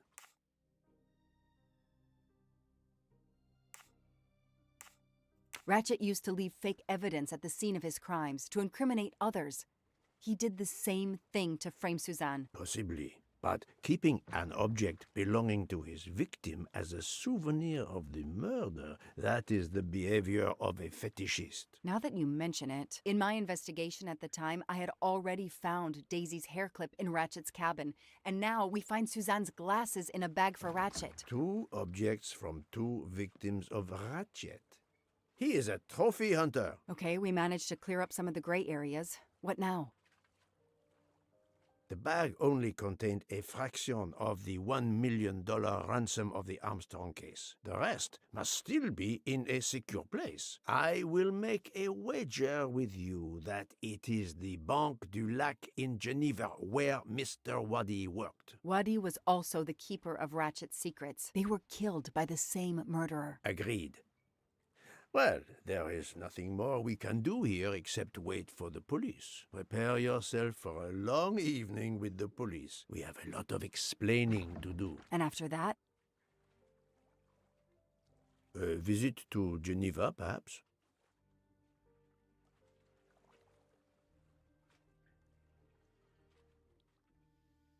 Kończyliśmy 9 rozdział.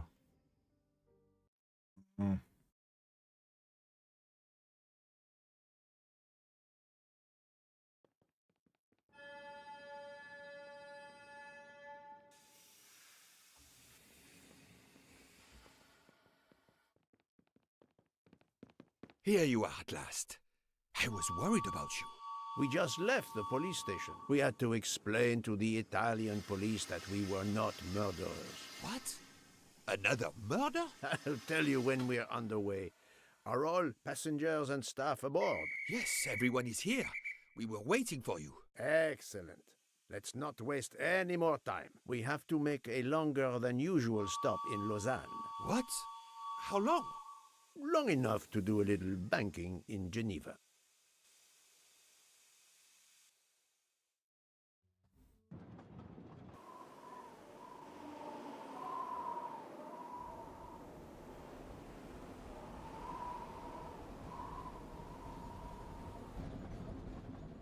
But this is madness. A 13th murderer of Ratchet? Mon ami, he was not well liked. But Monsieur Michel would have seen anyone enter Ratchet's compartment. And there were another 10 people milling about, taking their turn at stabbing him. How could they not notice an uninvited killer?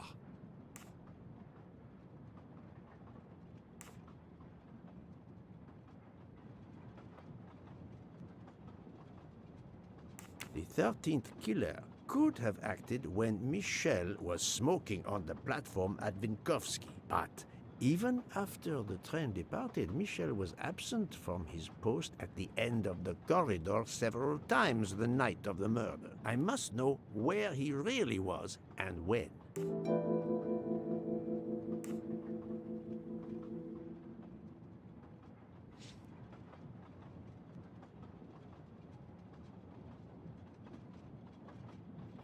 Yes, he most certainly returned to the train. How can you be sure? It's obvious. I mean, I hope Mr. Poirot agrees. Please continue, Detective Locke.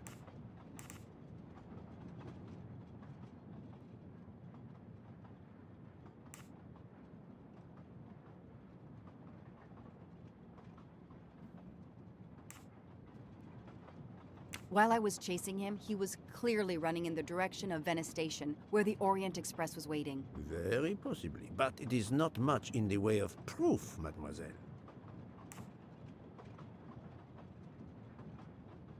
The train is French. The murder took place in Slovenia, and the victim's body is in Italy. Jurisdiction won't be sorted out before the train reaches Paris. The murderer is probably content to sit tight aboard the train until Paris, where he can disappear. It is undoubtedly a possibility, but we have no proof. All the passengers and crew are still aboard. If the killer of Mr. Waddy had remained in Venice, we would have noticed right away that someone was missing, and we could have alerted the authorities. I promise you, I made certain everyone was aboard before we embarked. Book, calm yourself. Calm myself? But we're back where we started. There is still another murderer on my train. Wait a moment. Can I change my mind about my verdict? Can we turn everyone over to the police? Everyone? Including ourselves? What? No. No. Oh, it's a nightmare. Let us take it step by step, my friend. We can start by eliminating all of the members of the Ratchet jury.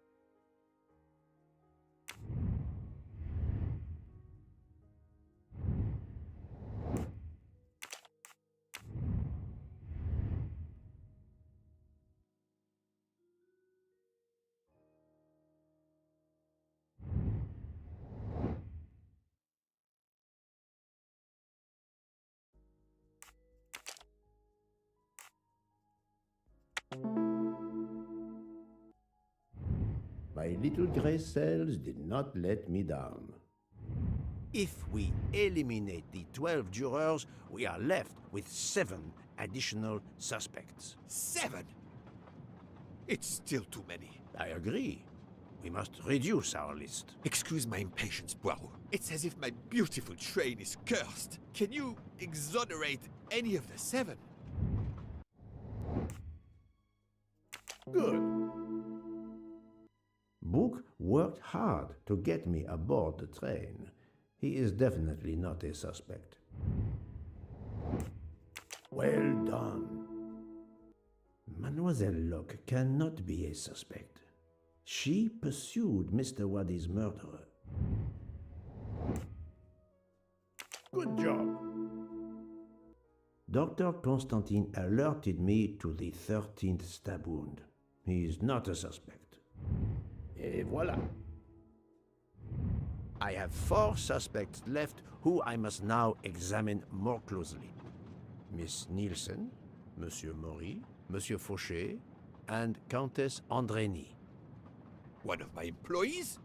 Suspicious? All 3 got off the train in Venice to restock supplies. Any one of them might have slipped away without being noticed. I suppose.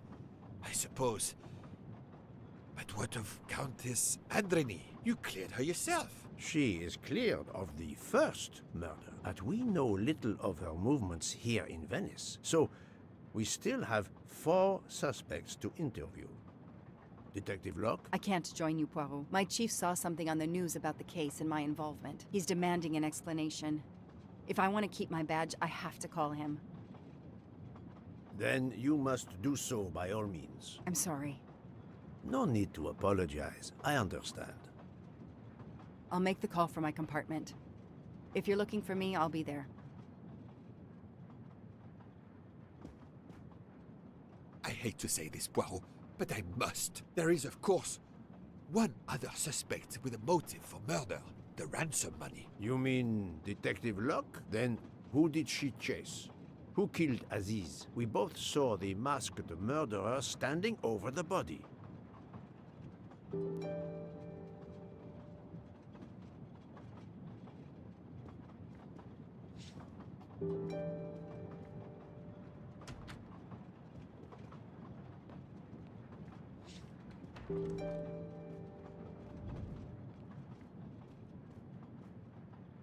Ja pierdolę, ale ten syf się zrobił.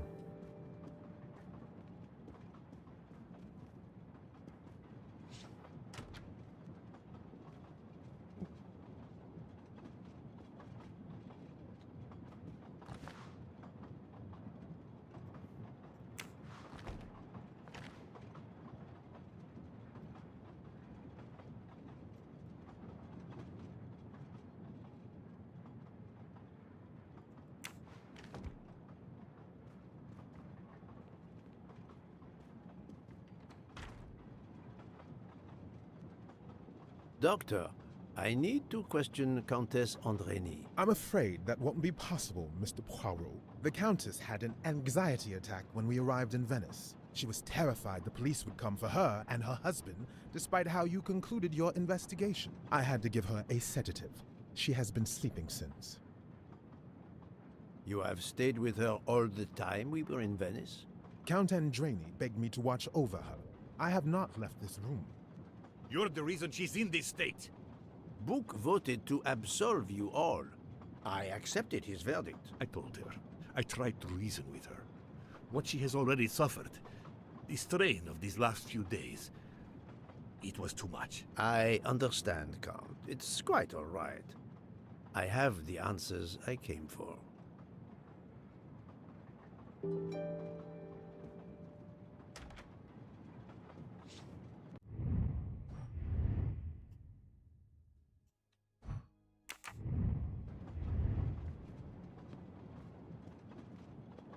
Ah, Michel, I have a few more questions to ask you, if you will allow me. Anything, Monsieur Poirot.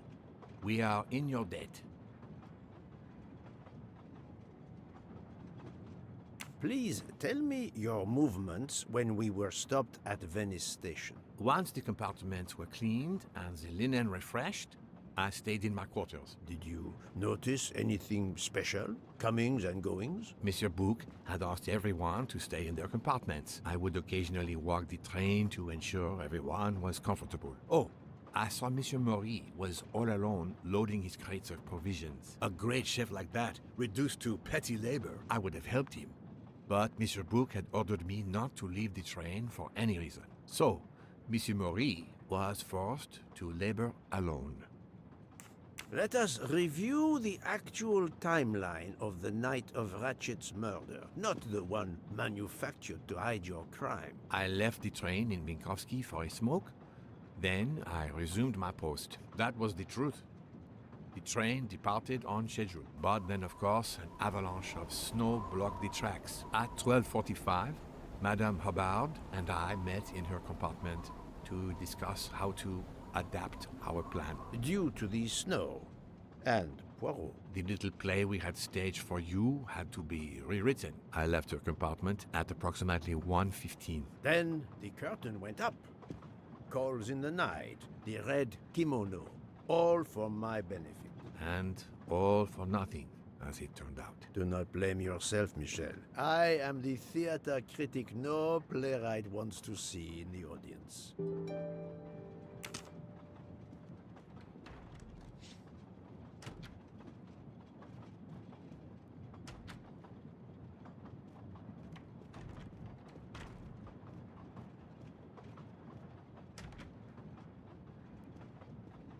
You play well. I didn't mean to interrupt you. Thank you. Many years of piano lessons thanks to my mother. I try to play in a few clubs in Paris when I get the chance, but as you can see, it hasn't made me rich. What can I do for you? Conversation only. Tell me about your time in Venice. I had Monsieur Bouc's permission to see my sister. She lives in Marghera, just outside of Venice. She had a baby a few weeks ago. This was my first chance to meet my new nephew. Monsieur Bouc gave you permission? Yes, you can ask him. Most assuredly, I will. What time did you leave and when did you return? I left around 9:10 p.m. I was back by 10:45 p.m. When I got back, Hotaru was in a lot of pain. I gave him a back massage. That would have been enough time to kill Monsieur Wadi and return to the train. May I see your knives? Of course. They are here. If you don't mind. Help yourself. They are under the bar counter. Tell me again about your poker game the night of the murder? It's a regular game to help relax after a long day. Let's see, we started around 11 p.m. We took a short break in Winkowski, Hotaru, Pierre, and I. The game finished up around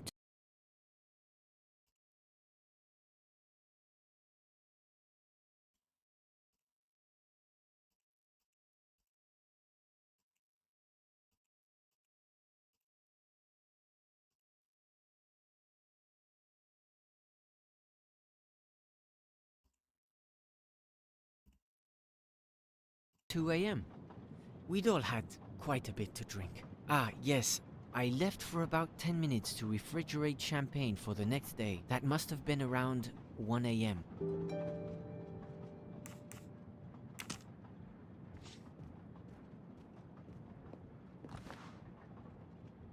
None of these come close to the wounds on either body.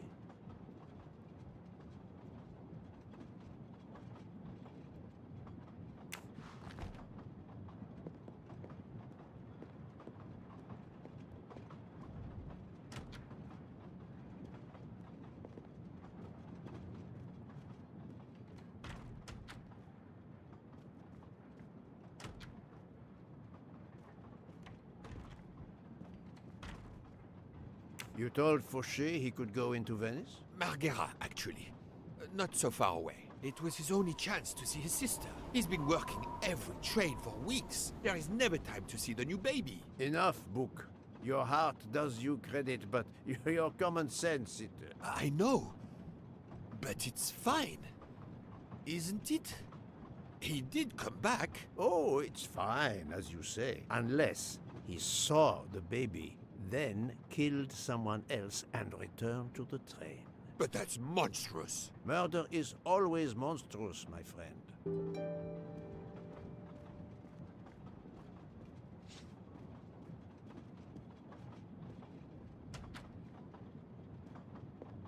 Good evening, Monsieur Maury. May I have a moment of your time? I have a few questions to ask you. Of course, as long as you don't mind if dinner is ruined. I promise to be as brief as possible. What did you do while we were stopped in Venice? With Freya's help, I loaded fresh produce for the next part of our journey. Then, you may not believe this, but my job requires a lot of physical labor. My back suffers. Fortunately, Jean has become quite adept at separating my vertebrae. As you may know, I have solved the murder of Monsieur Ratchet. That is a shame. I beg your pardon? The bastard sent my steak tartare back, telling John I was to burn it. I will add it to the list of his crimes. One wound on Monsieur Ratchet's body was struck by a very sharp, thin-bladed knife. We haven't found it yet. You think one of mine was used? I'd like to have a look, if you don't mind. In that drawer. An impressive set of knives, but their blades are too wide to have been used for the crime. Tell me about your poker game the night of the murder. We started around 11 p.m. When John finished his shift, we played until around 2 a.m. From what I remember, it's a bit vague. You played without a break? Actually, we did break once for a smoke. John, Pierre, and I. When we stopped in Winkowski. When was that? Around midnight?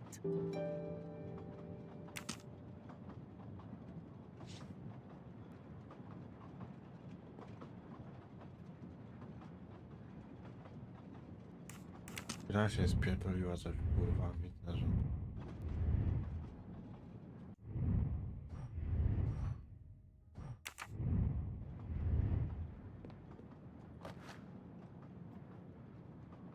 Saffron.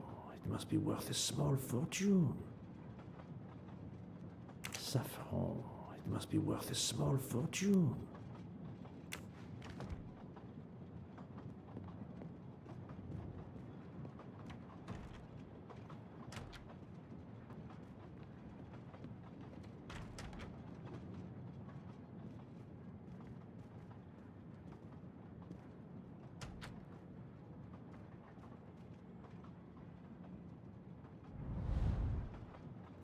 box is secured by some sort of locking mechanism. The design is formed by 3 commas.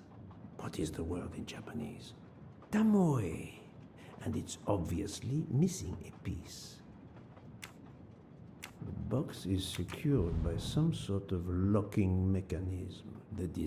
Tamoe.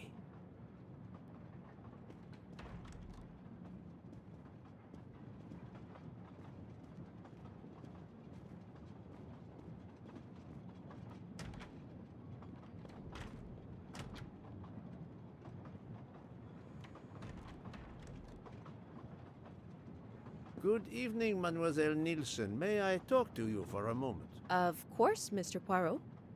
I'm not going to bed right away. Can you tell me your movements while we were stopped in Venice? That'll be easy. I didn't move much at all. Let's see. I helped Hataru load all of the food crates aboard the train. Hataru had everything he needed, but I realized they forgot half of my order. I spent over an hour on the phone with the supplier without success. I had to change the dessert menu for tomorrow. Dr. Constantine found a stab wound on Ratchet's body that was caused by a much thinner and sharper blade than the others. Possibly a chef's knife? My thought, precisely. And you'd like to see my knives? If you wouldn't mind. I would gladly show you if I had any, but I don't. I use the regular kitchen knives. You may search if you don't believe me. I see. All the knives the staff use are in the kitchen or in the lounge, except... Except? Hotaro prefers to use his own. Monsieur Mori doesn't use the kitchen knives? Not usually. I know he keeps a set of traditional Japanese knives in a box in his room. He doesn't let anyone else use them. Although now that I think of it, he has been using the kitchen knives lately. Can you tell me exactly about your poker game the night of the murder? We started around 11 p.m. In Vinkovsky, we took a short break. Hataru and Pierre went outside to smoke. Oh, and Hataru got sick around a few minutes past 1 a.m. 1:10 a.m. maybe? He spent about 15 minutes in the bathroom, but he didn't want to quit on a losing streak. Did his luck improve? No, so we played to around 2 a.m. He lost every hand. I've talked to everyone, but some elements of the testimonies do not seem to correspond. I need to recheck a few things.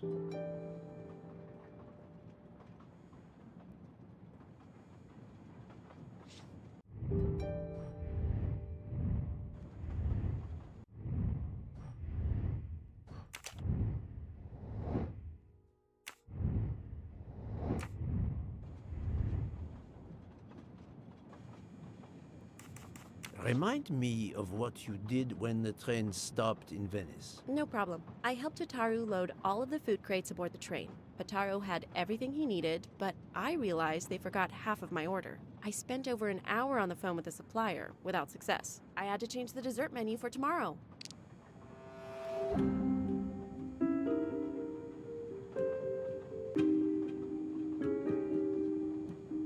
Mademoiselle, I believe you're hiding the truth from me. What makes you say that?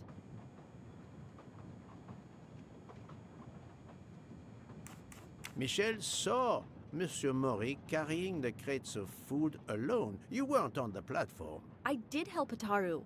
The entire time? He carried so many crates, his back was sore.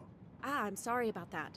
Okay, I'm guilty. I did leave him before we were finished, but I had to. There was no saffron he needed for a recipe. I volunteered to go into Venice and get him some. The Rialto market would be open late because of the carnival. He gave me money. I knew we weren't supposed to leave the train, but I only wanted to help. Mr. Mori can confirm this. Ask him.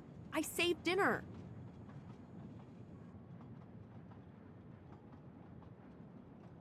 On behalf of my palate, I thank you.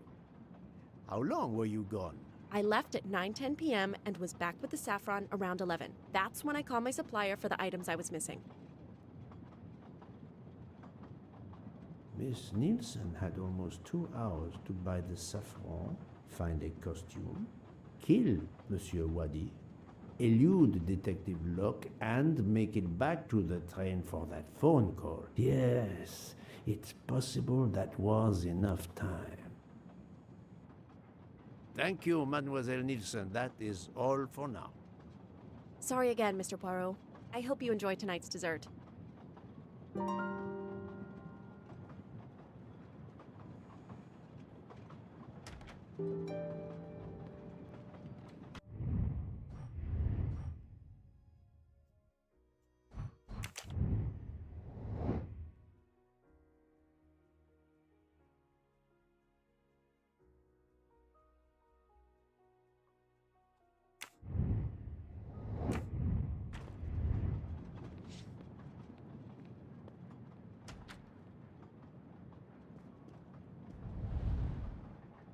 The box is secured by some sort of locking mechanism. The design is formed by 3 commas. What is the word in Japanese? Tamoe. And it's obviously missing a piece.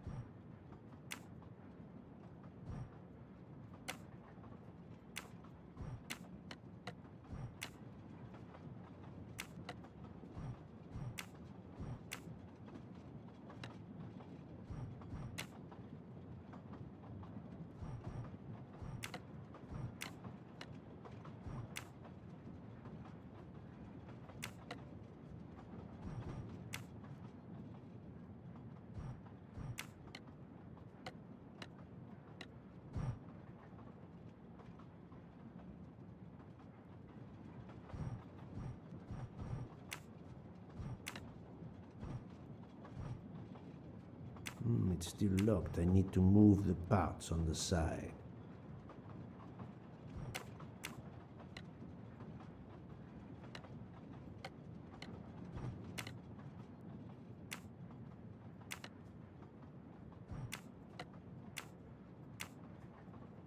It's still locked. I need to move the parts on the side.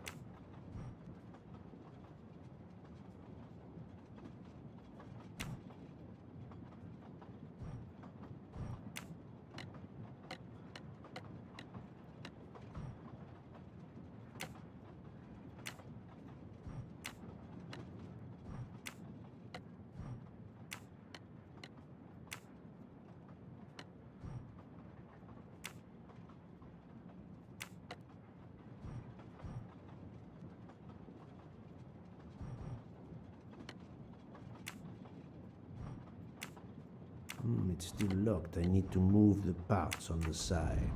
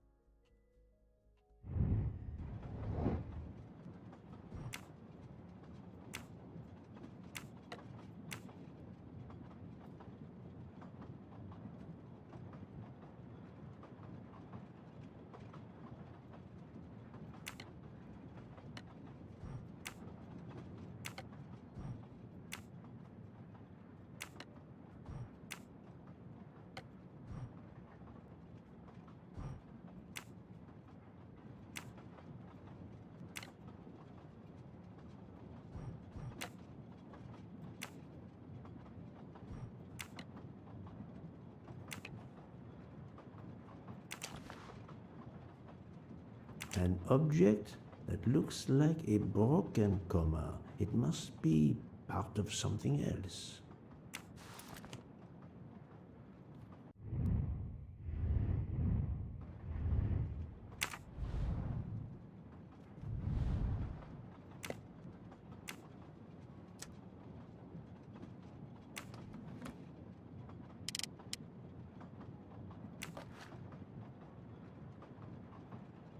Sushi knives, razor sharp.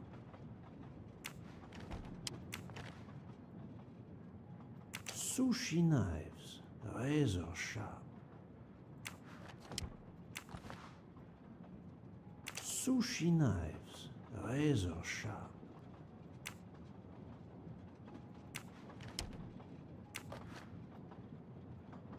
Colteria Venezia.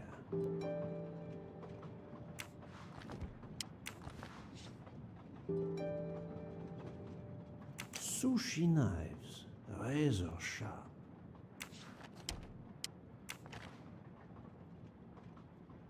Colteria Venezia.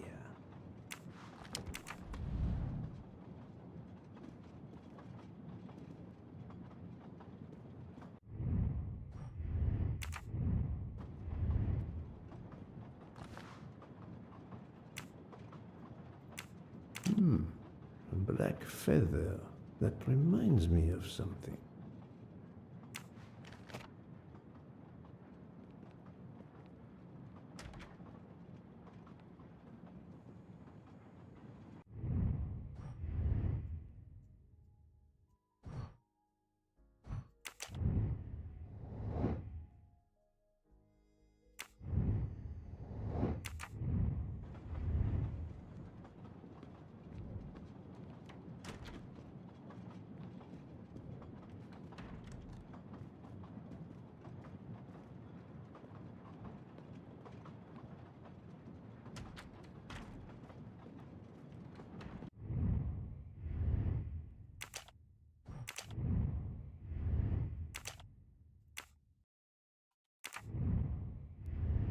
Dobra, zaraz przyjdę, idę z psem, zaraz przyjdę.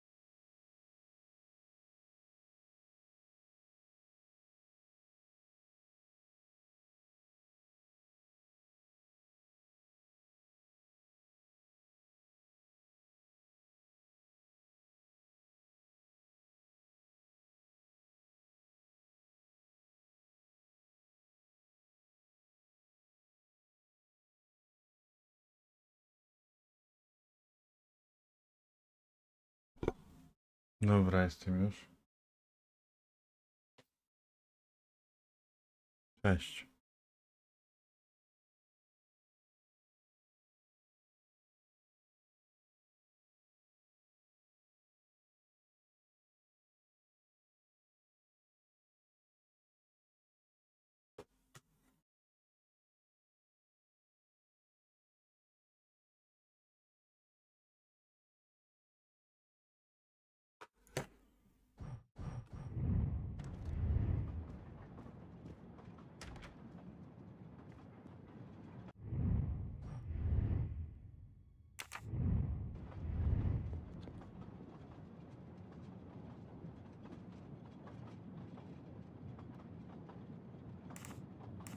I'm sorry, Monsieur Mori, but haven't you forgotten something? You haven't told me about the knives hidden in your room. Ha! Yes, indeed. I forgot to tell you about those. They are my personal knives. I only use these knives. There are none better. I bought them all in Japan. No one is allowed to touch them except me.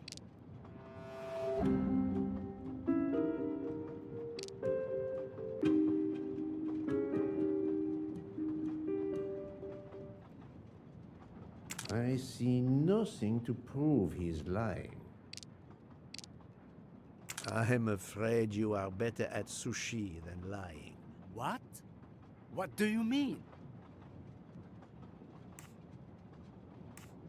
Those knives look very sharp. Perfect for stabbing someone. They are also quite good for preparing cordon bleu meals. He has proved that with his own cooking, Poirot. Find a better answer. One of the knives could very well correspond to the murder weapon. It is exactly the right size. That doesn't prove anything. Mr. Poirot, test my knife. Test all of them. The only DNA you'll find comes from chickens, cows, and pigs. We can test that later to be sure, but I suspect he's right. One of the knives has an inscription, Coltelleria Venezia. Did you happen to go shopping tonight, monsieur? Damn you, Poirot. Very well. One of my sushi knives has been missing since the night of the murder. I thought you were going to believe I killed Ratchet. He routinely sent back my dishes to be ruined. Why does God give rich people the money to afford the best cuisine, but not the palate to appreciate it? I panicked. I know a very good store in Venice. I went to buy a knife to replace the one that had gone missing, so I wouldn't be accused. I assure you that I had nothing to do with any murders. I would have an easier time believing you, monsieur, if you put that knife down. Oh, yes, of course. Sorry. What time did you leave on your little shopping trip? I left around 9:30 p.m. I was back a little after 11:15 p.m. Time enough to stab Monsieur Waddy and return. Very well, Monsieur Mori. That's all for now. If I have another question... I'll be right here, cooking.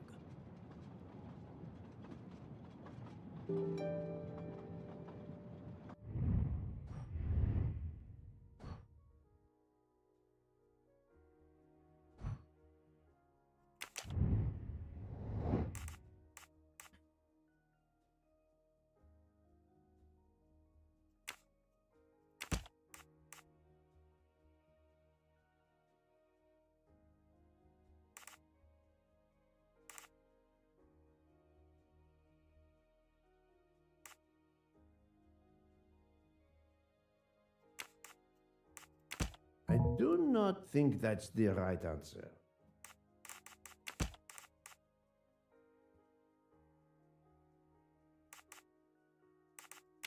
I must admit I'm not right this time.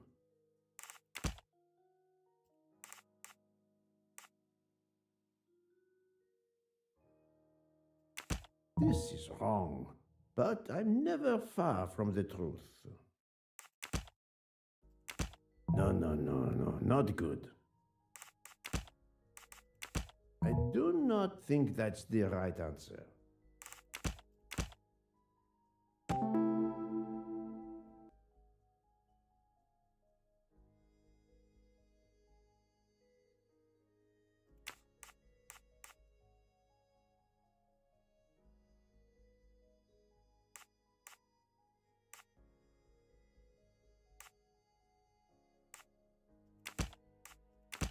No, no, no, no, not good.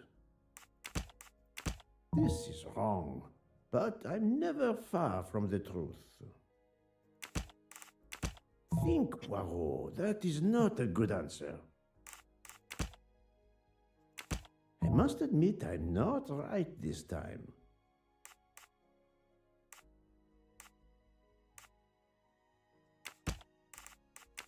I do not think that's the right...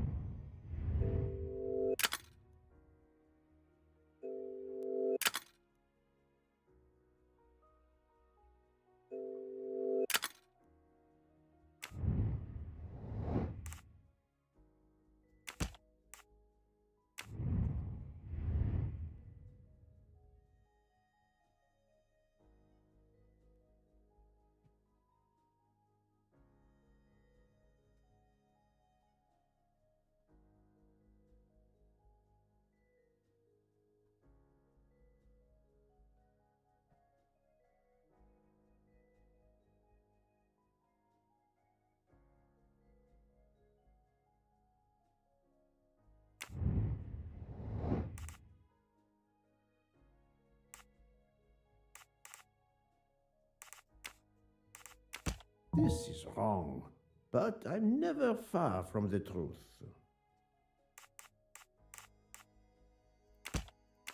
I must admit I'm not right this time.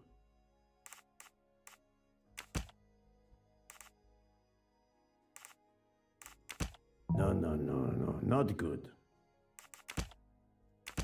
Think, Poirot, that is not a good answer. No, no, no, no, not good.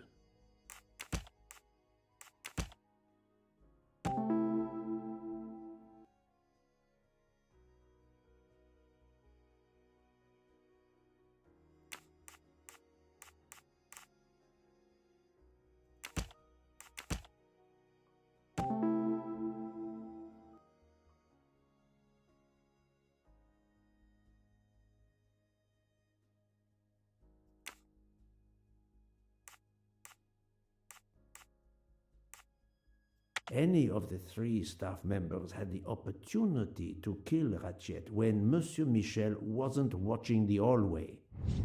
Et voilà.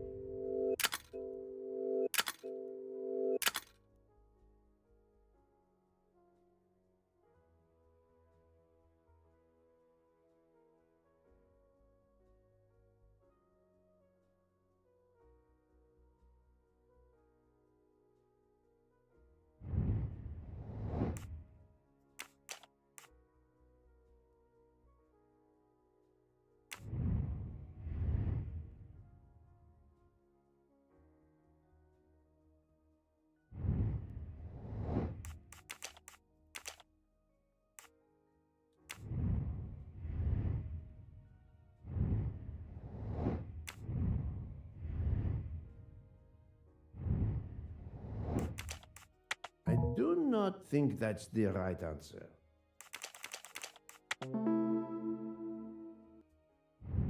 I'm right again. That happens to me a lot.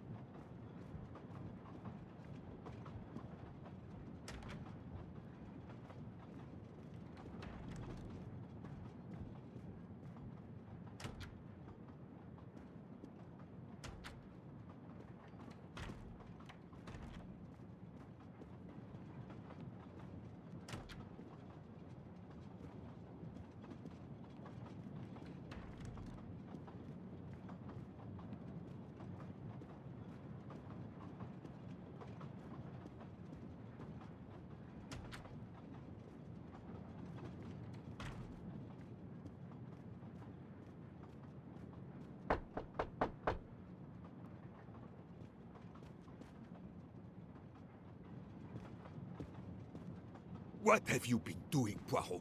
I am completely in the dark. I will shine some light on the situation, my friend. I have 3 new suspects who could have killed Ratchet and Monsieur Wadi. Miss Nielsen, Monsieur Fauché, and Monsieur Maury. They all had periods of time during both murders to commit the deed, and their alibis are weak. A visit to family, and not 1, but 2 shopping trips. But all are my employees. Alas, yes, my dear book. But we have no proof against any of them. None of the 3 appears to have any motive whatsoever. But this is a tragedy. Do not give up hope. We will catch this murderer. There is still one place that may hold the evidence we need. Geneva. Exact. Do not give up hope? Well, that's easy for you to say. But what if it's Freya? What becomes of dessert? If it's Sotaru, who will cook? Me? And the worst, if it's Jean, who will serve the drinks? I've been checking up on the Banque du Lac. I had to confirm my identity for Interpol, so they contacted my captain at the Berkshire Police. I suspect he was not pleased. That my vacation was actually an unofficial investigation? I'll say. I would be happy to speak to him on your behalf. Thank you, but he'll get over it. It's a chance to close the books on the Armstrong kidnapping. He stopped yelling, asked for a report, then granted me an extra week. Excellent. What did you learn from Interpol about the Banque du Lac? It's had a bad reputation for over a century. Customers have included the mafia, Nazis, corporate swindlers of every description, even heads of state. It is true, this. It is the worst kept secret in banking. They take advantage of the bank's strict policy of protecting the anonymity of its clients. This is in defiance of many laws from multiple countries, including Switzerland itself. Of course, I have never taken advantage of such a corrupt system. That goes without saying, my friend. There are ongoing investigations, subpoenas, court orders. The bank will eventually have to comply, or its assets may be seized. But until then, it still thrives, thanks to its wealthy and powerful clients. It sounds perfect for the late Monsieur Ratchet. Do you have any ideas? The serial numbers from some of the bills match those from the Armstrong kidnapping. We agreed in Venice that the bulk of the money must still be physically in the bank's vault. I concur, Detective Locke. Exemplary work. So, our next task is clear.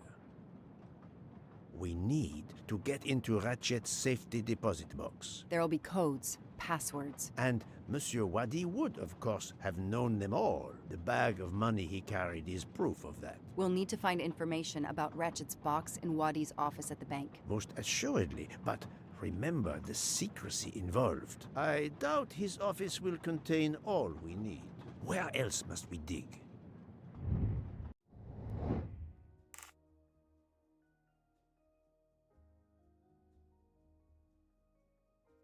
I must admit I'm not right this time. Little chance of finding confidence. Think, Poirot. That is not a good answer. There was nothing helpful in this is wrong. But I'm never far from the truth. Mr. McQueen was clueless about rat.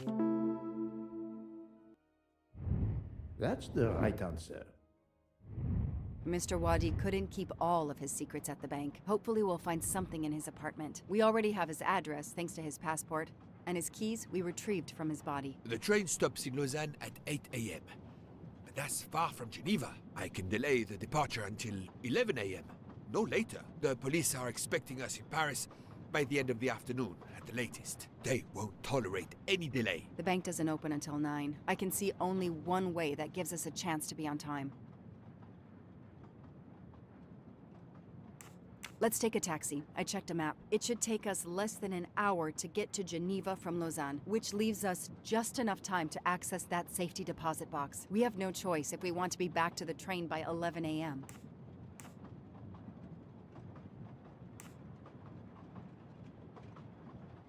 We could search the apartment and the office together, but we won't have enough time. Better to separate.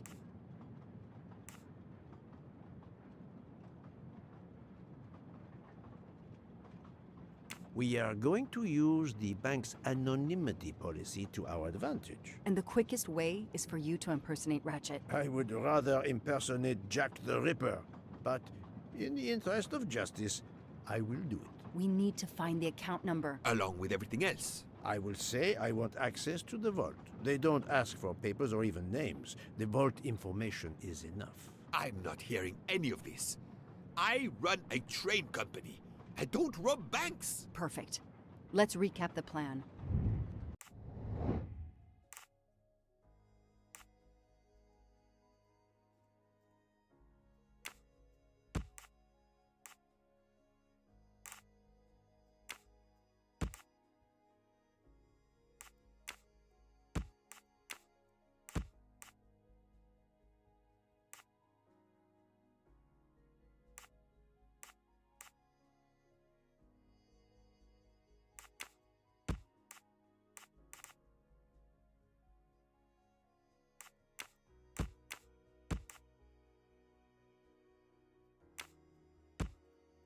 I do not think that's the right answer.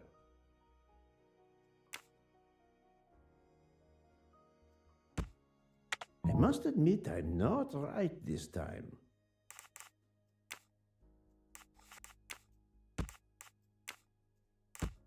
No, not good.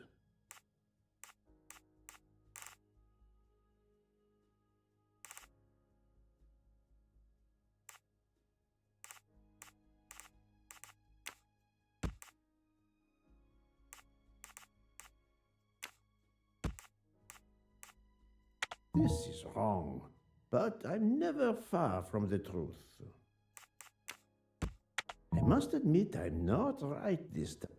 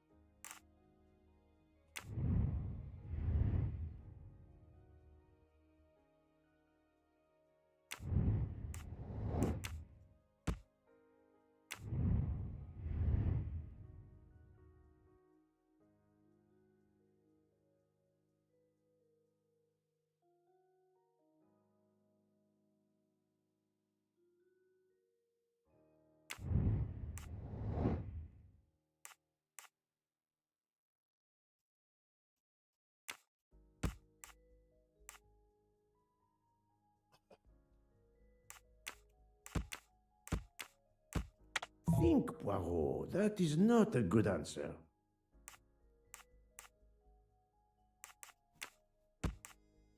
I do not think that's the right answer. Think, Poirot. That is not a good answer.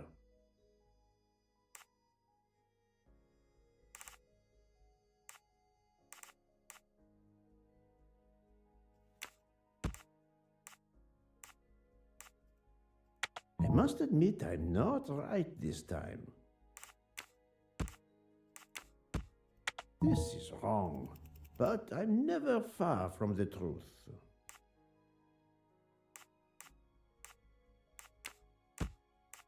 I do not think that's the right answer.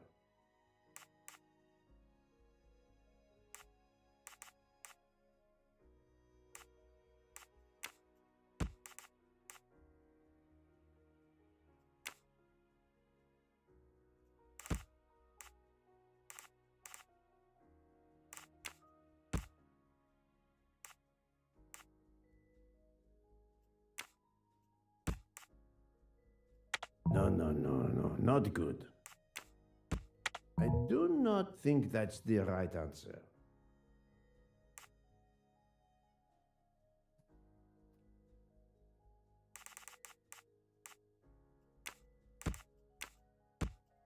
Think, Poirot. That is not a good answer. No, not good. I must admit I'm not right this time.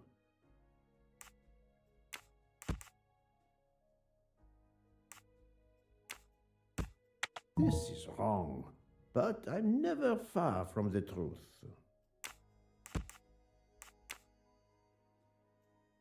I do not think that's the right answer.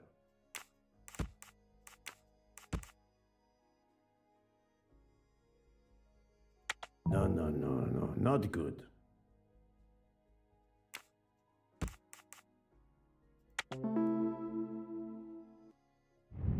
My little gray cells did not let me down. To sum up, we're going by taxi to Geneva. Then we'll split up. You're going to search Mr. Wadi's apartment. I'll search the office at the bank. When we have all the information we need, you pretend to be Ratchet, and we can finally find out what Ratchet is keeping hidden in his safety deposit box. It sounds impossible. Not for Detective Joanna Locke and Hercule Poirot. We should get some rest. You are right, Detective. We face our greatest challenge tomorrow. Together.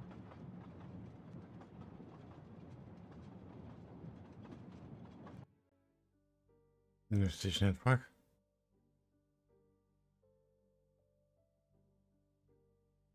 Nine o'clock.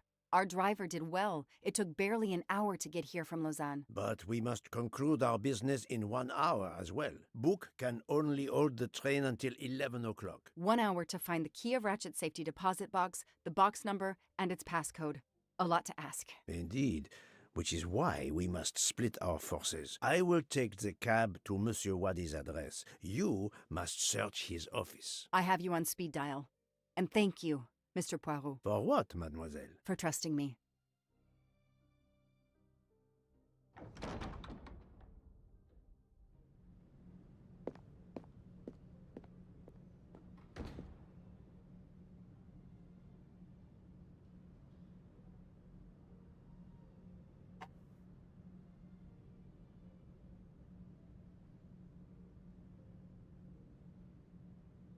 No i dostałem gówniany bank.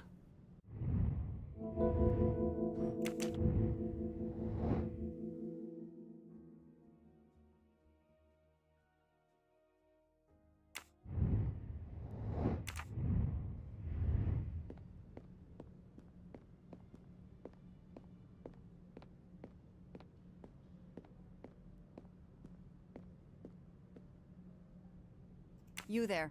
I have an appointment with Mr. Wadi. Let me check. I'm sorry, I don't see any appointments this morning at all. Mr. Wadi hasn't even arrived yet. Although he should be here by now.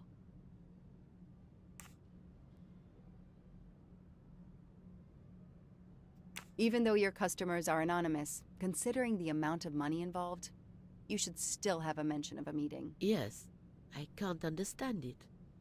I'll be sure to ask Mr. Wadi when he arrives. In the meantime, you are more than welcome to wait in his office. I'll see you're not disturbed. Please follow me.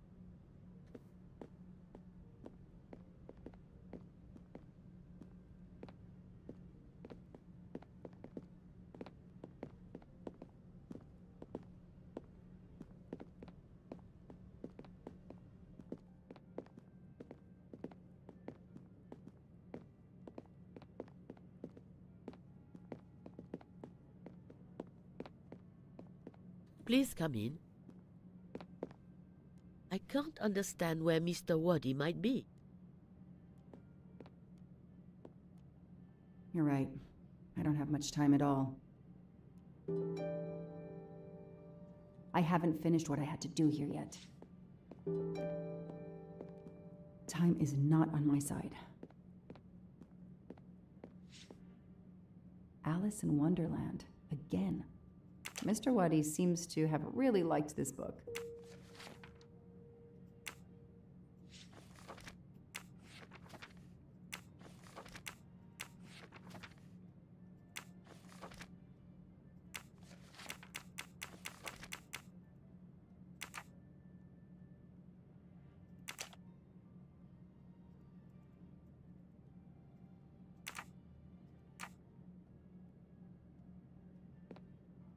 A souvenir Tower of Babel. Makes sense. We know that Mr. Wadi is from Iraq, and the ancient...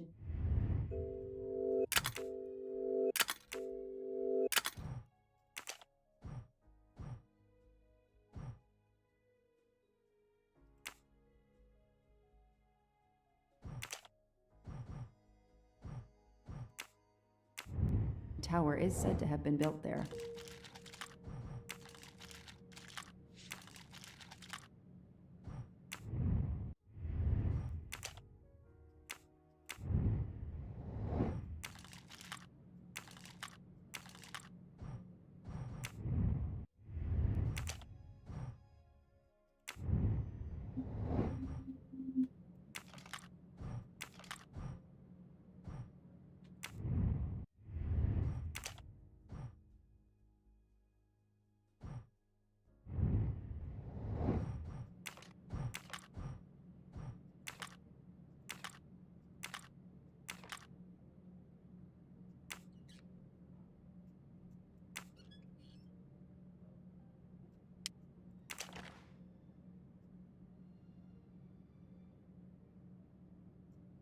A key. I wonder if it will fit the desk drawer.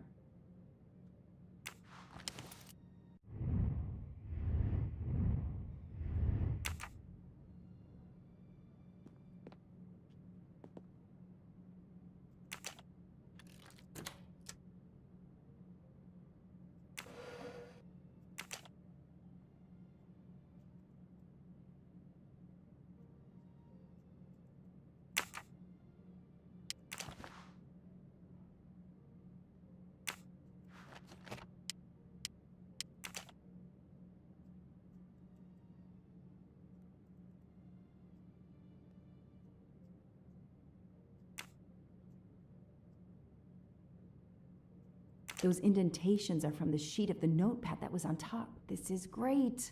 All those mystery movies I watched as a kid. I know what to do.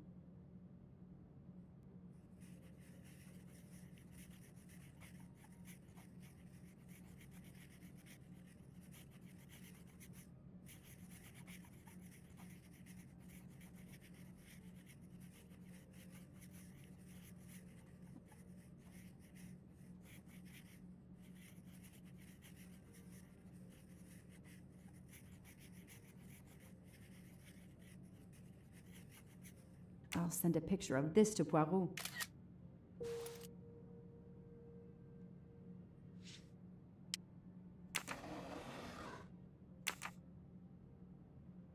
I need the password. Maybe Poirot can help me.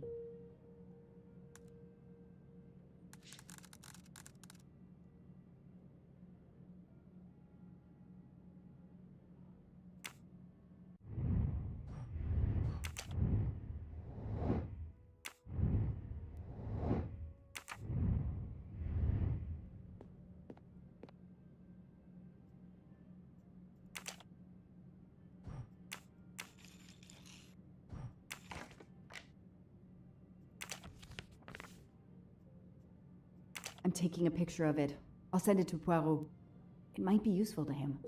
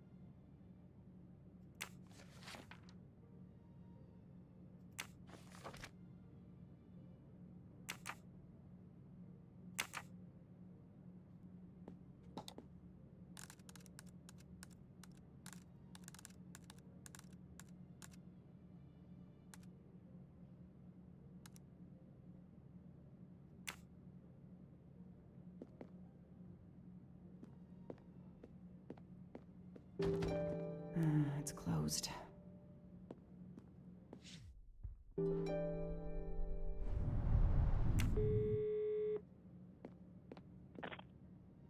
I managed to get into Wadi's office. I did a quick preliminary search. Everything is locked, including his computer. All I could find was a photo with a date on it. I just sent it to you. Maybe you can use it. Thank you. That might help. I've just arrived at the apartment. I'll call you when I find something. As quick as you can. I can't stay here long. I sent you a photo of doodles I found on a notepad. I hope it can help you. I hope so as well.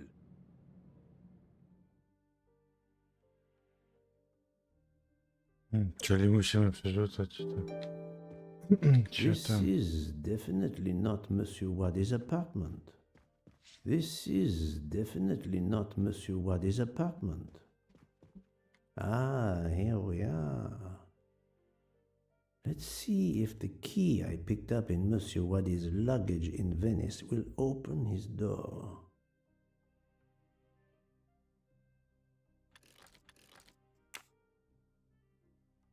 Great.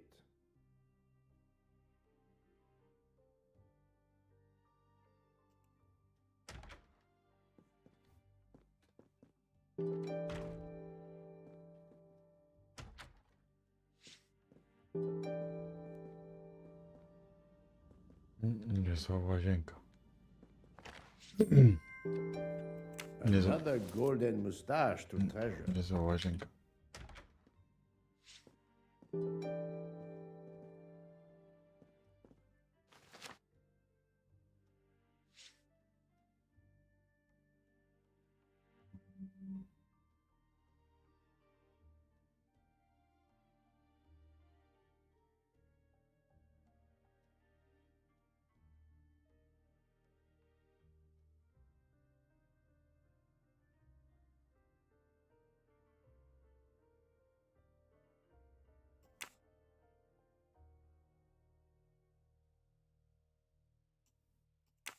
The key to the password is close. I can feel it.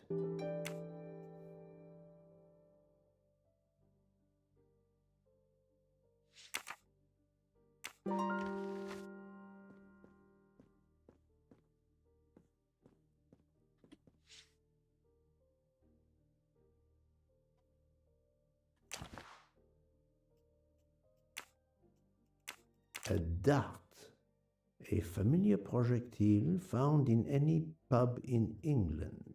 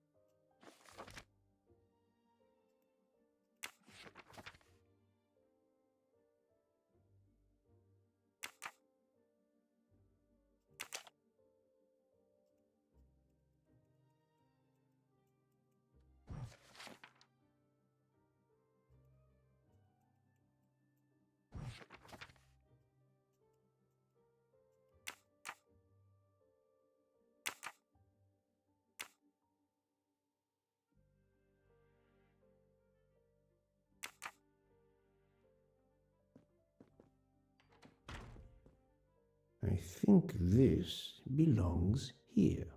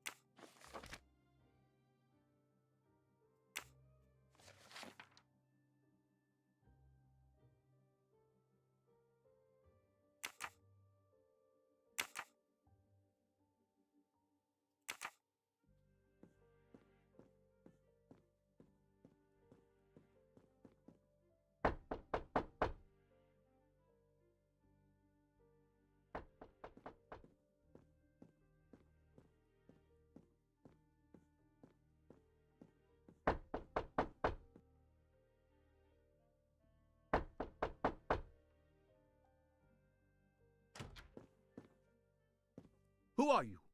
What are you doing in there? I am Hercule Poirot. I am working with the police. You are Monsieur Wadi's neighbor? Yes, next door. I heard a noise. I thought it was Mr. Wadi who had come home. I don't know him very well. A delivery man left a package for him with me.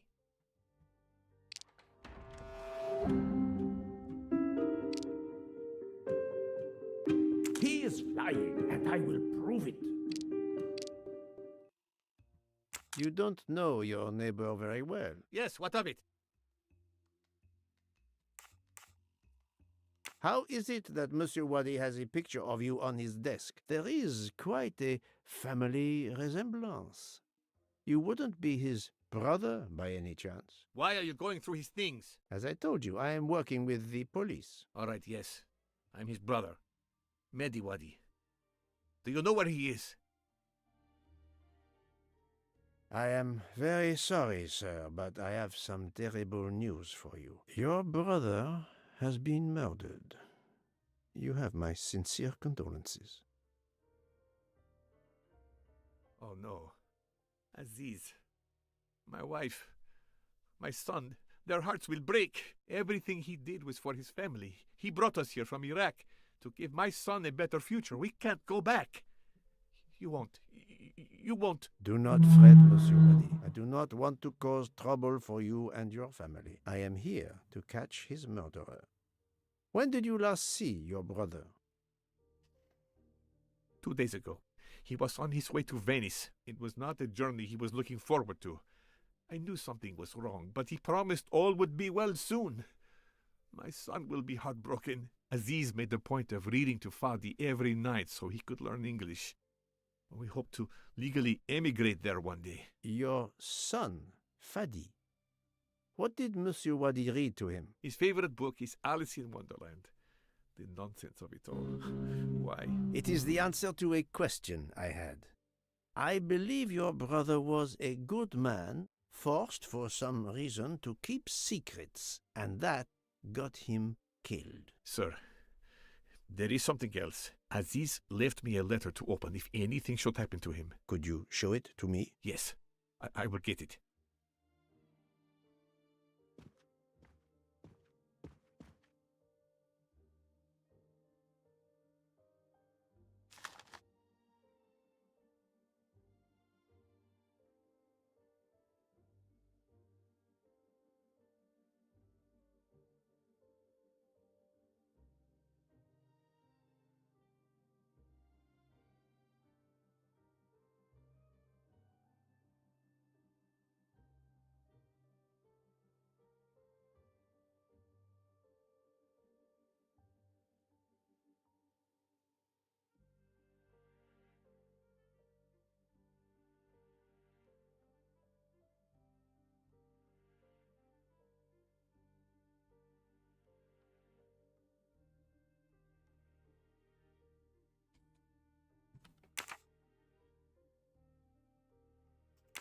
It all makes sense. It's horrific.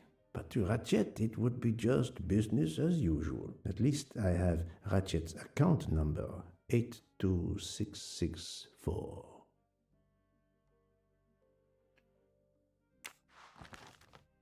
Thank you for giving me this letter.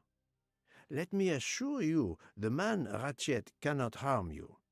He was killed before your brother was. Really? Who did it? The one you say hunted Ratchet? Yes, without a doubt. I promise you I will find them. Sir, we have no papers. The police... Your secret is safe with me, monsieur. Thank you. Thank you, sir. Now, I must go to my wife and son. Tonight, I will read to Fadi from Alice in Wonderland, and we will remember my brother.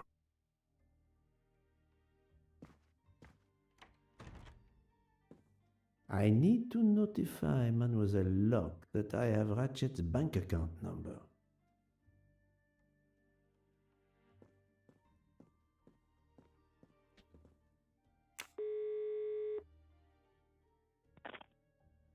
I texted Ratchet's account number to you. Wonderful.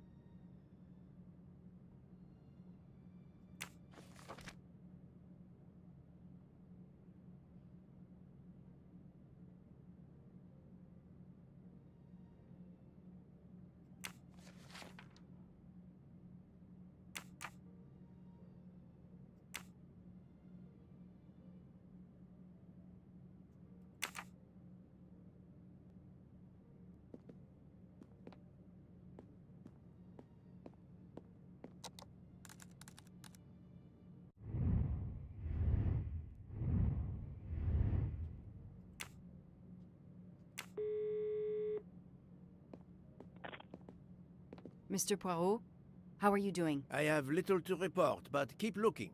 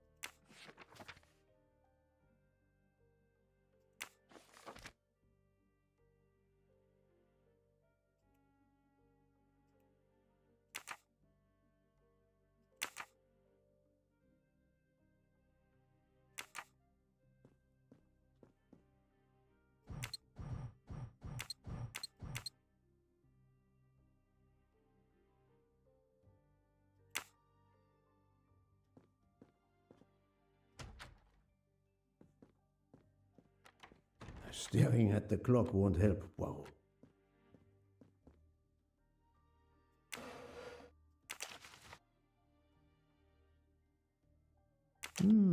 This could be the password to Monsieur Waddy's office computer. He must change it every month.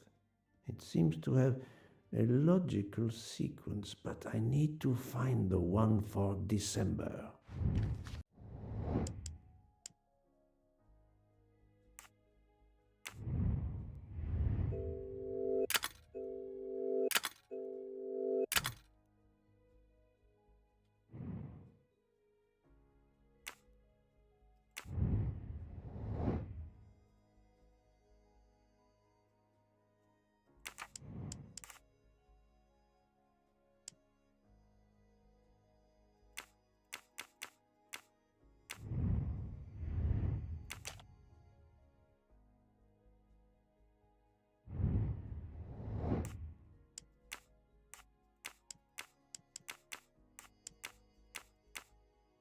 If that's the password to the computer in Monsieur Waddy's office, we still need to translate the Arabic characters. And there weren't any Arabic characters on the office computer's keyboard. I wonder if the computer in Monsieur Waddy's office has a similar Arabic keyboard.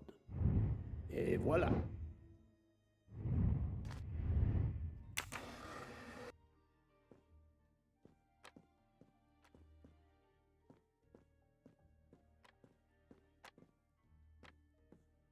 Staring at the clock won't help, Poirot.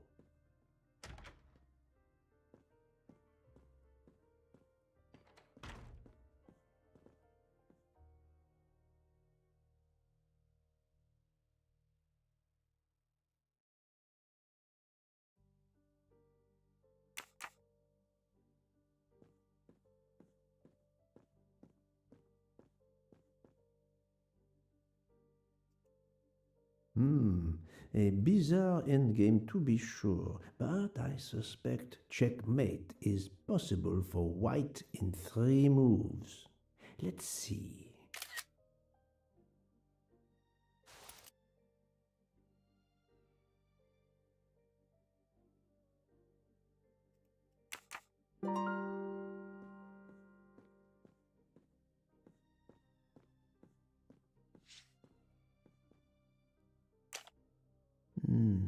This computer won't give up its secrets easily. This keyboard should help me translate this code.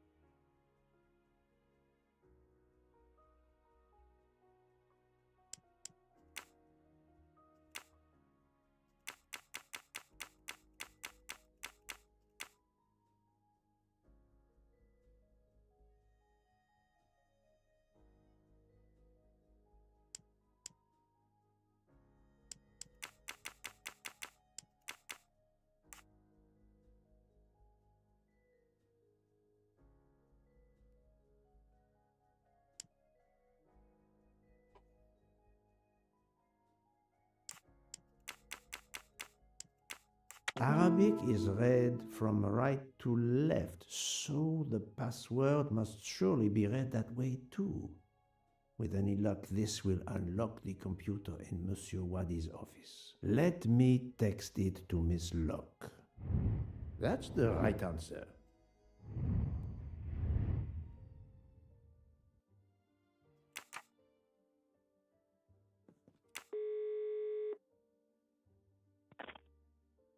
Did you receive my text? This must be the password to Monsieur Wadi's computer. I have it. Thank you.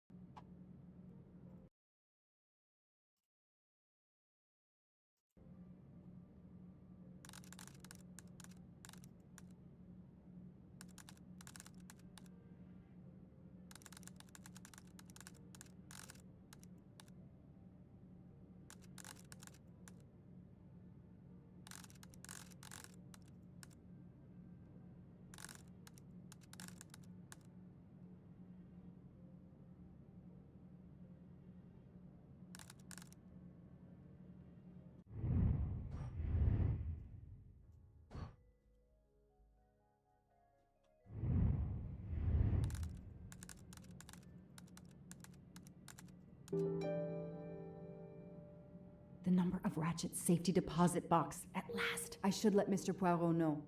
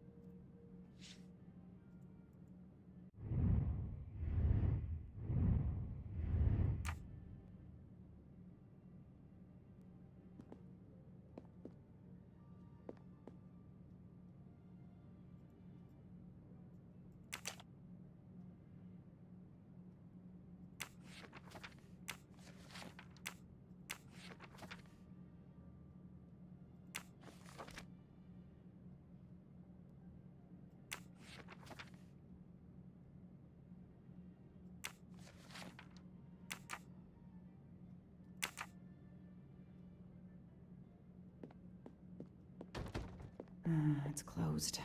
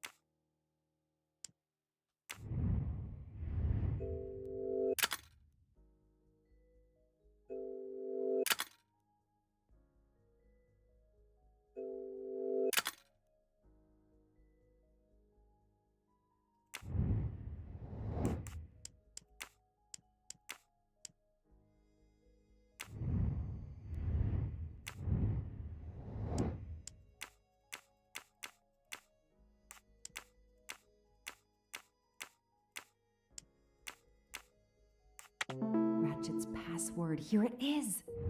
Score. 1 for the good guys.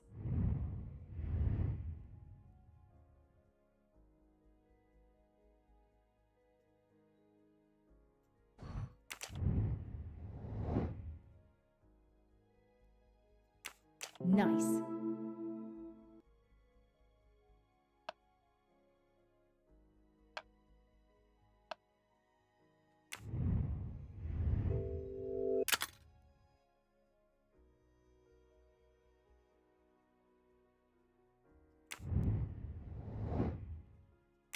That's it.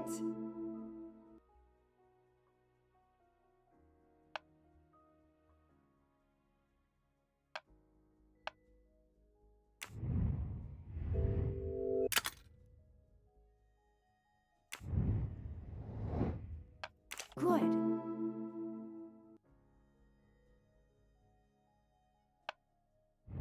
That's it. No rookie mistake there.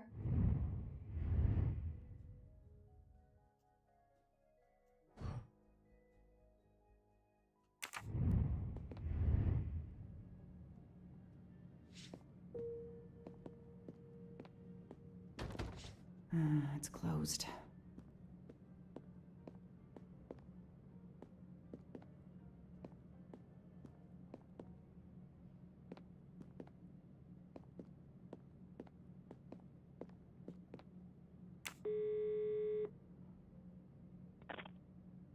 I was able to access Mr. Waddy's computer. I have Ratchet's safety deposit box number. Excellent. I think I've discovered Ratchet's safety deposit box passcode. Well done, Mademoiselle Locke.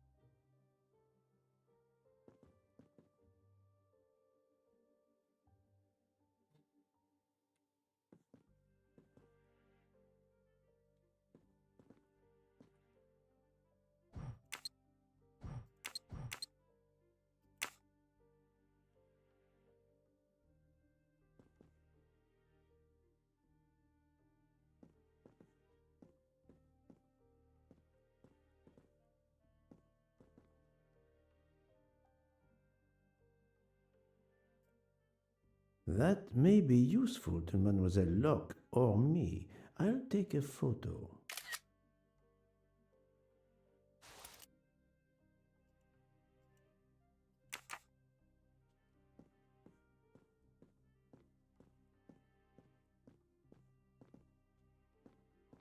Staring at the clock won't help, Poirot.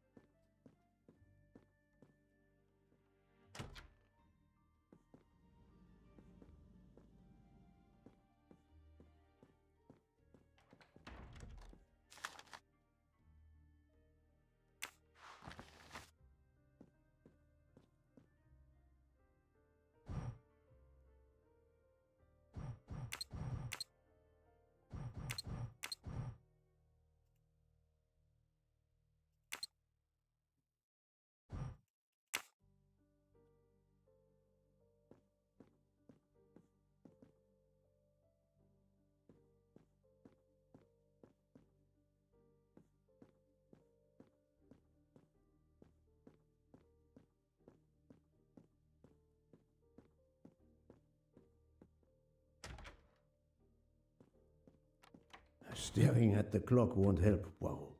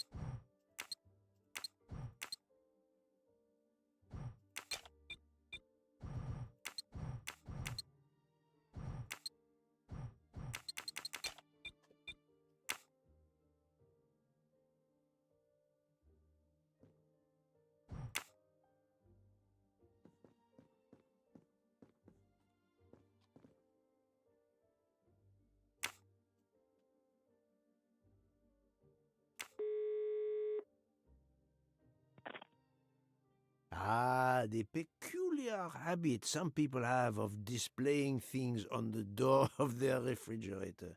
I've just sent a photo to you in case it might help you. Thank you.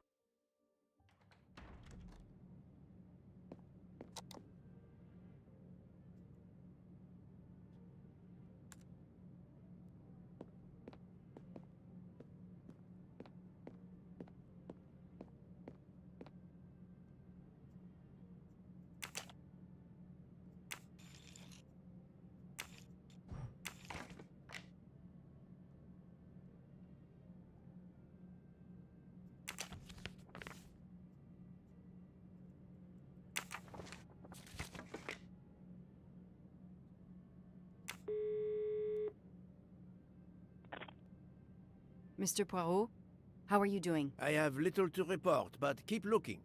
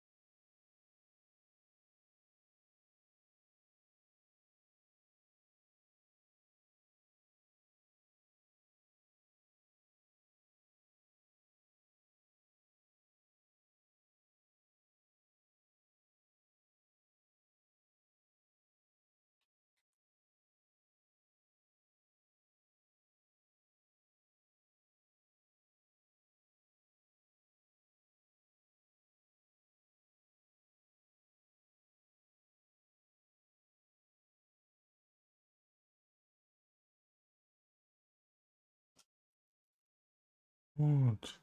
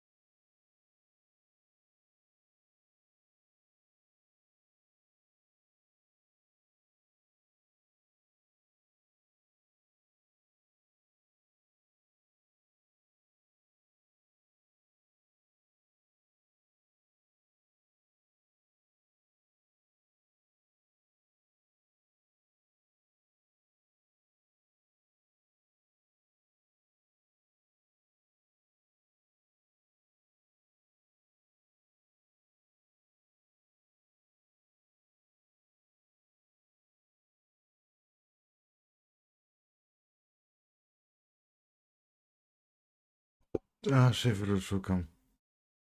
Już znalazłem.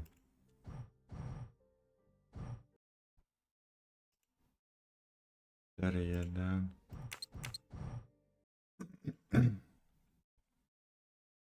Pięć, trzy. Osiem. Dobra, poszło. It looks like a safe key to me. We finally found it.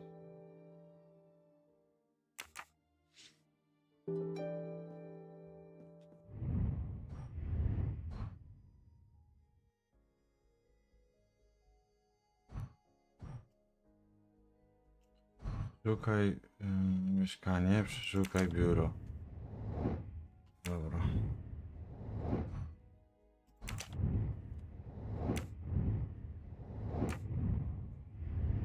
Już wszystko mamy i wszystko zrobiliśmy, okej.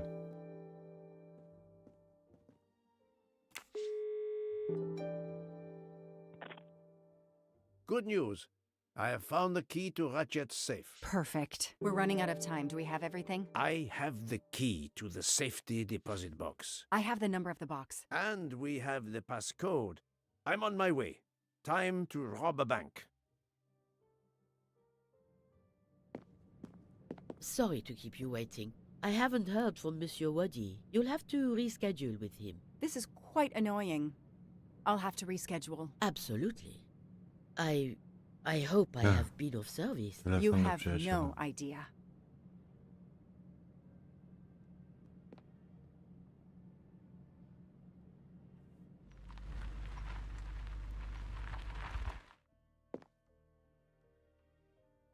That was fast. We do this as planned? Yes, I am Monsieur Ratchet. But with the bank's questionable policy, I do not expect anyone to ask. Right. Absolute secrecy regarding their clients. The last Swiss bank of its kind.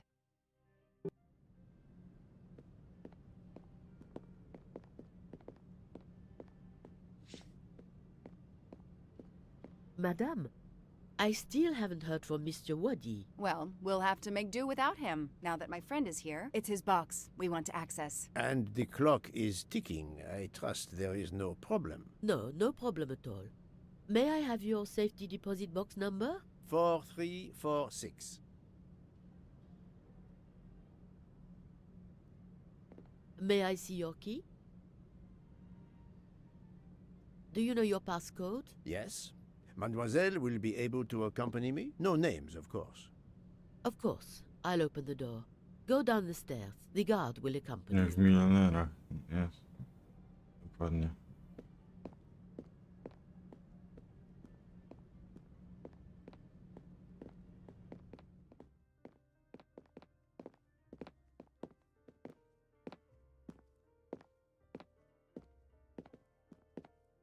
Please leave your personal belongings in this bin and then go through the portal.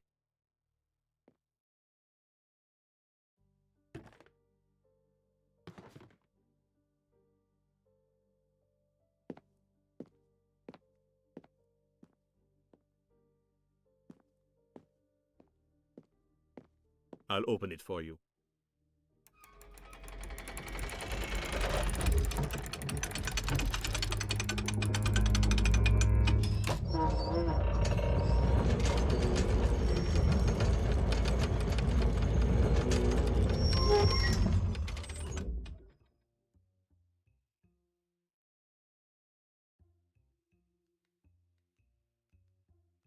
Numer sejfu.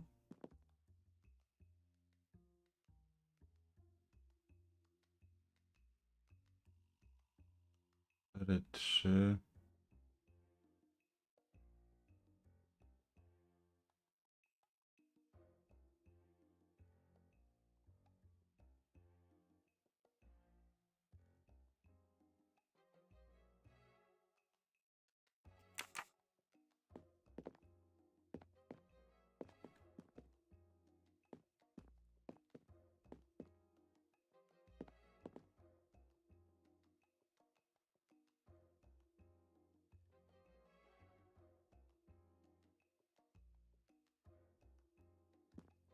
Tu jest 6.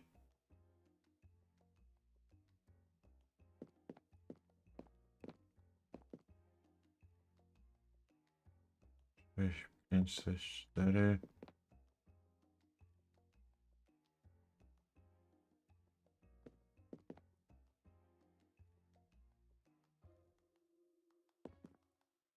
Jeden, 4, 2, 4, 3, 4, 3, 4, 4, 4, 5, 4, 6. At last we reach our goal. No, hasło jakie kurwa jest. Now I will insert my key, if you allow. Thank you.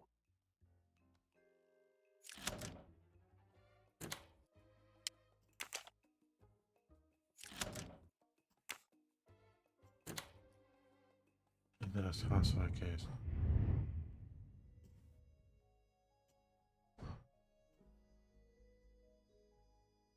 Trzy, 4, 9, 6, 2. 3, 4, 9, 6.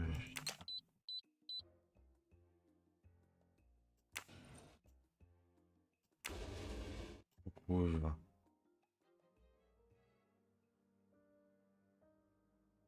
I'll be by the door should you need any assistance. At last!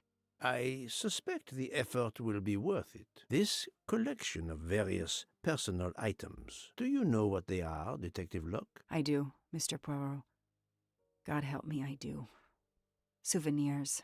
The trophies serial killers take from their victims to remind them of their kills. Ratchet wasn't just a kidnapper. No, indeed. He was a monster.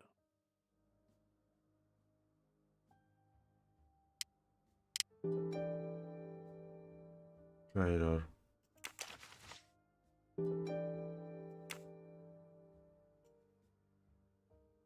He's zdrajca. The one on the left. Ratchet. Whoever he is with, their friendship seems over. The build. The hair. It could be Noah, his partner in Daisy's kidnapping. It appears they had a falling out.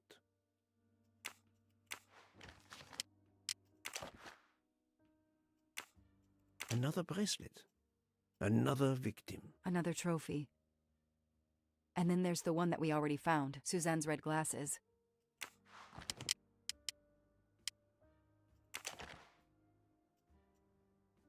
He knew the serial numbers on the banknotes could be traced. The rest of the Armstrong ransom money. The serial numbers match. Ale dużo tego kasy jest. Another trophy. We may never know how many people he killed.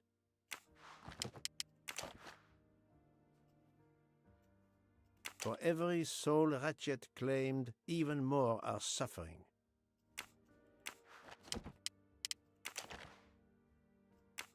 Diamonds. A fortune. Crime does pay. No, mademoiselle. This time it was the criminal who finally paid.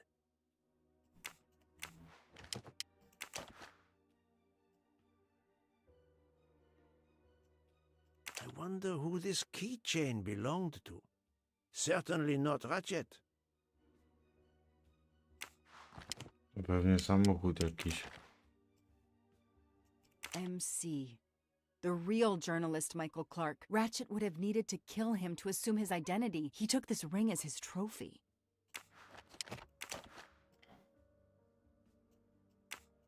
Another victim.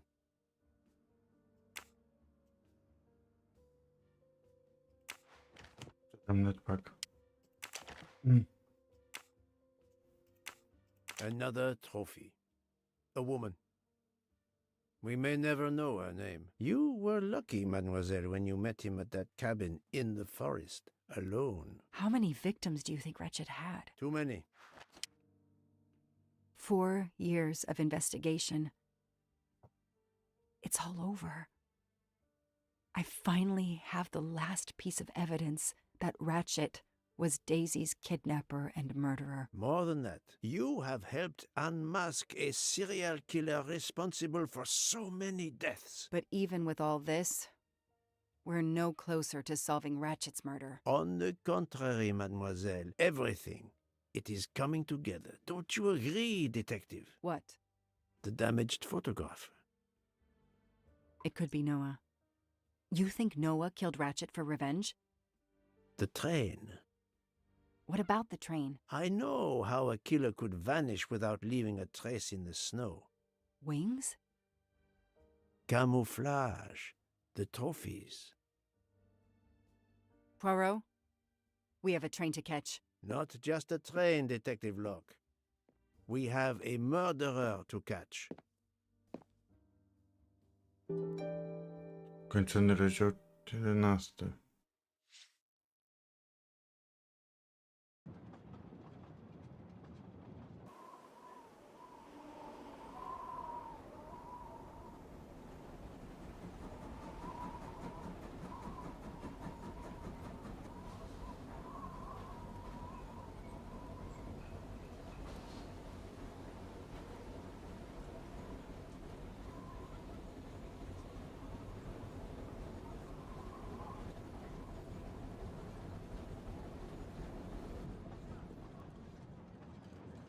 Poirot, enough!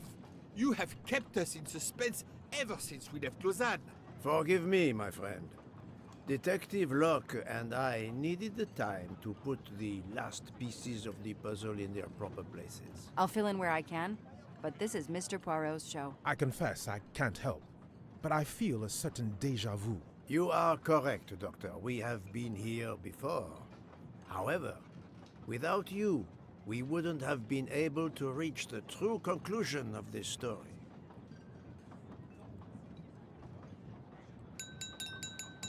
My friends, your attention, please. I hope you have finished your dessert. You have every right to think the solution to the murder of Ratchet is a closed book. You are wrong. I, Poirot, admit that I was wrong. There is a final chapter. What in bloody hell? What does he mean? Perhaps if we are silent, Monsieur Poirot will explain. Most of us naturally expect a journey by train to proceed in an orderly fashion from station to station. But this journey has gone off the rails. A comfortable journey, which should have been restful, turned out to be quite a challenge for my little grey cells. I beg your indulgence. I know it will be painful, but I must update you on the strange turn the Ratchet murder investigation has taken. I had two hypotheses, as you recall. A stranger boarded the train in Vinkovsky, killed Ratchet, and then exited the train unobserved.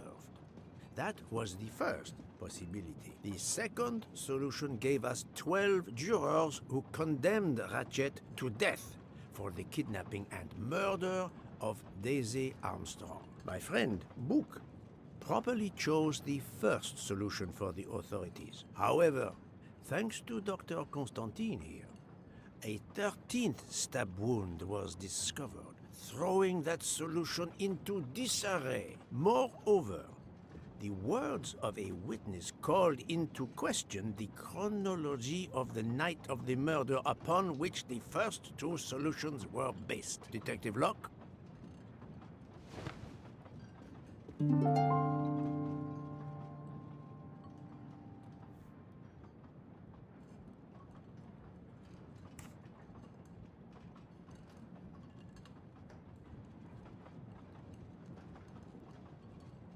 Michael admitted to having been absent several times during the night. His absence therefore gave multiple opportunities for a 13th murderer to slip into Ratchet's room before the other 12 jurors lined up to stab him.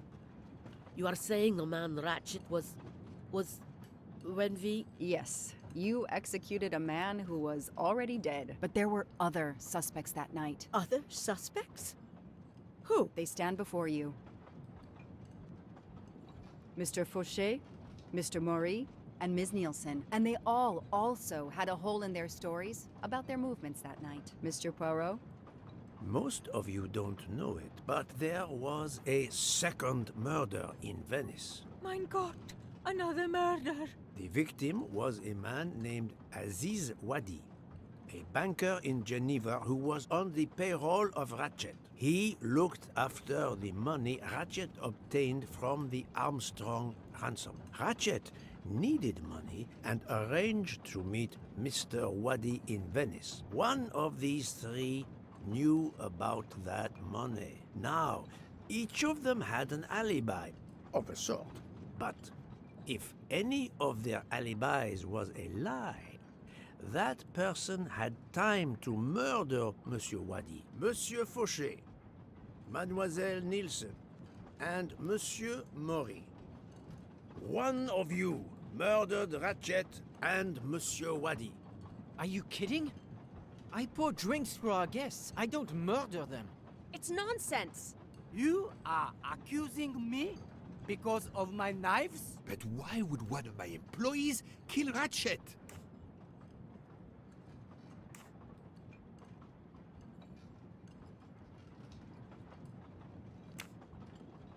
Now, think, Joanna.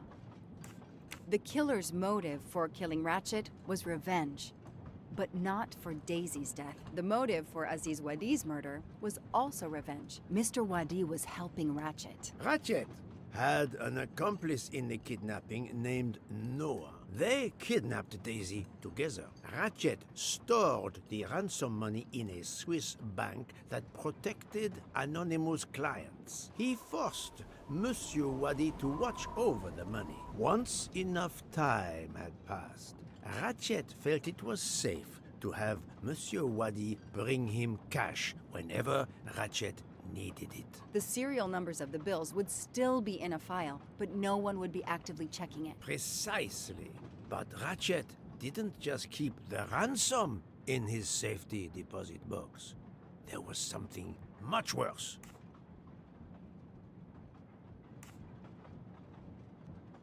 There was something much worse than Daisy's ransom money in that safety deposit box. During her investigation, Detective Locke found evidence proving that Ratchet was what is known as a trophy killer.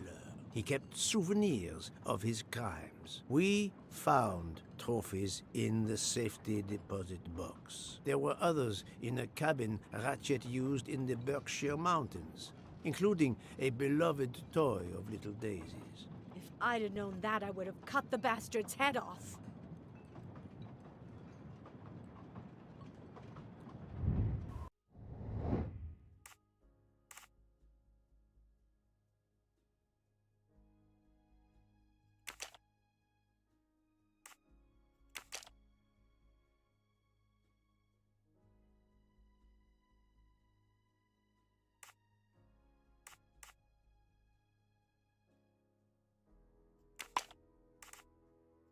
I do not think that's the right answer.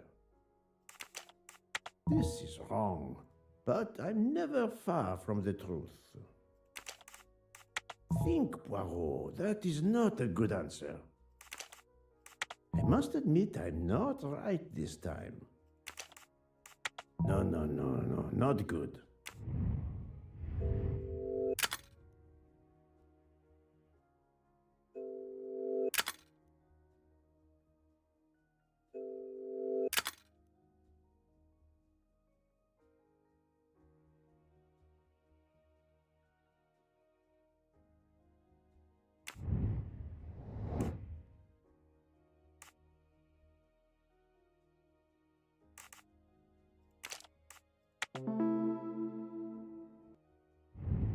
Et voilà. The bracelet found in the safety deposit box was also on Noah's wrist in a photograph. It's obvious Ratchet killed Noah, and therefore, at last, I can tell you with absolute certainty who the murderer of Ratchet and Monsieur Wadi is.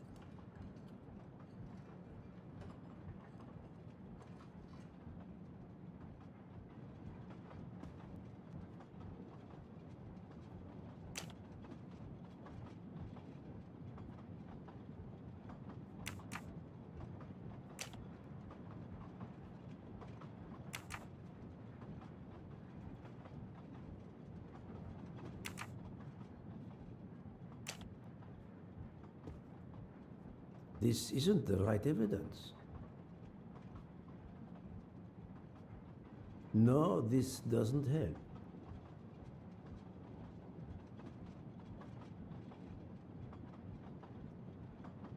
That doesn't prove anything.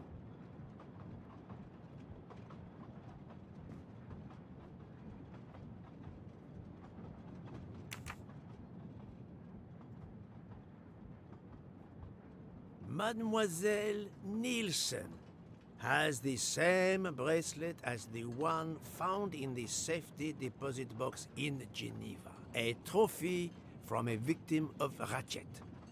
Noah. Having a similar bracelet doesn't prove anything. Yes, that might be true. If there were not an inscription on it. Mr. Poirot, you're right.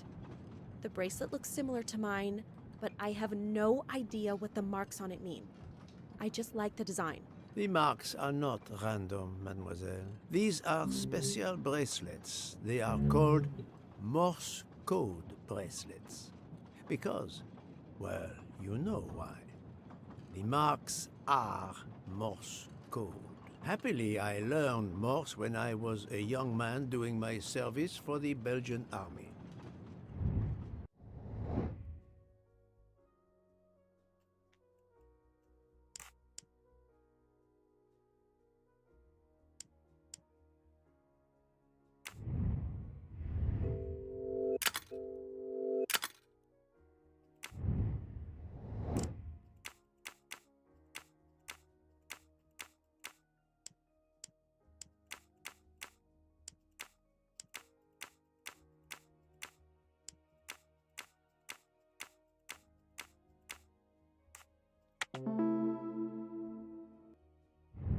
My little gray cells did not let me down.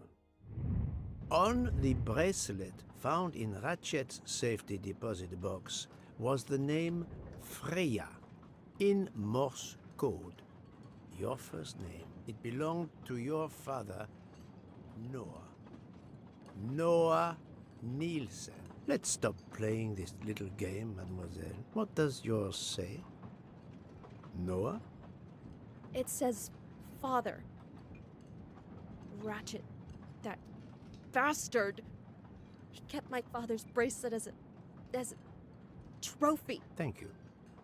I have to admit your timing for Ratchet's murder was perfect. Do you mind if I continue? Would it matter? Go ahead. You've earned the right to crow. I do not make bird sounds, mademoiselle. I take no pleasure in this.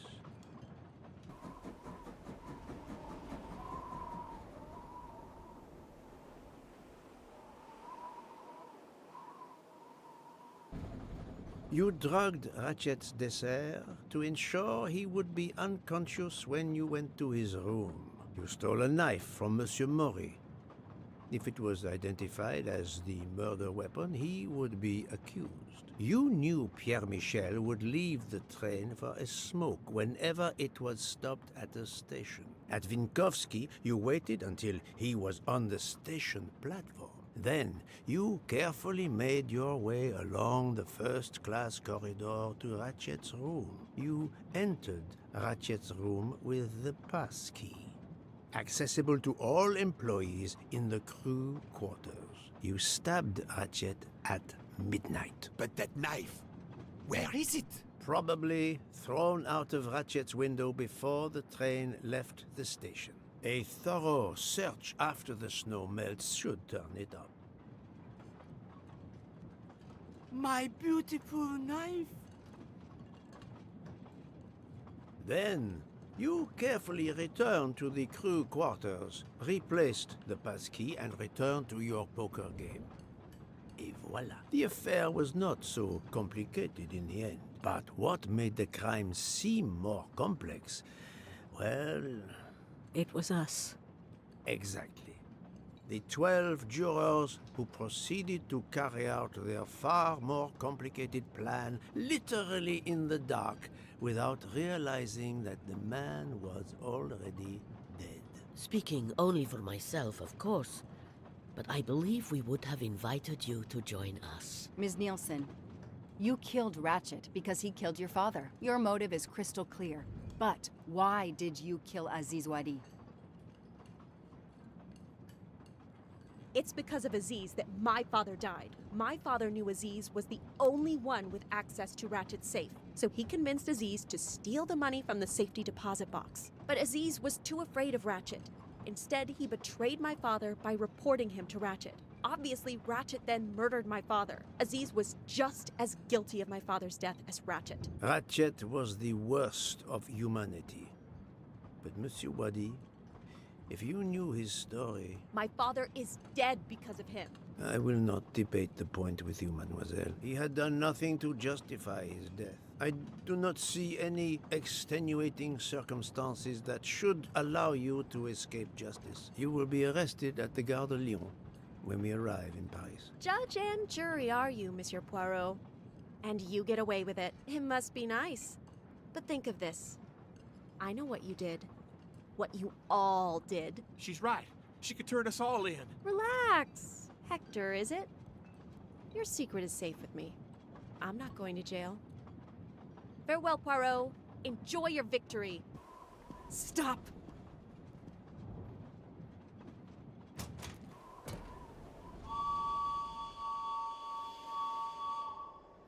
No, Freya, don't jump. You're going to die.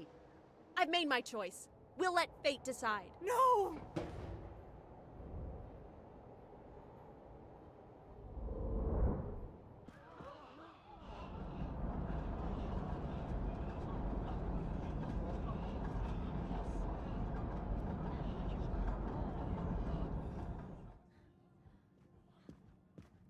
She jumped off the train.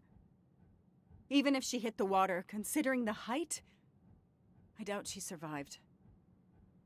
And with this tunnel, either way, she's gone, Poirot.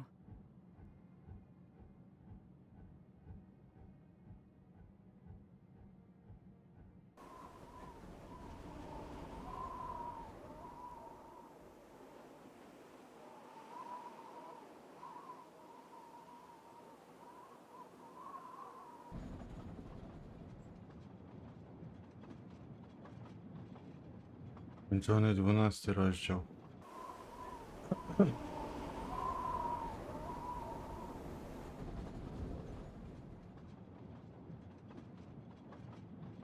I still can't believe what happened. 13 people took revenge on the same person. This investigation is so incredible. It almost looks like a detective story. It would surely be a bestseller. It is true that this case will remain as one of the most important investigations of my career. My only regret will be that I couldn't bring Ratchet to justice, but I can finally close this chapter of my life. Your determination paid off. You can be proud of yourself. I think we'll be arriving in Paris soon.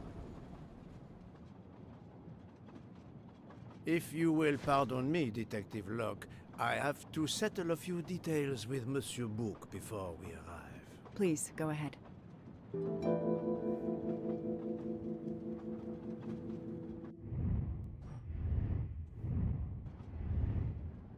I still can't believe Freya was the killer. She never even cheated when we played poker. She used too much sugar. Nonsense! Her desserts were divine. Unfortunately, her actions were not so divine. There you are, my friend. Bouc, I have a favor to ask. Anything. When we arrive in Paris, will you speak to the police? I would rather keep a low profile. But why? Bouc, my first solution was incorrect. Nonsense. The nuttier the mystery became, the greater your brilliance. Please. Very well, if you insist. I want to thank you, gentlemen, for your service. The cuisine. Under difficult conditions, you surpassed the reputation of the Orient Express. That is true. I look forward to seeing you again abroad, Monsieur Poirot. I promise, not all of our trips are this eventful. Princess Dragomirov would like a word with you, Monsieur Poirot. It is important. She is waiting for you in her compartment. When a princess summons me, how can I refuse?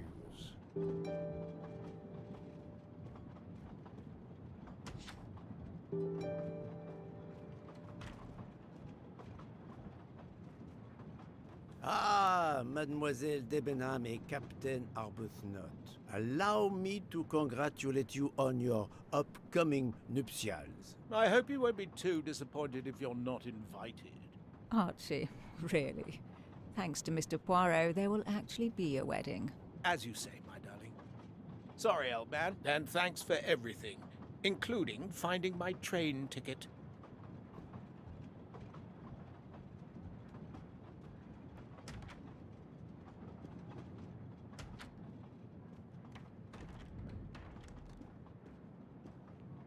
Count Andreny, how is the Countess? Much better now that it's all over. I misjudged you, Poirot. And I you. There is something else about my wife you should know. Why I am so overprotective. She is pregnant. You are quite the detective. Actually, Dr. Constantine told me. She admitted as much when he was attending to her. If it's a girl, we're going to name her Daisy. If it's a boy, Hercule, he'll be stuck with Rudolph. It's a family tradition. I wish you and all of your family much happiness. Thank you.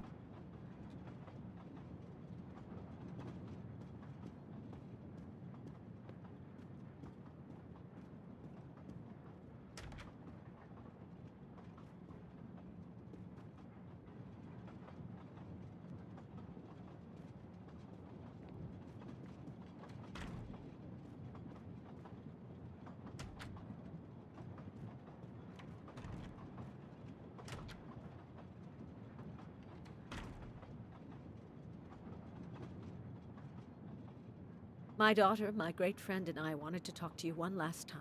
I speak on behalf of the entire Armstrong family, as well as those close to us. You have shown compassion. We know your reputation, and we understand that your choice was not easy for you. We are all the more grateful. Thank you. Congratulations, my dear. You managed to say the word thank you, although he did manage to put us through quite a lot. You have given us all closure and some peace of mind. You should know that I regret nothing. If this Freya Nielsen person had not been involved, I would have done it again. Someone told me the Stalinists were frightened of you. I believe them. The country of my birth breeds its share of brutes and bullies, but also some of the greatest intellectual and artistic minds the world has ever known. I pray that one day we will again be remembered for that. I share your hope, Princess. And of course, with the real murderer of that man out there somewhere, we are no longer guilty of much. Correct? Princess, don't push your luck too far. If you'll excuse me, I have some packing to do. Ladies?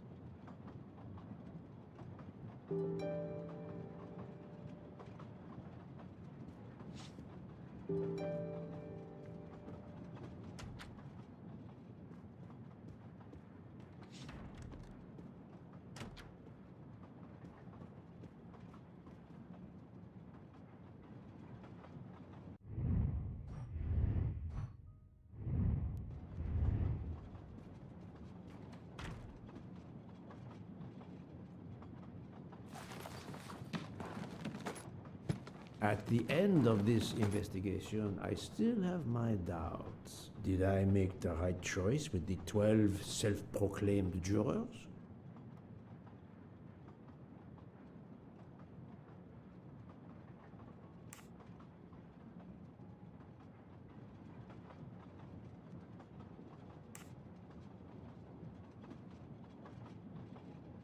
Yes, it was the right thing to do.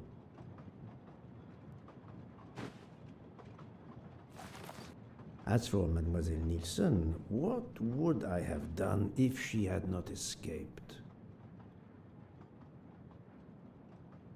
Is it justice to let the 12 go free but have Mademoiselle Nielsen arrested? A vast question indeed.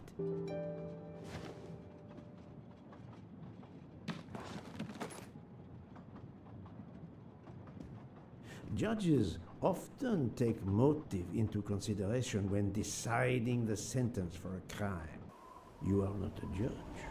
Your job is to establish the facts, which you have done. The case has been solved.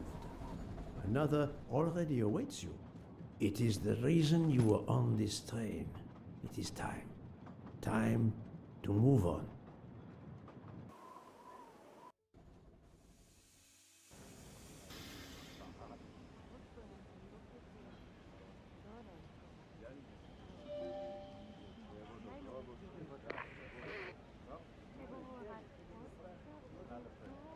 Ancja.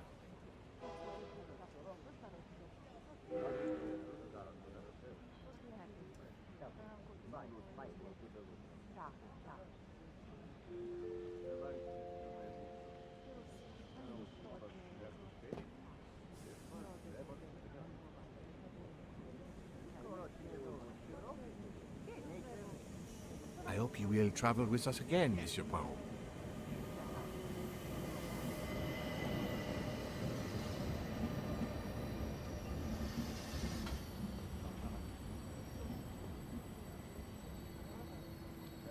Monsieur Poirot, I spoke with my associates. I convinced them to give you a deal on our new Firenze SUV. No need to thank me.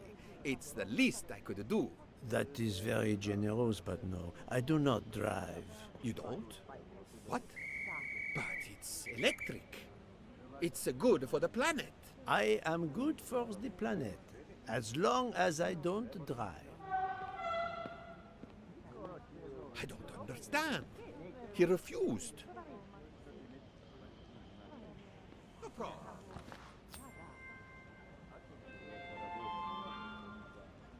Come to Poirot, my exquisitely sculpted friend.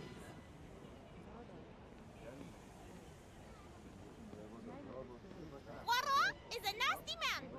Poirot is a nasty man. Have you lost something? May I help you? Oh, Mr. Poirot, you have done so much already. What is it you have lost? My friends, we are traveling to Poland to help with children. We were to meet at an information booth. But where do I get information on how to find an information booth? There is, I believe, an information booth just inside the main terminal. Oh, thank you, sir. You are a great detective. And you, madame, are a good soul.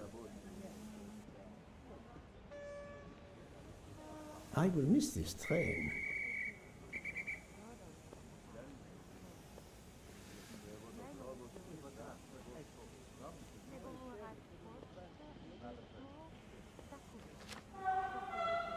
News travels fast.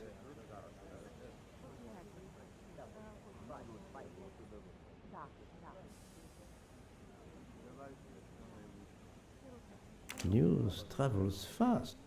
News. Hey, Poirot. Say, have you seen a scruffy little guy in a green trench coat? I cannot say I have. Why? He's my next case. Another case? That was indeed fast. The detective's gotta eat.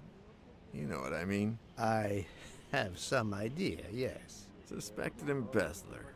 Traveling east, but not on the Orient Express. Say, you wouldn't be interested in teaming up, would you?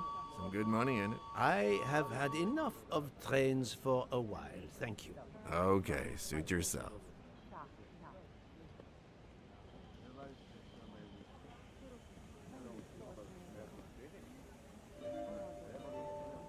Mr. Poirot, Mr. McQueen here thinks he may know an attorney in the Berkshires who might need a gentleman's gentleman. He's old school English. I think the clock stopped for him in 1934. I hope it works out for you, Monsieur Masterman. What about you, Monsieur McQueen? Well, back to law school for me, following my father's footsteps. We can take the train to St. Pancras, then the Piccadilly line to Heathrow and check out some flights. Might as well. We're already packed. I wish you both bonne chance.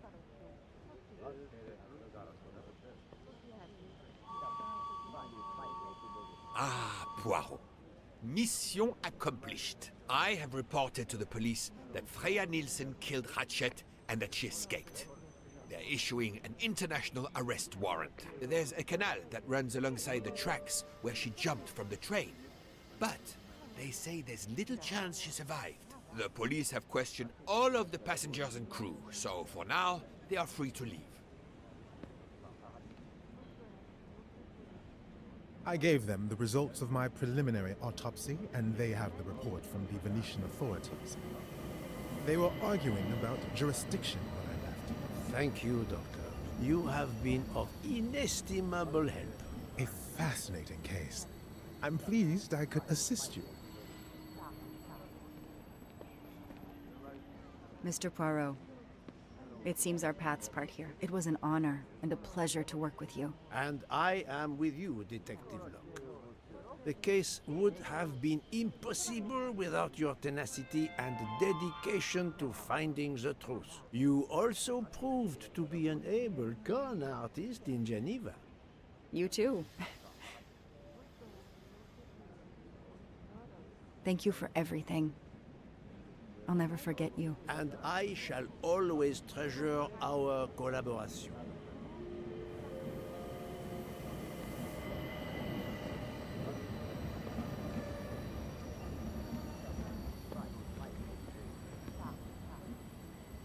Well, that's that. I'm hungry. Let's go to the Wagon Rouge restaurant. They make an excellent leg of lamb. But it's only 5:34 p.m. Is food all you really think about, my friend? I'm the one inviting you. You've well deserved it. I'm warning you, I'm not going to obtain for you a secret recipe this time. Poirot, they make a chocolate mousse that is so creamy. It must have a secret ingredient in it. The last recipe came from a murderer. But it was sublime. Ukończona stacja kolejowa, prosimy wysiadać. Ukończony 13 rozdział. Ja jebie, to ile tego było? 2 razy 8? Plus 4 plus 2. O. Więc 20 godzin graliśmy w tą grę, plus minus przerwa tydzień, czy coś w tym stylu. Tam parę dni w sumie, bo to nie wiem ile to jest.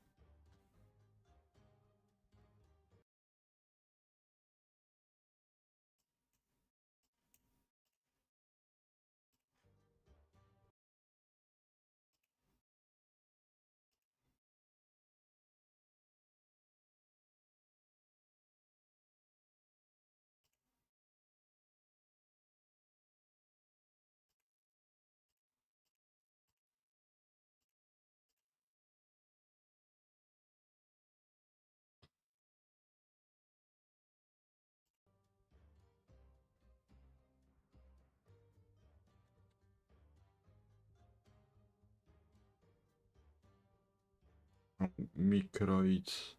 Mikroids dobre studio w sumie. Wymęczone? Co znaczy wymęczone? Dobre studio, bo to studio robi też jeszcze ten Syberia i tak dalej.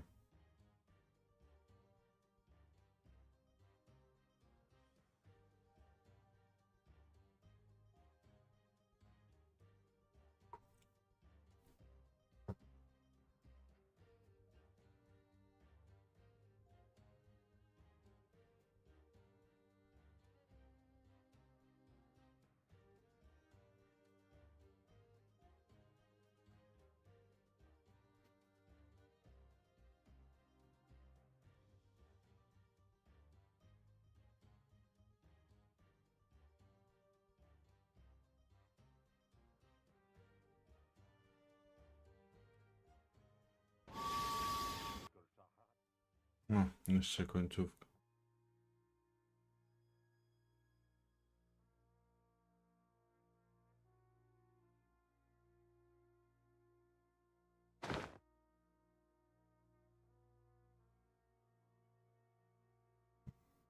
Serio jeszcze? Dobra.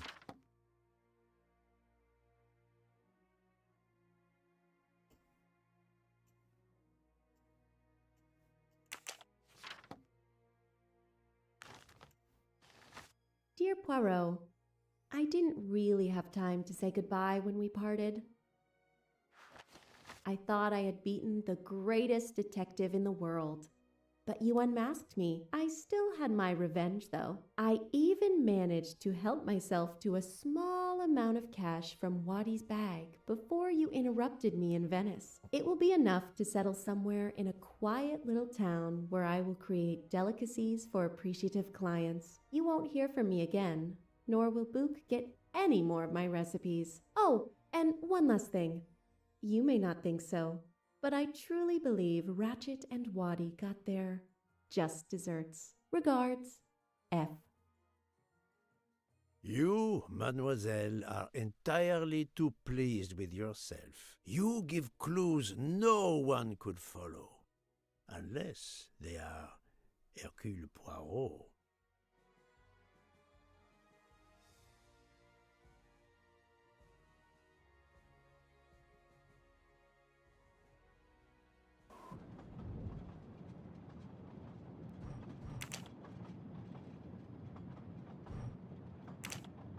Tych rozdziału. No tutaj nie zdobyliśmy, tu w ogóle nie zdobyliśmy. Nie wiem, gdzie było.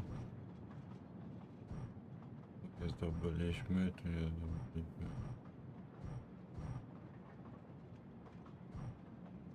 Trzynaście rozdziałów było, ja pierdolę.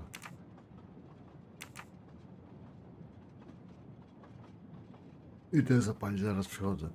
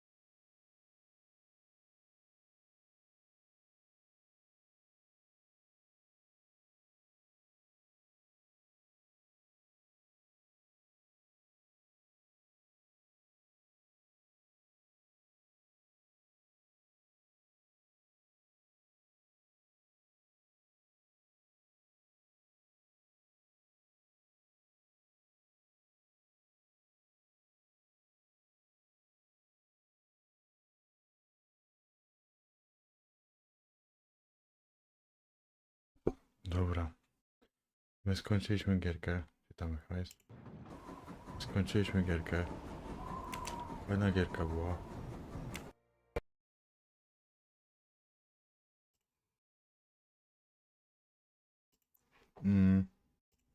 I my skończyliśmy gierkę w 16 godzin. 16 godzin i 18 z 27 osiągnięć, że tak powiem. No prawie, no. Zobaczymy, ile ona kosztuje normalnie. Ona kosztuje 32. To jest ten... A tapety i ten, jakieś pierdoły.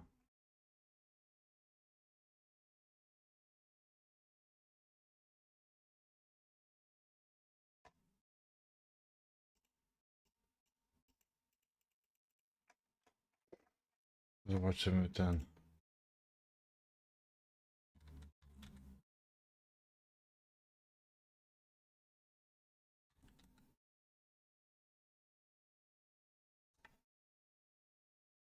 Mamy Agata Christie Murder. Potem mamy Agata Christie Hercules.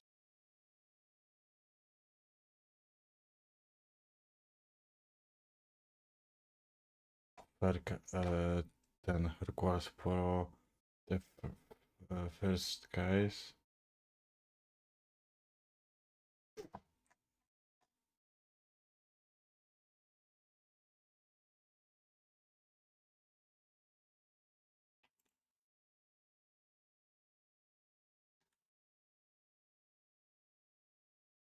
I mamy jeszcze potem wersję ten Hercules Poirot London Case.